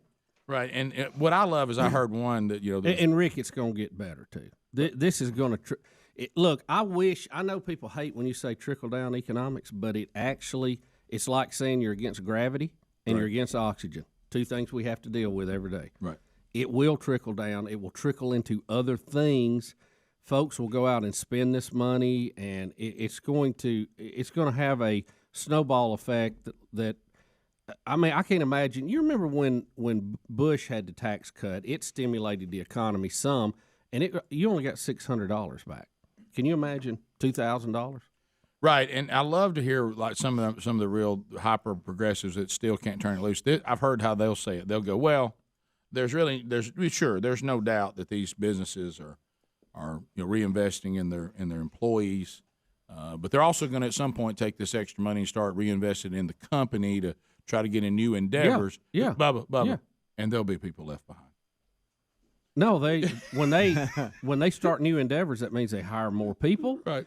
They buy more equipment. Yeah. They add more staffing. They have to add vehicles to support that. Mm-hmm. It's a good thing. Well, just remember though, I have to get in my liberal mindset. Anytime these tax plans work, I have to come back and say, well, they may be working for your selfishness, but what about our government programs? How are we going to fund them? Now the government has less money. Well, see, that's also a misnomer. When people put more money in the economy, and when you're actually getting money from companies as opposed to them skirting around and using loopholes, you really sometimes end up, if you'll turn the economy loose, you still will be getting money back in. I will say even more money because there's more people that are spending money and moving money. Look, and do we want people to have jobs that they didn't have or not? Do we want somebody to have a bonus they didn't have? I thought that was y'all's whole thing. Y'all would think the government should just hand people $2,000 a piece. 10 minutes to the top of the hour. You got the Rick and Bubba show. About to end up at the end of this year, 28 years doing this. Good gracious. And we'll start year 29 in January, Lord willing. Let's go to the phones. 866 We Be Big. Let's start in Florence. WLAY. That's in North Alabama. Beck is standing by. Beck, go ahead. Welcome to Rick and Bubba. Hello. Hey. You're on, buddy. Hey, how are y'all? We're good. Good. Go ahead. Okay. Bubba said something about Ricky Lake. I haven't heard y'all talk about it this morning. Have y'all not heard about Ellen DeGeneres? Oh, boy. Everybody stand by. Oh, no. Yeah, she drowned, man. They found her out there, face Oh, down. righty. What I did see what a low life where she had written a book about bullying. And then after all, this stuff, it's like a children's book about bullying. And then everybody accused her of being a bully, yeah. That's funny. Diane, welcome to Rick and Bubba. Go ahead. Good morning. First off, guys, I've been listening to you since I was in college, and I appreciate you so much. Thank you. I'm a retired teacher now. So I'd like to say, people, get out and vote today. Today is such a pivotal day. We can look at what the Democrats gave us and know our country deserves and needs better. It is absolutely heartbreaking to see who our president is and what he's suffering with. Yeah. I say shame on his family for putting him in this position. But I pray that he stays in there his term, because we sure don't need what's following him. Yeah, and to minimize the damage that can be done, you're right, today is extremely important. And think about today. Well, actually, after it's over, we'll kick off the next presidential cycle. Yep, you're right. 2 years. Dolores in Alabama. Dolores, go ahead. Yes. I was listening about the gambling. Yes. I'm with you 100% on it. My husband and I were in a motorcycle show at Tunica, and we camped in a tent, so we would go in and eat. There were children. First of all, I didn't understand why children were allowed in there. Right. In a casino? Where we were eating, it was close to the machines, and this two little kids were saying, "Mama, we're hungry. Mama, we're hungry. Go see Grandma." They'd come back. Grandma said, "Come see you." That went on the whole time we were eating. When we went back to eat again, they were still doing it. Yeah. So I hope, because they're family, if they do have to take care of their parents and grandparents, they will remember how they treated them, but at least be family to them. But that upset us more than anything. Yeah, I heard stories where children have been found in the parking lot of casinos just wandering around, on the ones that won't let them in, and their parents have forgotten about them after they got inside there. It's really That's bizarre. It's bad stuff. We continue. Coffee out of Dallas, Texas. Coffee, go ahead. Yes, sir. I want to make a comment about Mike Leach. When he's talking about their fat girlfriends, do you think he's possibly talking about the linemen not doing their job? No. And no, I don't think yesterday, a guy from Arizona called and said he didn't change his clock. He's trying to be smart. Mm-hmm. They don't change the clocks in Arizona. I tried to get in and tell y'all that yesterday. Okay. Yes, I'm a redneck. There you go. Well, you know what? brother. Welcome to the family. Yes, sir. Yeah, and then we didn't say this, but now we're getting a lot of people telling us that Leach made this same comment, Yeah. or very similar at Texas Tech. He used the same phrase, your fat girlfriend. Yeah. Yeah. Bill in Coleman. I think it's pretty funny. It is funny. Bill in Coleman, go ahead. Hello. Did you hear about the Tennessee fan got Stetson Bennett's cell number, and they called him before the Tennessee-Georgia game, and after a Georgia touchdown, Stetson Bennett puts his hand to his ear like he's answered a call or calling him. Somebody leaked his cell number to the Tennessee fans, and they called him all through the night. Can I tell you, I thought that's exactly what that was the first time I saw him put the receiver to his ear. Yeah. Because that happened to Tebow one time too at LSU. That's right. Yeah. And I thought, Greg, without knowing anything, just that the fact he did that when he scored, I said, I bet this is one of those things where somebody's put his cell phone. Yeah, because nothing, it didn't make sense any other. Yeah, I call me, and I didn't know anything about it, but that's the first thing I thought. How about that phone being blown up? Of course, then he, told you to cram it. But so let's go to Lynette in Alabama. Lynette, go ahead. Hello. Yes, you're on the Rick and Bubba show. Go ahead. Okay. I just wanted to tell you that I don't know if anybody's ever said this before, but I think Biden is exactly like a crypt keeper. The used to be on Tales of the Crypt.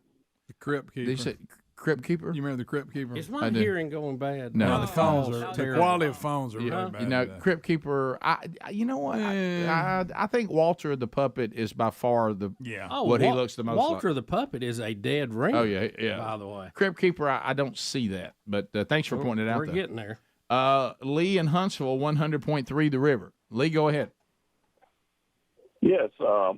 In your opinion, between you and Bubba, based on the information that you have or have heard between Al Gore and Bill Clinton, who do you believe is the biggest habitual liar? I got to say Clinton. I know Gore has some big lies, but he almost seems like he's delusional. Bill Clinton is a perpetual, deliberate, he knows he's lying, ongoing deceiver. And I think Al Gore is just goofy. Yeah, and I think part of it, Clinton, Right. and this has been well documented by Right. people who were in his inner circle. Right. Some of them we've had on the show. Right. He just wants to please everybody, so he'll tell you whatever you want to hear. Yeah. I mean, he wants that approval from the crowd. I'm biting my lip. Yeah, I feel your pain. I feel your pain. I'm so FOS. I am. I shoot more than an automatic turd gun. Back to the Tales of the Crypt thing. Somebody photoshopped Biden's face onto the Crypt Keeper and called it Tales from the Corrupt. Okay, well, that's pretty good. That was that's pretty good. Lynette, you like that? Josh in Tennessee. Josh, go ahead. Hey, good morning, guys. Love the show. Thank you. I was just calling to see what you guys would do if y'all were to hit the Powerball, and then also if I were to win, I would donate $2 million to the show. I just want to see what you guys would do with that. I find myself pulling for you. Yeah, I think that's probably a good model to follow is to tip your favorite morning show. You know, you're going to have plenty. Let's face it. Up to $2 billion or what 975 million payout. That's pretty sweet. The numbers have come through. Now they're not clear whether they got a winner yet, but the numbers have just now been released. Oh, really? Yep. So, 10, 33, 41, 47, 56 with a Powerball of 10. I was going to guess that. Oh. I was going to guess those. If you have those. I have never played one of these things before, ever. Oh, I've been there and dropped about 10 on it. I never had. I guess I was. When I was get a quick pick. I guess I was afraid my grandmother would find out about it. I mean, a little quick pick. Now you can sit there and put hundreds of Jeff in dollars. Tuscaloosa. Go get a little quick pick. Listen, when I married my wife, I hit the lottery and I win every year. Very Are you in trouble good. for something? Very good. Are you in trouble? No, You trying to get out of that something? is fantastic. That's true. Of course, you've also basically said your marriage was a gamble. But No, I mean from a reward standpoint. but I hear you loud and clear. Maybe for her, I don't know. I can think, sometimes you get to things like you're talking about when people start talking about this kind of money, where you go, well, there might be things that I want, but I can honestly say I can't think of anything I need. No. I have everything I need. I'd like to make all my friends rich. Top of the hour. I ain't giving none of you any of it. I'd love to hand Greg Burgess $1 million and make him take it. I'd love for you to do it. No way I would. Nope, it's mine. Just like our toys growing up, these are mine. These are mine. I'd really lucky number. I don't share with baby brother. I aggravate him with it. I'd hold out some, pull it back. He ate a couple meal. Top of the hour. Rick and Bubba, Rick and Bubba. Well, how about this? How about free up a company where they can hand it to them, and that way it's not the taxpayers' money?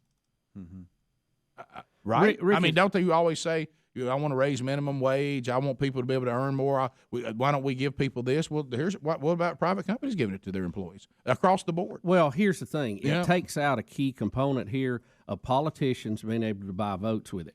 Right. Let's look at this. Look at the Obama years. We know when President Obama went in, the national debt was at $10 trillion, way, way too high, okay? Mm-hmm. And caused by a lot of different Congresses over the years, Republican and Democrat. He doubled that debt in 8 years. Now, if he would have just simply passed out checks to all of us, and I forgot there's been studies, I don't know how much it would have been. I can do the math here in the break. They could have given us a check for, I don't know, $10,000, $12,000. Or they could have done what they did with it. Now, do you think we're any better now than we were before the 8 years of Obama? Did you see the economy grow? Did you see your wages go up? Where did that $10 trillion go? Well, it was absorbed by the government and government programs and all that, and it some of it will get out and actually help the economy. Very little of it does. If it goes the other way from the private sector, from business, from retail, and taxes are generated off that, it's like this question. If I said, Speedy, look, I'm going to give you a choice. I'll give you 10% of $100, or I'll give you 8% of $200. What's the best answer? Well, it's 8% of $200. Absolutely, it is. And that's a very simplistic example, but I think you understand the point. Well, and you have to get your mentality right again. I know that companies and people who hire all of us have been demonized for so long. Some of us have bought into it. You kind of become the person who works at a restaurant, and you sit there and foolishly celebrate a day that you didn't have to do much because didn't nobody come in. And you think, man, that was an easy day at work. What you don't realize, you can come back one day and it's going to be out of business sign on the door. Yeah. If you want your employer to pay you more, to give you bigger bonuses, then that employer has to be going home every day going, hey, we're smoking. I mean, our business is smoking. And let me tell you where it really catches fire for folks that show up for work every day. That is when the unemployment numbers get very low, like they're getting now. And every community, by the way. And you will hear the economists saying, well, this is bad for business because they're going to have to pay more to keep employees, because the competitiveness for company A, B, and C to get that same worker is very tight, and it's hard to replace them because there's not that big a pool of people to replace them from. Right. Look, the economic news right now has been unbelievable. Low unemployment for minorities, historically low. Right. Wages are moving up. Taxes are coming down. It actually will help. It will actually send more money to the Department of Revenue in the long term. I don't know why we don't teach this in school better. I don't know. Let's talk about the minimum wage. If you will let the free market dictate even the minimum wage will go up, to Bubba's point, when employment, to a point that it can survive, not some astronomical point where they start closing the door. That's what the $15 an hour thing has done. Look at the studies in Seattle. Yeah. Look in California. When it's what's mandated happened. by the government. When it's mandated, people lose jobs. Now, when my business is booming and employment is almost at 100%, yeah. Now as an employer, I'm going to lose this guy to my competitor who says, well, you know what? They're paying you over 10 an hour. I'll pay you 12. Yeah. You know what I mean? And then you go, well, gosh, now I got to. As a matter of fact, I had a guy tell me the other day, and he is an entry-level employee in the business he's in, okay? Details don't matter to this. He told me that he tried to turn his notice in to leave, and his employer would not let him and gave him a raise to stay. Gave him off days, gave him even a vacation weekend if he would stay with the company, because it's hard to replace that person because there's competition. Right. That's what drives the wages up, guys. That's what drives the wages up. You need the government. Some guy with a gavel in D.C. does not give you a wage that will stay there long term and grow. No. It's a false idea. It's a false standard, and eventually it will cost you your job. Let the market push everything up. The people who work hard will be rewarded, trust me. Wages go up in the private sector, not from the government. Mandated, it doesn't work because it's based on just a fairy tale. And the government needs the private sector to pay their salaries. Right. They can't tax themselves and pay at 25% and pay 100% of the next guy's salary. I mean, how bad at math are you to believe that scenario? We'll be back. Phone calls coming in at 866-WE-BE-BIG. More Rick and Bubba next. Rick and Bubba, Rick and Bubba. All right, we were talking to Ted. Todd, come on. We're talking to Todd. Todd, you had a good question. I wanted you to have time to answer it. I mean, when anybody from Lincoln calls in here, we want them to have the proper time to give their to give their response. All right, Todd, go back and set it up. Go back and set it up again.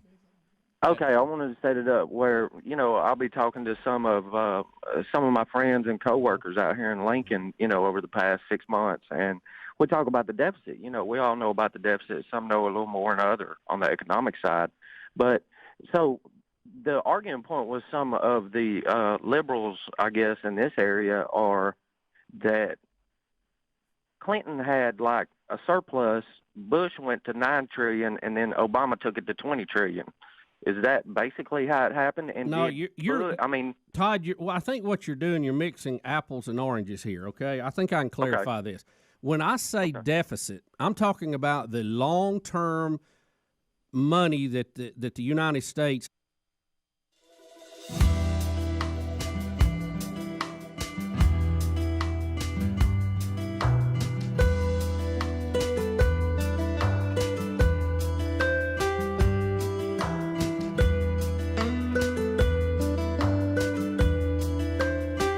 Six minutes now past the hour.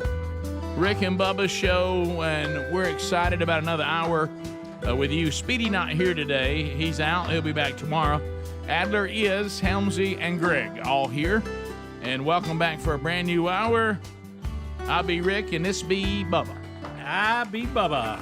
Thank all of you for listening. We appreciate it. We only ask for 5 hours each and every day. Each and every day. Now, as we start the hour, we're handed every day, Speedy and today, Helmsy and Greg, they give us a stack of stories, and we work through those, and we look and see which ones we might cover, what we think you guys might be interested in, or we're just interested in, and hope you are too.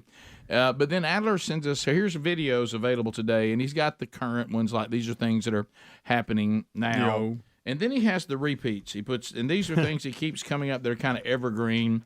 And there's one that, and his labels are always funny to read.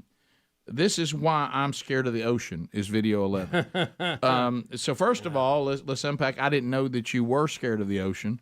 Adler, is this something that's always been? You know, I used to not be, and it's just, I'm to the point now where it's why risk it. Yeah. And right, I'm to the point now where if my feet aren't touching the bottom, I don't feel good anymore. I used to go out. Oh, yeah. In fact, on my honeymoon, I went out and boogie boarded in Hawaii, where this clip is actually from. I was way out in it. Why? And I just feel so out of my element and helpless there now. And I know that I'm more likely to be struck by lightning than attacked by a shark, just statistically speaking. But it doesn't feel that way to me. But again, it's back to what you said, and I think this is the key point. And I do think, by the way, these things change in us when we have children. It changes us. Yeah. We realize now, okay, now I think our wives would like to say, so you didn't feel the need to stay alive when it was just me? Right. You know what I mean? But anyway, so lightning is something that we know comes with the territory. And there's some things we can do about it. We certainly should try to get out of it. But we realize the ocean, as you just said, it isn't really necessary. Yeah. We don't have to get in it. Yeah. And so what we're saying, what you just said, why risk it? And I think you think, well, if I'm uncomfortable with the ocean, I just can avoid that. I think the rest of my life, not getting in it, with not a whole lot of effort. Yeah, you can still look at it, but you don't have to get in it. And you're saying this is why you don't. Yeah, this is off of the coast of Hawaii, and this woman's name, she's an ocean conservationist, swimmer lady, diver lady, and she evidently swims with sharks all the time, but this incident's caught her off guard here off the coast of Hawaii. She's about to jump in. She takes a peek under the water and decides to take a not really. Yeah. Whoa. That is a tiger shark. I was going to say, that looks like a tiger shark. Oh, Tig. That's your tiger shark. What if she doesn't look in the ocean? What if she just jumps in? Or lets her feet dangle. Up, coming back up. You know, and I don't think she wasn't looking. She was just getting her you know how they get the they mask get it wet. wet. Yeah. Aren't you supposed to spit in it? Well, that's what do they still do that? That's what she's basically doing. Put a little water in it, I think, so it'll keep the. Uh-oh. Back up. I thought that was an anacornicova to begin with. Say that again. Anacornicova. Okay. Is that the tennis player? Yeah. Well, she was like 20 years ago. Oh, okay. Okay. Wow. So there you go, gang. I just feel so out of my element in the ocean there. Well, that thing come up with his mouth open too, buddy. He was about to eat. Wasn't he? When you get out there, it's just what you said. If I'm on land, and I know there's dangerous things on land, but I still sort of feel like that. You know, you can see them coming. I'm the apex predator. You know. Yeah. But when you get out there, and now, okay, so we don't have gills, we don't have fins, we can put some on our feet and that kind of stuff. But you realize we're awkward in the water compared to them. Yeah. And they can really, really dominate us there. There's not a whole lot we can do. And, of course, you know me, on the list of my number one slot of ways I don't want to die is eaten by an animal. No, and, well, that's not on. And I think I have a chance on land. I just think in the water I just don't. Now I'm going to go crazy. I'm going to gouge eyes and punch noses and bite back and all that, but still. Yeah, you're going to find it. It's just. Here she is swimming with a great white. So I don't know what this lady's deal is. Bubba, that's not a real picture. That's real. No. That's not no, real. This is real. That's not real. This lady's name that's is from the Ocean. poster for Jaws. This this lady's name is Ocean Ramsey. She's a marine biologist. And Her first name's not Ocean. She's one of those. Is that a nickname? No, she's one of those people. You know what I'm saying? Her parents love the ocean, so they named her Ocean. They couldn't decide between Ocean and That's Sunshine. not real. Yes, There's she not. is. That shark is not. I'm telling you, that's not real, Adler. It's doesn't look real to me. It's not real. The angle she Well, did the makes- hunting angle where you put it Yeah, way in looks front of closer. you, but yeah, it's Adler, real. I'm telling you. Adler, I just don't think it is. Well, So I want to not think it is, but it is. right. So there was yesterday or the day before, there was a shark attack in California. Hello. And to your point, Rick, Shark attack. We get in these elements. This lady and her swim partner would go out, a couple days a week, like Greg jogs, and go through a swimming routine. So they swim I 30 saw feet. this. And That's right. they take some time and just tread in the water either after or before they get the swim on. And she watched a shark just chomp down on her thigh. Boom. She survived it, but how about that for a story? Yeah. Just went out for a swim. Yeah. I mean, Got if you run, Yeah. you may have a slight chance of getting attacked by a dog. Dog come after you. But- Yeah, I mean, I know people but- that that's happened Yeah. to. Yeah. Have you, But I a know shark, people's been hit by a lot. but I went to get my exercise in today, and a shark bit me in the thigh. See, I Rough don't. day. I Got have me to down make the it. woodpile, tried to stomp me. Seems like Peloton would have been a better call. Dogs are hard to avoid. Lightning, you do the best you can. These all come with the territory. Yeah. But I do not have to put myself in shark danger. No, I really don't. I don't. Until they figure out how to get out and walk around, I don't have to do that. And you talk about a rough story, Helms. I have someone that I know that was talking about, John Thomas, John from South Africa. But he was down there working with Living Hope South Africa. South Africa, Shark Haven. You don't want to Great get out White there. City. Yeah. You don't want to be out there. Them in Australia. And he said same thing. Said it was an older woman that did her morning swim, and she would swim across this little area every day. That was her routine. And he's sitting up there just enjoying the sunrise, and saw her get in the water and start swimming. Not good. About halfway out, great white. Well, that's to Adler's point. You know. I mean, I'm not talking about. I mean, it was over. There was no. Oh, I wonder if she's going to be okay. Yeah. I mean, it was big enough that it was over so fast. And he said it was ugly to see. Yeah, Rick, she went and doing what she loved. Right. That's no true. one ever says that about fat people who die of heart attacks. Yeah. They Eating. should. They really should. Yeah, right. Yeah, but so yeah, I mean, but it's just, and maybe that's stupid. People go, Rick. Well, just a minute ago, see, the odds. I get this, and it is interesting. I know the odds are very low, but that's something I don't even have to. My odds can be 0 because I don't have to get in the water. Yeah. Yes. I mean, we were just talking about a minute ago. There's people standing in line for 3 hours to play this Powerball thing we're talking about. Mm-hmm. I don't think I would stand in line for 3 hours if I knew I was going to win. You know what I mean? But there's no way I'm standing in line 3 hours for those odds. No way. Oh no, those are. But there's something about the deep ocean, like you said. I don't have to be out there. Well, Rick, let's look on dry land. You mentioned dogs. That's true. But there's nothing that can come up to you and bite you in half. You know what I'm saying? Right.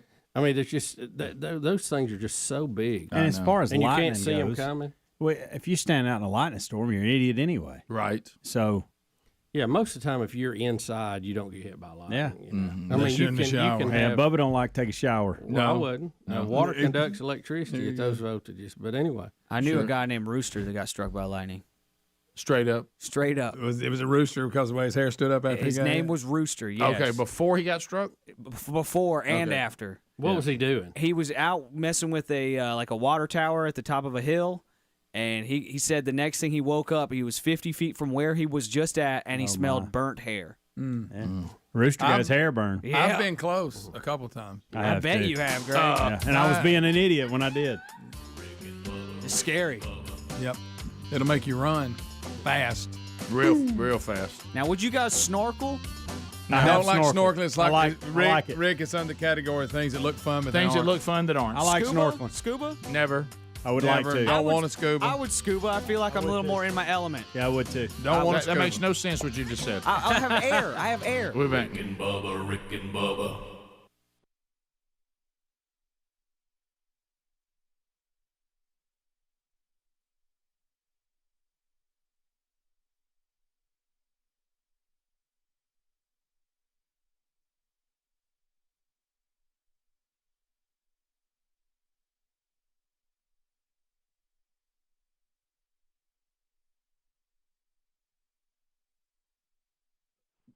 I'll clarify this too.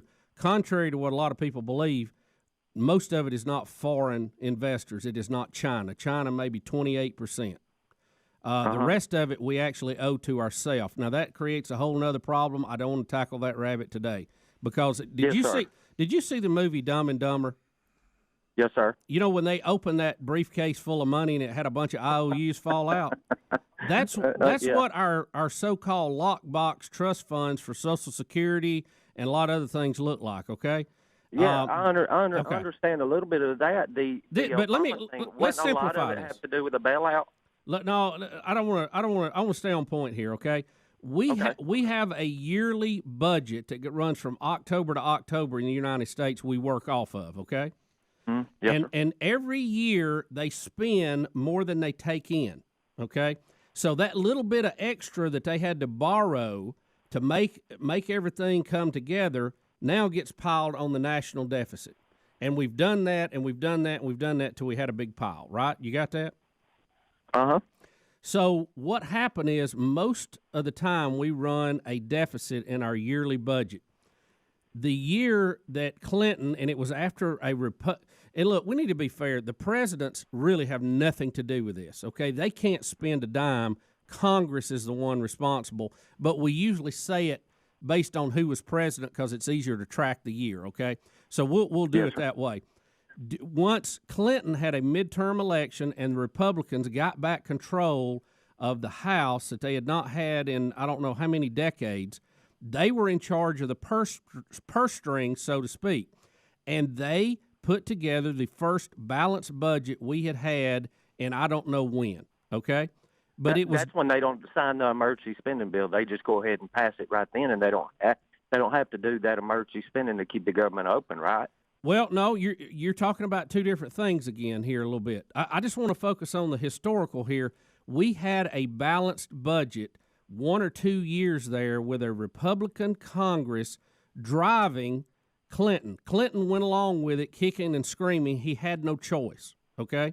Oh, yeah. Now, since then, we have tried to get to a balanced budget, and we've not been able to. We've tried all these tricks. We've tried this sequester thing and all this. And we keep adding to the national debt. Okay, so when Bush went in, George W. Bush, he had when he left office, we had about a $10 trillion national deficit. That is the budget year-to-year shortfalls added up over time. We still owed $10 trillion. But that's all presidents before him, okay?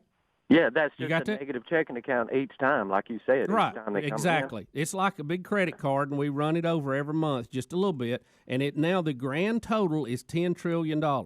But that's all presidents, all Congresses before him. Mm-hmm. When when Obama left, we had almost a $20 trillion deficit. He ran over yearly budgets so much that it doubled the national debt as much as every president before him. All the way way see what back. I'm saying? Yeah. Yeah. It's like I don't see how you get around that fact. I mean, that's just the way it is. And now we've got to figure out a way to pay that off. Here's the problem. The interest, not the principal, the interest on that gets bigger and bigger. And guess what? It's twice as much as it was when Bush left office. You have to pay that interest to somebody. Some of it is foreign debt, as I said, about 28%, thereabouts. China, the biggest part of that. But people think it's a 100% foreign debt, and they go, well, we just won't pay them back. No, it's not that. It's Social Security. It's all these trust funds we have in our country that like Social Security, you remember, this is what's funny to me, when when Bush wanted to put some of the Social Security money into the stock market, people, you lose all that fine. Yeah. They wanted, instead of getting some good returns on things, they were satisfied with 1% or 0.5% or 2%, whatever. But the problem is you're investing. Rick and Bubba's show, we're back. We'll get to some of your phone calls coming up here shortly at 866-WE-BE-BIG. So let's run rapid fire on some stories here that we have. Have you seen Vanderbilt? Vanderbilt football assistant takes and they put in quotes, step back after he posted a pro-Ye. Is that Kanye post? Yay. You know, Kanye is in trouble with his anti-Semitic comments. And so now he's kind of, he's hot, don't touch him. So the athletic director, Candace Lee, said that defensive backs coach Dan Jackson will step back from his job while the university continues an internal review of his recent comment on social media defending the rapper formerly known as Kanye West.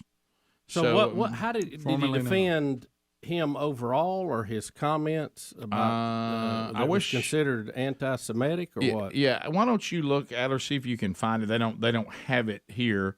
They said it was that there were some of the comments, yes, Bubba, that Kanye made involving Jewish people. He defended that in some way, shape, or form to the point. But in fairness to them and him, they're saying we're looking into it. People have gotten upset, but we want to see exactly what happened, and he's going to kind of step back from his job right now. Stepping back from a coaching job at Vanderbilt is also called vacation. So especially as they rock an 0-5 SEC record and a 3-6 overall. It's who do they think they are, Auburn? So there you go. So anyway, so that's a story today. Nancy Pelosi says her husband's attack will impact her retirement decision. Well, I saw the interview that she said this, Rick, and you have to remember, Nancy, every comment is meant to manipulate policy and politics. Of course. And she's almost saying that you could kind of sense that she was saying, look, if you evil Republicans are going to do this, I may not run anymore. So please tell me you want me to run. You know what I mean? It had that kind of feel to it. Yes. I found Dan Jackson's comments. He said Kanye is 2 steps ahead of everyone. He's not crazy. People try to silence him because he thinks for himself, and people don't want that. Basically, is what he said. Yeah, I'm not sure he can get in trouble for that one. I don't know that that's anti-Semitic. Yeah. So yeah. So if people have an opinion that's opposite to the mainstream, they're called crazy. More people need to wake up and speak their mind. Dan Jackson said that as a comment. That's really terrible. Again, that almost sounds like an American. You get into this fine line of what is hate speech versus free speech. Right, yeah. And what Kanye did was probably over that line, but I don't know that the assistant coach, what we just heard then, was.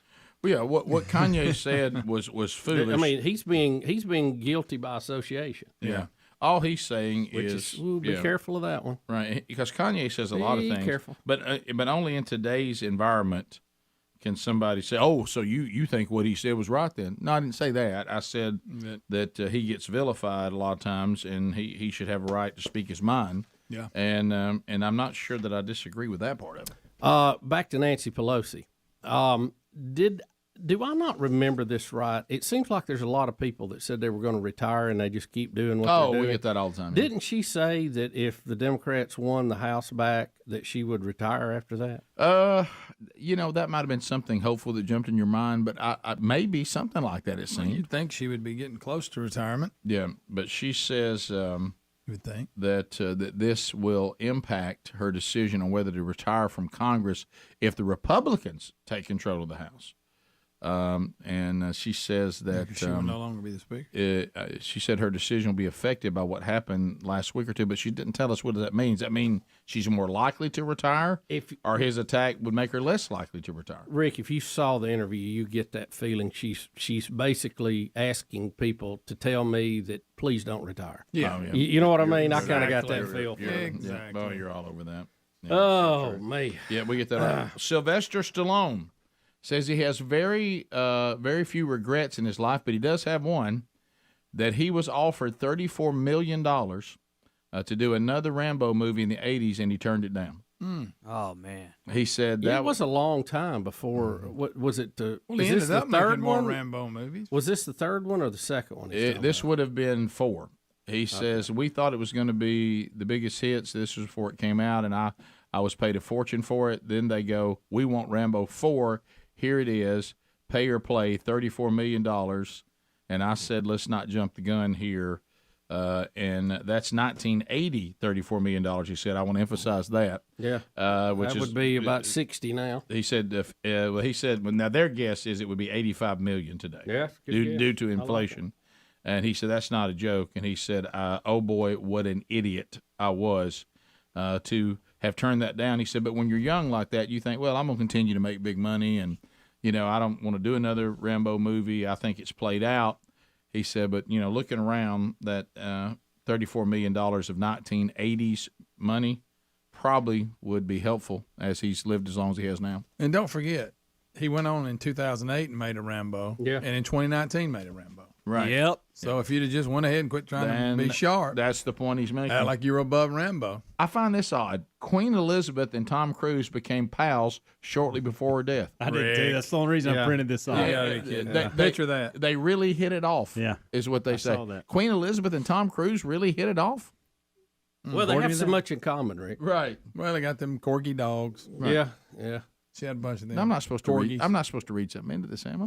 Rick. No, Rick. Well, her husband's dead. He's divorced. No. I think they've both She's been fine. They've both been so famous for so long they could probably relate to each other on that level. Buddy. And romance. And both of them have saved the of course, world. an attraction. And both of them have saved the world several times. That's a great point. Right. So, Bubba, if you could have, well, never mind. I'm gonna leave that alone. What? It's not fair for you. Just after you sent me the tennis bag picture. Yeah, just let it go. Just gonna let that Tom go. Cruise is 60 I was gonna take now. an opportunity to bring up the scarf, but I'm not gonna do Is it. he really? Tom Cruise is 60. Yes, he is. Yeah. Yeah. It was funny. Who was the actor I saw talking the other day about? Because you remember the time when he got on Oprah and he jumped up and down on the he couch. went nuts. They said that he really is excitable like that, and he said that he likes doing his own stunts. Yeah. And he'd had some stunt he'd always wanted to do for one of these Mission Impossible movies, and the stunt coordinator was there, and he was talking to this actor. Who was the actor? And he said, I was talking with Tom Cruise, and he was trying to tell me things I need to do. And he told him, he said, I had the stunt. I've been wanting to do it for years. I finally set it up. The movie script called for it. I couldn't wait to do it. And he said, and the stunt coordinator comes over to me. I'm all excited about it. And he tells me, it's too dangerous. It's too dangerous. You're not doing it. And the guy says, so what'd you do? He goes, well, then I hired another stunt coordinator. There you go. So anyway, but apparently the Queen and Tom Cruise, shortly before her death, became pals and were hanging out together. That's an odd couple. That is very odd. I didn't. I don't know how. I just didn't see when you look at her legacy, that one of the things she did in her final days was develop a friendship with Tom Cruise. No, I didn't see that. And how does that even intriguing. Do you remember, it wasn't too long ago, we did the story on Ozzy Osbourne wanting to move back to the UK? Yes. He now says he no longer wants to move back to the UK. He said, if I had my way, I'd stay in America.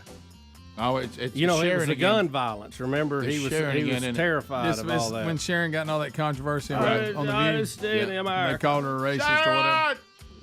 Phone calls are next. 866 We Be Big. A lot out there when the Rick and Bubba show continues. Rick and Bubba.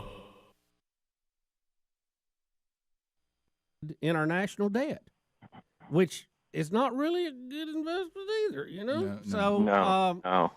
But so what you're doing with what you said a minute ago, Clinton did have a balanced budget for a calendar year, okay, which is good. Not the whole time he was. No, not the whole time. It may have been 2 years at the end of his presidency when that happened. I don't remember right in there, but it was a Republican Congress that forced him to end that. But he didn't lower the national debt. It just rolled over to the next year.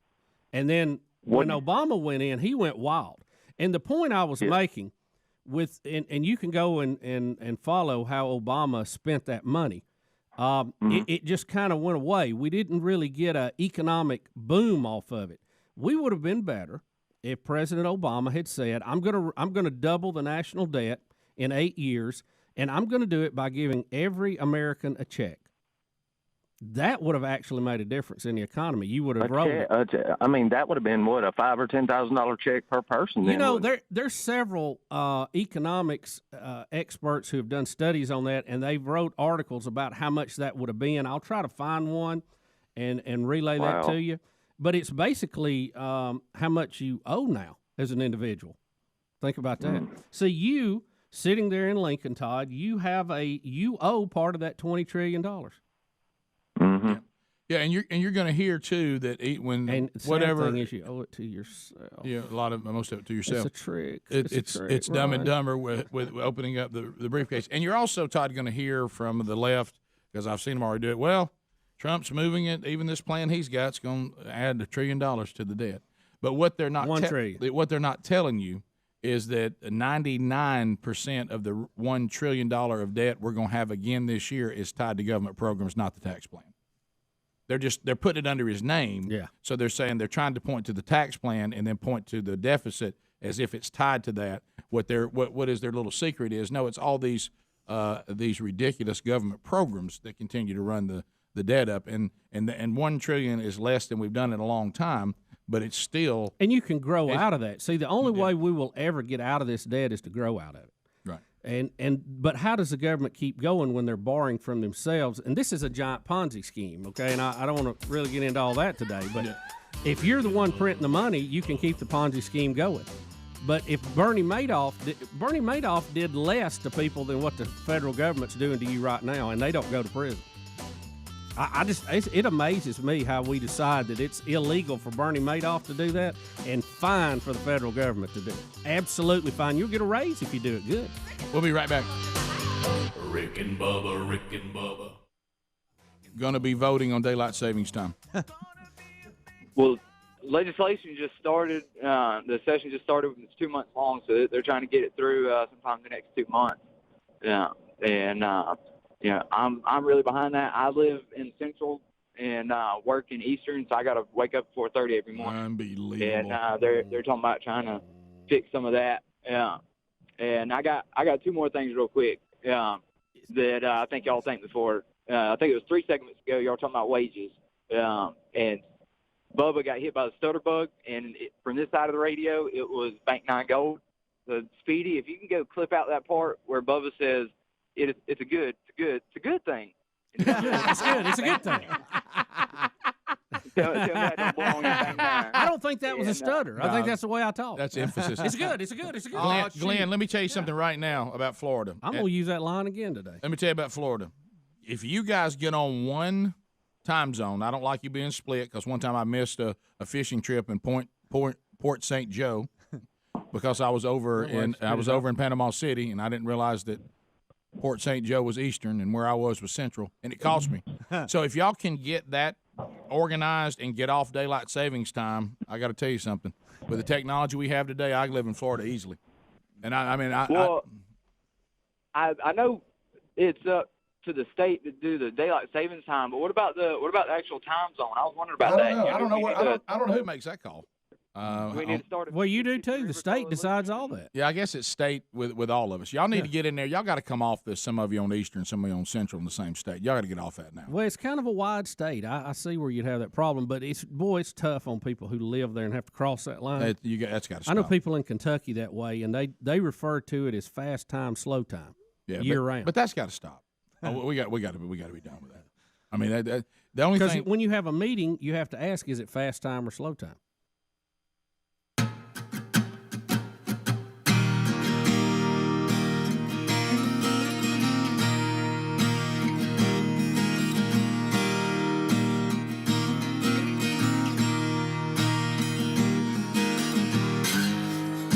35 minutes past the hour. Phone calls. What's on your mind? The real Greg Burgess taking phone calls right now. You can reach us at 866-WE-BE-BIG. As you're lining up on the phone calls, two things. I want to take you to TheraBreath.com. TheraBreath.com, the best products that have ever been created to fight bad breath. And the reason why they're not in the business of covering your bad breath.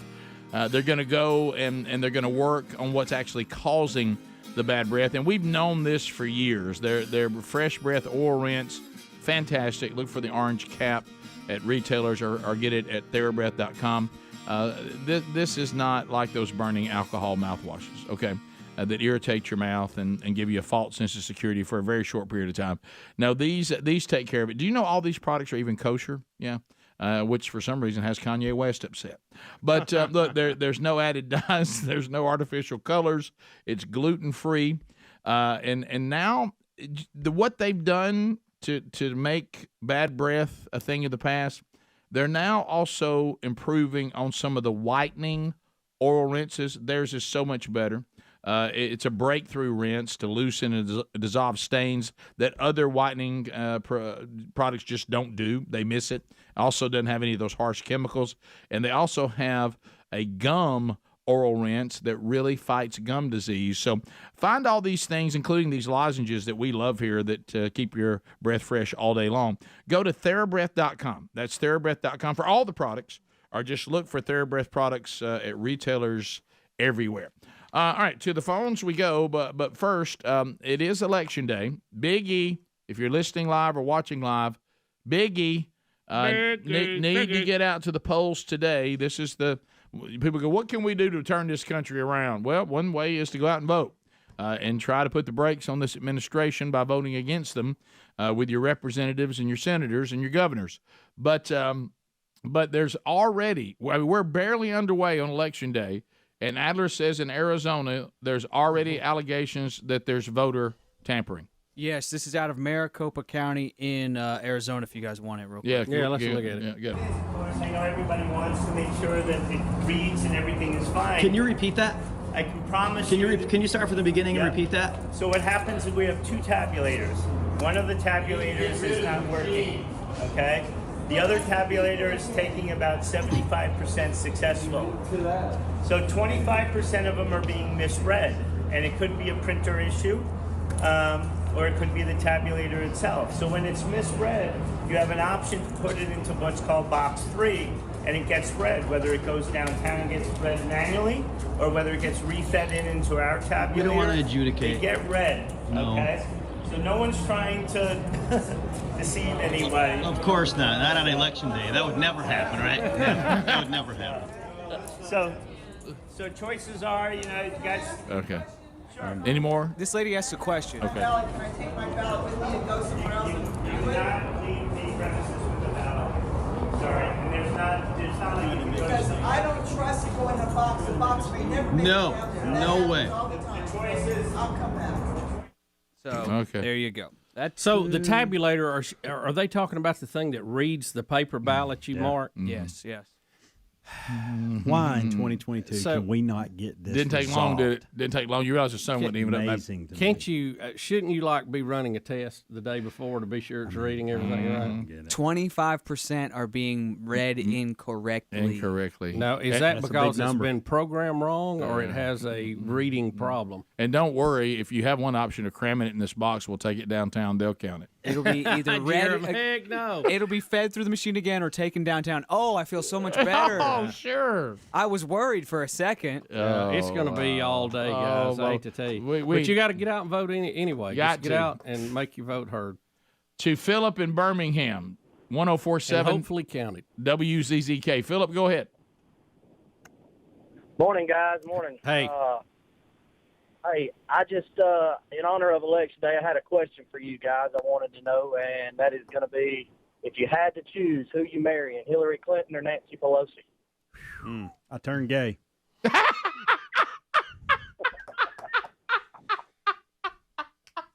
I think. I'm sorry, that came right out. That was so honest, though. I think it was so honest. You know, Sam Kinison comes to mind. It was so honest. I think you just take your car and you drive as fast as you can and you find a brick wall. Yeah, actually, to me, Captain Kirk, believe it or not, this is Rick talking, comes to mind. I must change the game. Yes, right. That cannot be my only two options. What's the name of it? The test that he reprogrammed. He didn't cheat. He reprogrammed. Yeah, I must reprogram the contest. I can't say the name of it. Those cannot be my only two options. Kobayashi Maru. That's right. Kobayashi Maru. Well, watch it. Don't get That's hurt. easy for me to say. I would go with Nancy Pelosi. She's the world's greatest investor. She's independently wealthy, and I want to live, so I'll go with Pelosi. I can't. I can't even look at that scenario. No. I wouldn't go as far as Helmsy went with it, but that was just. I didn't mean to say that right there. But, what were the choices? Her or who? Hillary Clinton. Yeah. You know, I'm not even gonna say that. And now that I've thought about it, I think I'm with you, Ed. Yeah, that was a good. I'm not going to say that on air. Yeah, I'm just not going to say I've already done enough this segment. How thankful are we? Thank you. Everybody remember Ham's comments. Sure. They won't worry about what I'm thinking. How thankful Send it are right we? to Speedy at rickandbubba.com. Does Greg's mic work? I hope he not. does. He just doesn't know how to turn it on. It does. Look, he's in there. He was hung in a stair. Which one is it? This one? Greg, can you talk? Yeah, what? Did you hear what that guy asked? What did he say? If you had to, you had no other choice, you were forced, and you had to marry Nancy Pelosi or Hillary Clinton, who would it be? Ooh. You got to pick one? Well, he said that. I just can't even answer. Well, obviously I would default, but I guess out of the two, I guess I'd go with Hillary. What? Wow. I don't know. I'm flipping a coin here. Now, this is what, Greg, what about young Hillary? What? We don't get. What are you doing, Bubba? We don't get that choice. What? Have you all seen Young Nancy? Well, no, I haven't. But I mean, we're playing. Did you hear what Helmsy's first reaction was? What if? Yeah. I might just transition. I don't know. Well, that's what Helmsy said. That's what I said. Helmsy said he would be gay. Okay, see, I can't hear in here. Yeah, I know. Yeah, okay. All right. Thanks, Maybe Bubba. that you got the phone headphones on. That may be why. Yeah. And, of course, Bubba did his typical answer. Is Dr. Burke's not available? Now, given those three, absolutely, it'd be Dr. Burke. Hey, I'll take the scarf. To the phones we go. We could talk COVID. Phil in Alabama. Phil, go ahead. Hey, good morning, man. Hey, buddy. Hey, Phil.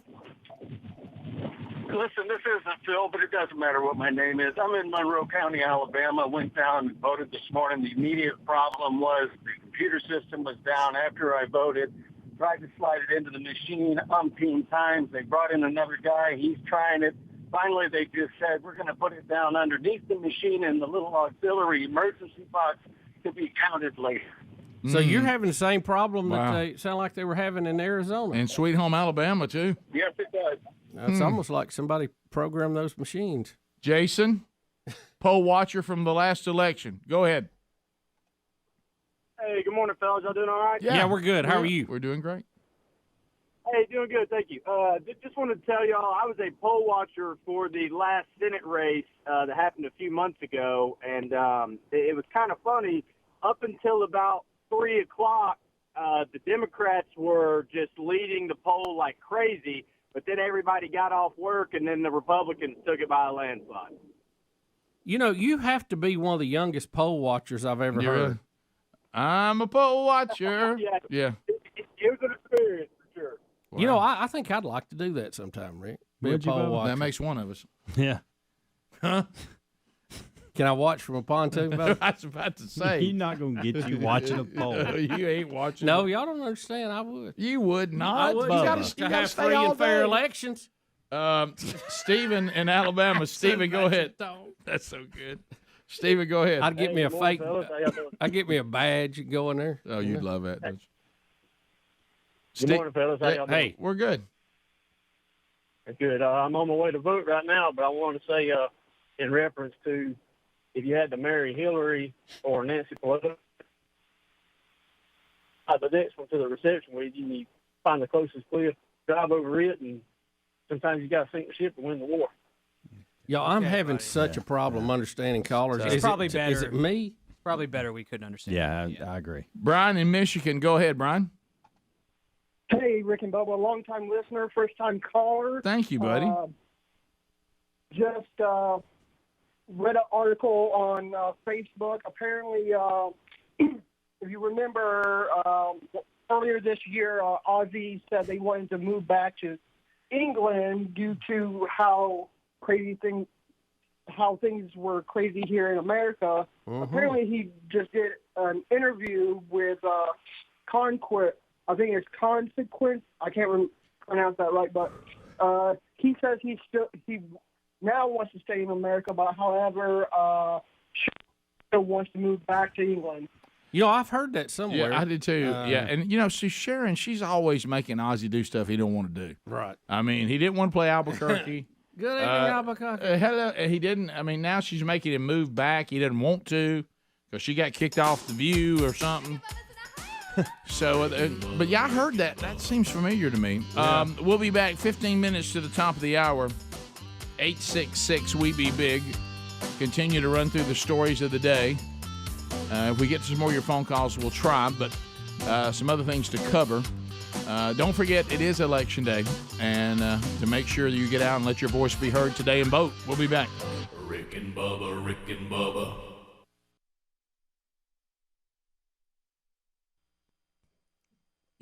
Picture, I want you Is to... slow time offensive now? Is that an offensive term? Yeah, you can't say that anymore. It's like the slow table we had in math class. Mm-hmm. We had slow class. Yeah. Oh, I know. I know. It was a much harder time. We were much tougher. No, I just think everybody just liked to call it what it was, and we didn't want to complicate it and overthink it. Right. Well, yeah. You know what? It was real clear. Why am I over in this group? I'll tell you why. Because you're not getting the job done. We're putting you over in slow class. Yeah. You know, we're gonna find out. 60s, you keep rattling in on those tests to get you on that slow table. How about this? We'll eventually find out whether you have really a challenge or you just don't work hard. Okay, but we'll get to it. We'll find out. Right. Wow, I'm over in slow class. Yeah. Yeah. The only attempt I saw, as we said on the air before, was when I had the teacher that tried to use Peanuts characters. Right. But we all figured out real quick because you look. Oh, look, the slow class is over with Charlie Brown. You know what I mean? So Charlie Brown must mean slow class. People figure all this out. You know what I mean? Lucy was the top table, then Snoopy, and then Charlie Brown. Ours was Woodstock was the students, that actually went on to accomplish something, and got all those engineering jobs and all that, and were doctors. And then you had the mid-range was Snoopy. That was people that were somewhere in between. All of us wonderful C students. And then Charlie Brown. Look out. Oh, Charlie. Had the football pulled right out from under him, didn't he? Charlie Brown's where all the football players sat. We had a really good team, though. We just didn't do much on academic. Team was good, though. But y'all could count by sevens like nobody's absolutely business. we You could. knew your sevens. And if you're on defense, you have to count much of dogs. We didn't get much of those up. But one of the greatest stories ever on slow class that I can remember is Greg seeing his Letterman jacket. Why are you doing that again? That's incorrect. That story owns me, and it's so wrong now, and I feel bad even talking about it. But we can't talk about that. Listen, you remember the day in Nashville we were on the road up there? And we got to talking about that, and I got to laughing so hard I could not breathe. I can't take the emails. You know what I call Speedy on anything that's ever happened to you. Speedy is the place stories go to never die. Yeah. You know what I mean? I mean he won't let one die. Speedy's a manly man, but he's got a recall like a woman. Oh, he really does. God, he does. If there's something you've ever happened to you that's bad, Speedy will never forget it. I'm so glad Speedy's not Jesus. He never separates the east from west. No, does he? he does not. It's great, but some about it being you can come over and repent over and over again. Speedy will not forgive. Something about it being on Greg and how great a story it is. Oh, it's fantastic. All combined, it's just good. amazing. All right, talk about that we were in a much tougher time. Let me tell you what would have never happened, never ever happened back in the days of slow class, ever. Rick? If you walked into your company and you said that you needed time off because you had a new puppy and asked to have puppy leave, or what's it called? Paulternity. Is this true? Is this a true story? I call it doggy leave. Business Insider, Greg. That's a pretty reliable source. Wow. Unless they're Greg, is that really so far-fetched today? A new puppy's not always easy. Well, that ain't your boss's problem. I never will forget the first time. It wouldn't happen today. I'll never forget sitting across from old crusty boss who was trying to make me a man, and I came in with all my problems that I'd created in my private life. He said, "Son, you need to understand that ain't the company's problem. You created all that. Yep. What you need to come in here is you need to do a great show, and you need to go out and sell a lot of advertising. Get the job Whatever done. you created in your own life, don't bring that here. That ain't our problem. You better come here and produce." So your life's got a little more difficult. You did all that. We didn't do that. We didn't go out and buy a puppy. You did. Deal with it. Now be at work tomorrow on time and go sell some advertising. puppy will be fine. Or how when about you get this? back. Or be gone. Yeah. So anyway, the idea of growing up that our bosses had was, well, I'll just fire you and you can play with the puppy all day. Right. And good luck feeding. Hey Burgess, why did I get up there and have dead air on air yesterday? And you're supposed to go close that account over at East Alabama Auto Parts. How come that didn't happen? Well, I got a new puppy. Excuse me? You didn't get it done because you got a puppy? Yes, sir. Man, puppies are hard. Now, let me tell you what's hard is trying for me to get all of the salaries out there by when you won't sell no advertising and ain't on the air. That's what's hard. And you know what else is going to be hard? When you don't have a job. Good luck getting dog for the puppy. I mean food for the puppy. Mm. And you know what you did? You got your butt to work and you worked hard and you produced, or they got rid of you. You know, you didn't come toting in there saying, well, I really got to have time off for my stupid puppy. Are you kidding me? I mean, this can't be real. Mm. They're now saying 4 companies that give staff paid time off when they get a puppy. Mm-hmm. This country's over. Is this in this country? You notice the guy in this picture playing with his puppies got a man bun. A man bun. He's tatted up, and he's got something around his ankle, and he don't have any shoes on. Yeah. That guy don't have a job. Got that ankle thing going. Yeah. This picture was made in Hawaii with a surfer dude. This is one of the things, when you come to the job interview with a man bun, I'm already going, we got issues here.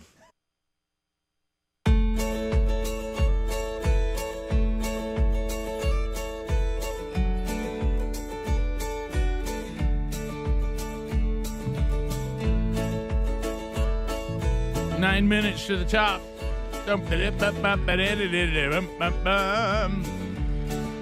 What a blast today on Election Day. Well, let me deal with this one thing I got out of email, and I'm going to email back too. But you know, it's a lot of fun with the YouTube option. This started the first time we ever went on a television, or any way you could see the show. People start noticing things in the studio, and they're like, "Hey, what in the world is that over there? What's Bubba got over there? Or whatever," and this kind of stuff. What is it? Like I would say you have freeze-dried Skittles right now. I see those. Yeah, got a few of those. Either that or the most colorful rabbit I've ever seen dropped something and moved on. Yeah. But anyway, somebody, you know, I have a pen, and I'm over here marking things because as I'm getting older, if I don't mark something that I've already done I'll come back and repeat it again, and that kind of stuff. So I'm trying to stay on top of the things we've already talked about, commercials I've already done. And the guy says, "Hey, I noticed that you've got a pen that looks like it's a show enough good one. Where in the world did that pen come from? What is this? It's kind of a light brown pen, and it really is. It's a customized writing pen that's made out of wood. It's really, really cool."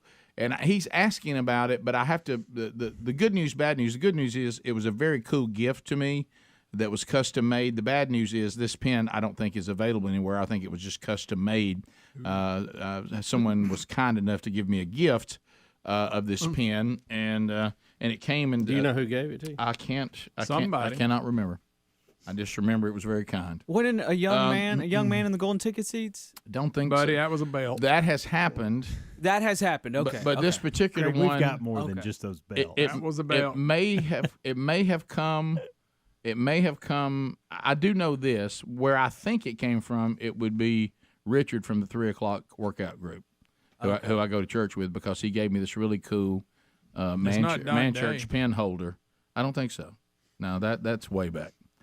This one is recent, in the last year or so, and because it came in it has the Man Church logo burned on it, and this pen was inside of it, not on the pen. Kind of wish it was on the pen, but it was inside of that holder. Okay, and I took it out, but it was a gift from someone that custom made that. Gotcha. So there you go. Well, hey, watch this one. But I do remember that He'll one. steal it in a minute. I do know what you're saying over there, Bubba. That's been a long time. Several those are long years gone. given to us that are pretty cool. Yeah, so some of them out of antlers. Yeah, and, some of bullets. them out of wood. Oh, I love bullets. One of my favorites. Yeah, I got one in my office. But you can't get that anywhere. It's not available. I just don't like to write with that bullet if I'm headed to the airport. I know. I love that bullet one. I want y'all all to know. Michael Moore says you're stupid. Oh yeah, okay. He's looking sharp while he's doing it. Yeah. Now, the Michael Moore. I don't know why anyone would care what Michael Moore thought of them. Michael Moore may think I'm stupid. I think he's a slob. He really is. And he always has come across as a slob. just basic hygiene is available to everyone, and he has that look. You've got enough money to be better. I mean, not so unkempt all the time, like you were sleeping, cap on. like you're sleeping on a bench, and someone said it's time to talk. You got that meat necklace. But he said he wants you to know that if you vote Republican, you aren't very bright. No. And I love this one. No offense to any of you watching that aren't bright, but you're watching MSNBC, so I'm assuming that you know what's going on. Now, keep in mind, he thinks if you watch MSNBC, you are very bright. Yeah. But if you're not watching it, you probably aren't. MSNBC. I tell you what he's not. Well, there's not a lot of bright people out there. Can I say this to him? Can I tell you what's not very bright about him? You didn't pick the right platform for a lot of people to hear you. I know. That's true. So Michael Moore says the reason why we don't see the world the way he sees it through his woke liberal point of view, very inconsistent as most liberals are. Sure.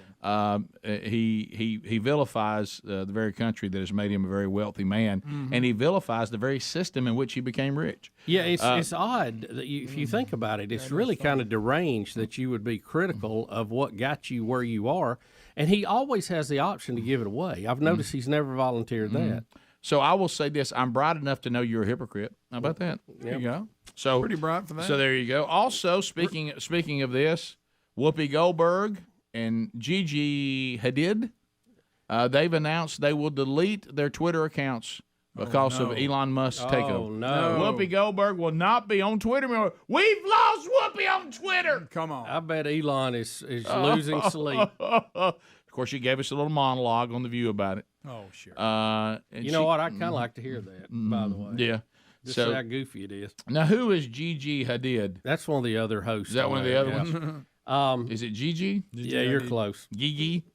Rick, also, and this is interesting to me, archaeologists working at a site in Egypt believe they have found a tunnel that will lead to Cleopatra's tomb. How about that? You know, King Tut was probably the most famous pharaoh's grave that was found. Mm-hmm. But Cleopatra, who was the last pharaoh of Egypt, has never been found. How about that? And That's a big one. they said that the theories have long suggested it was buried beneath the something Magna Temple near the capital city of the ancient capital city of Alexandria.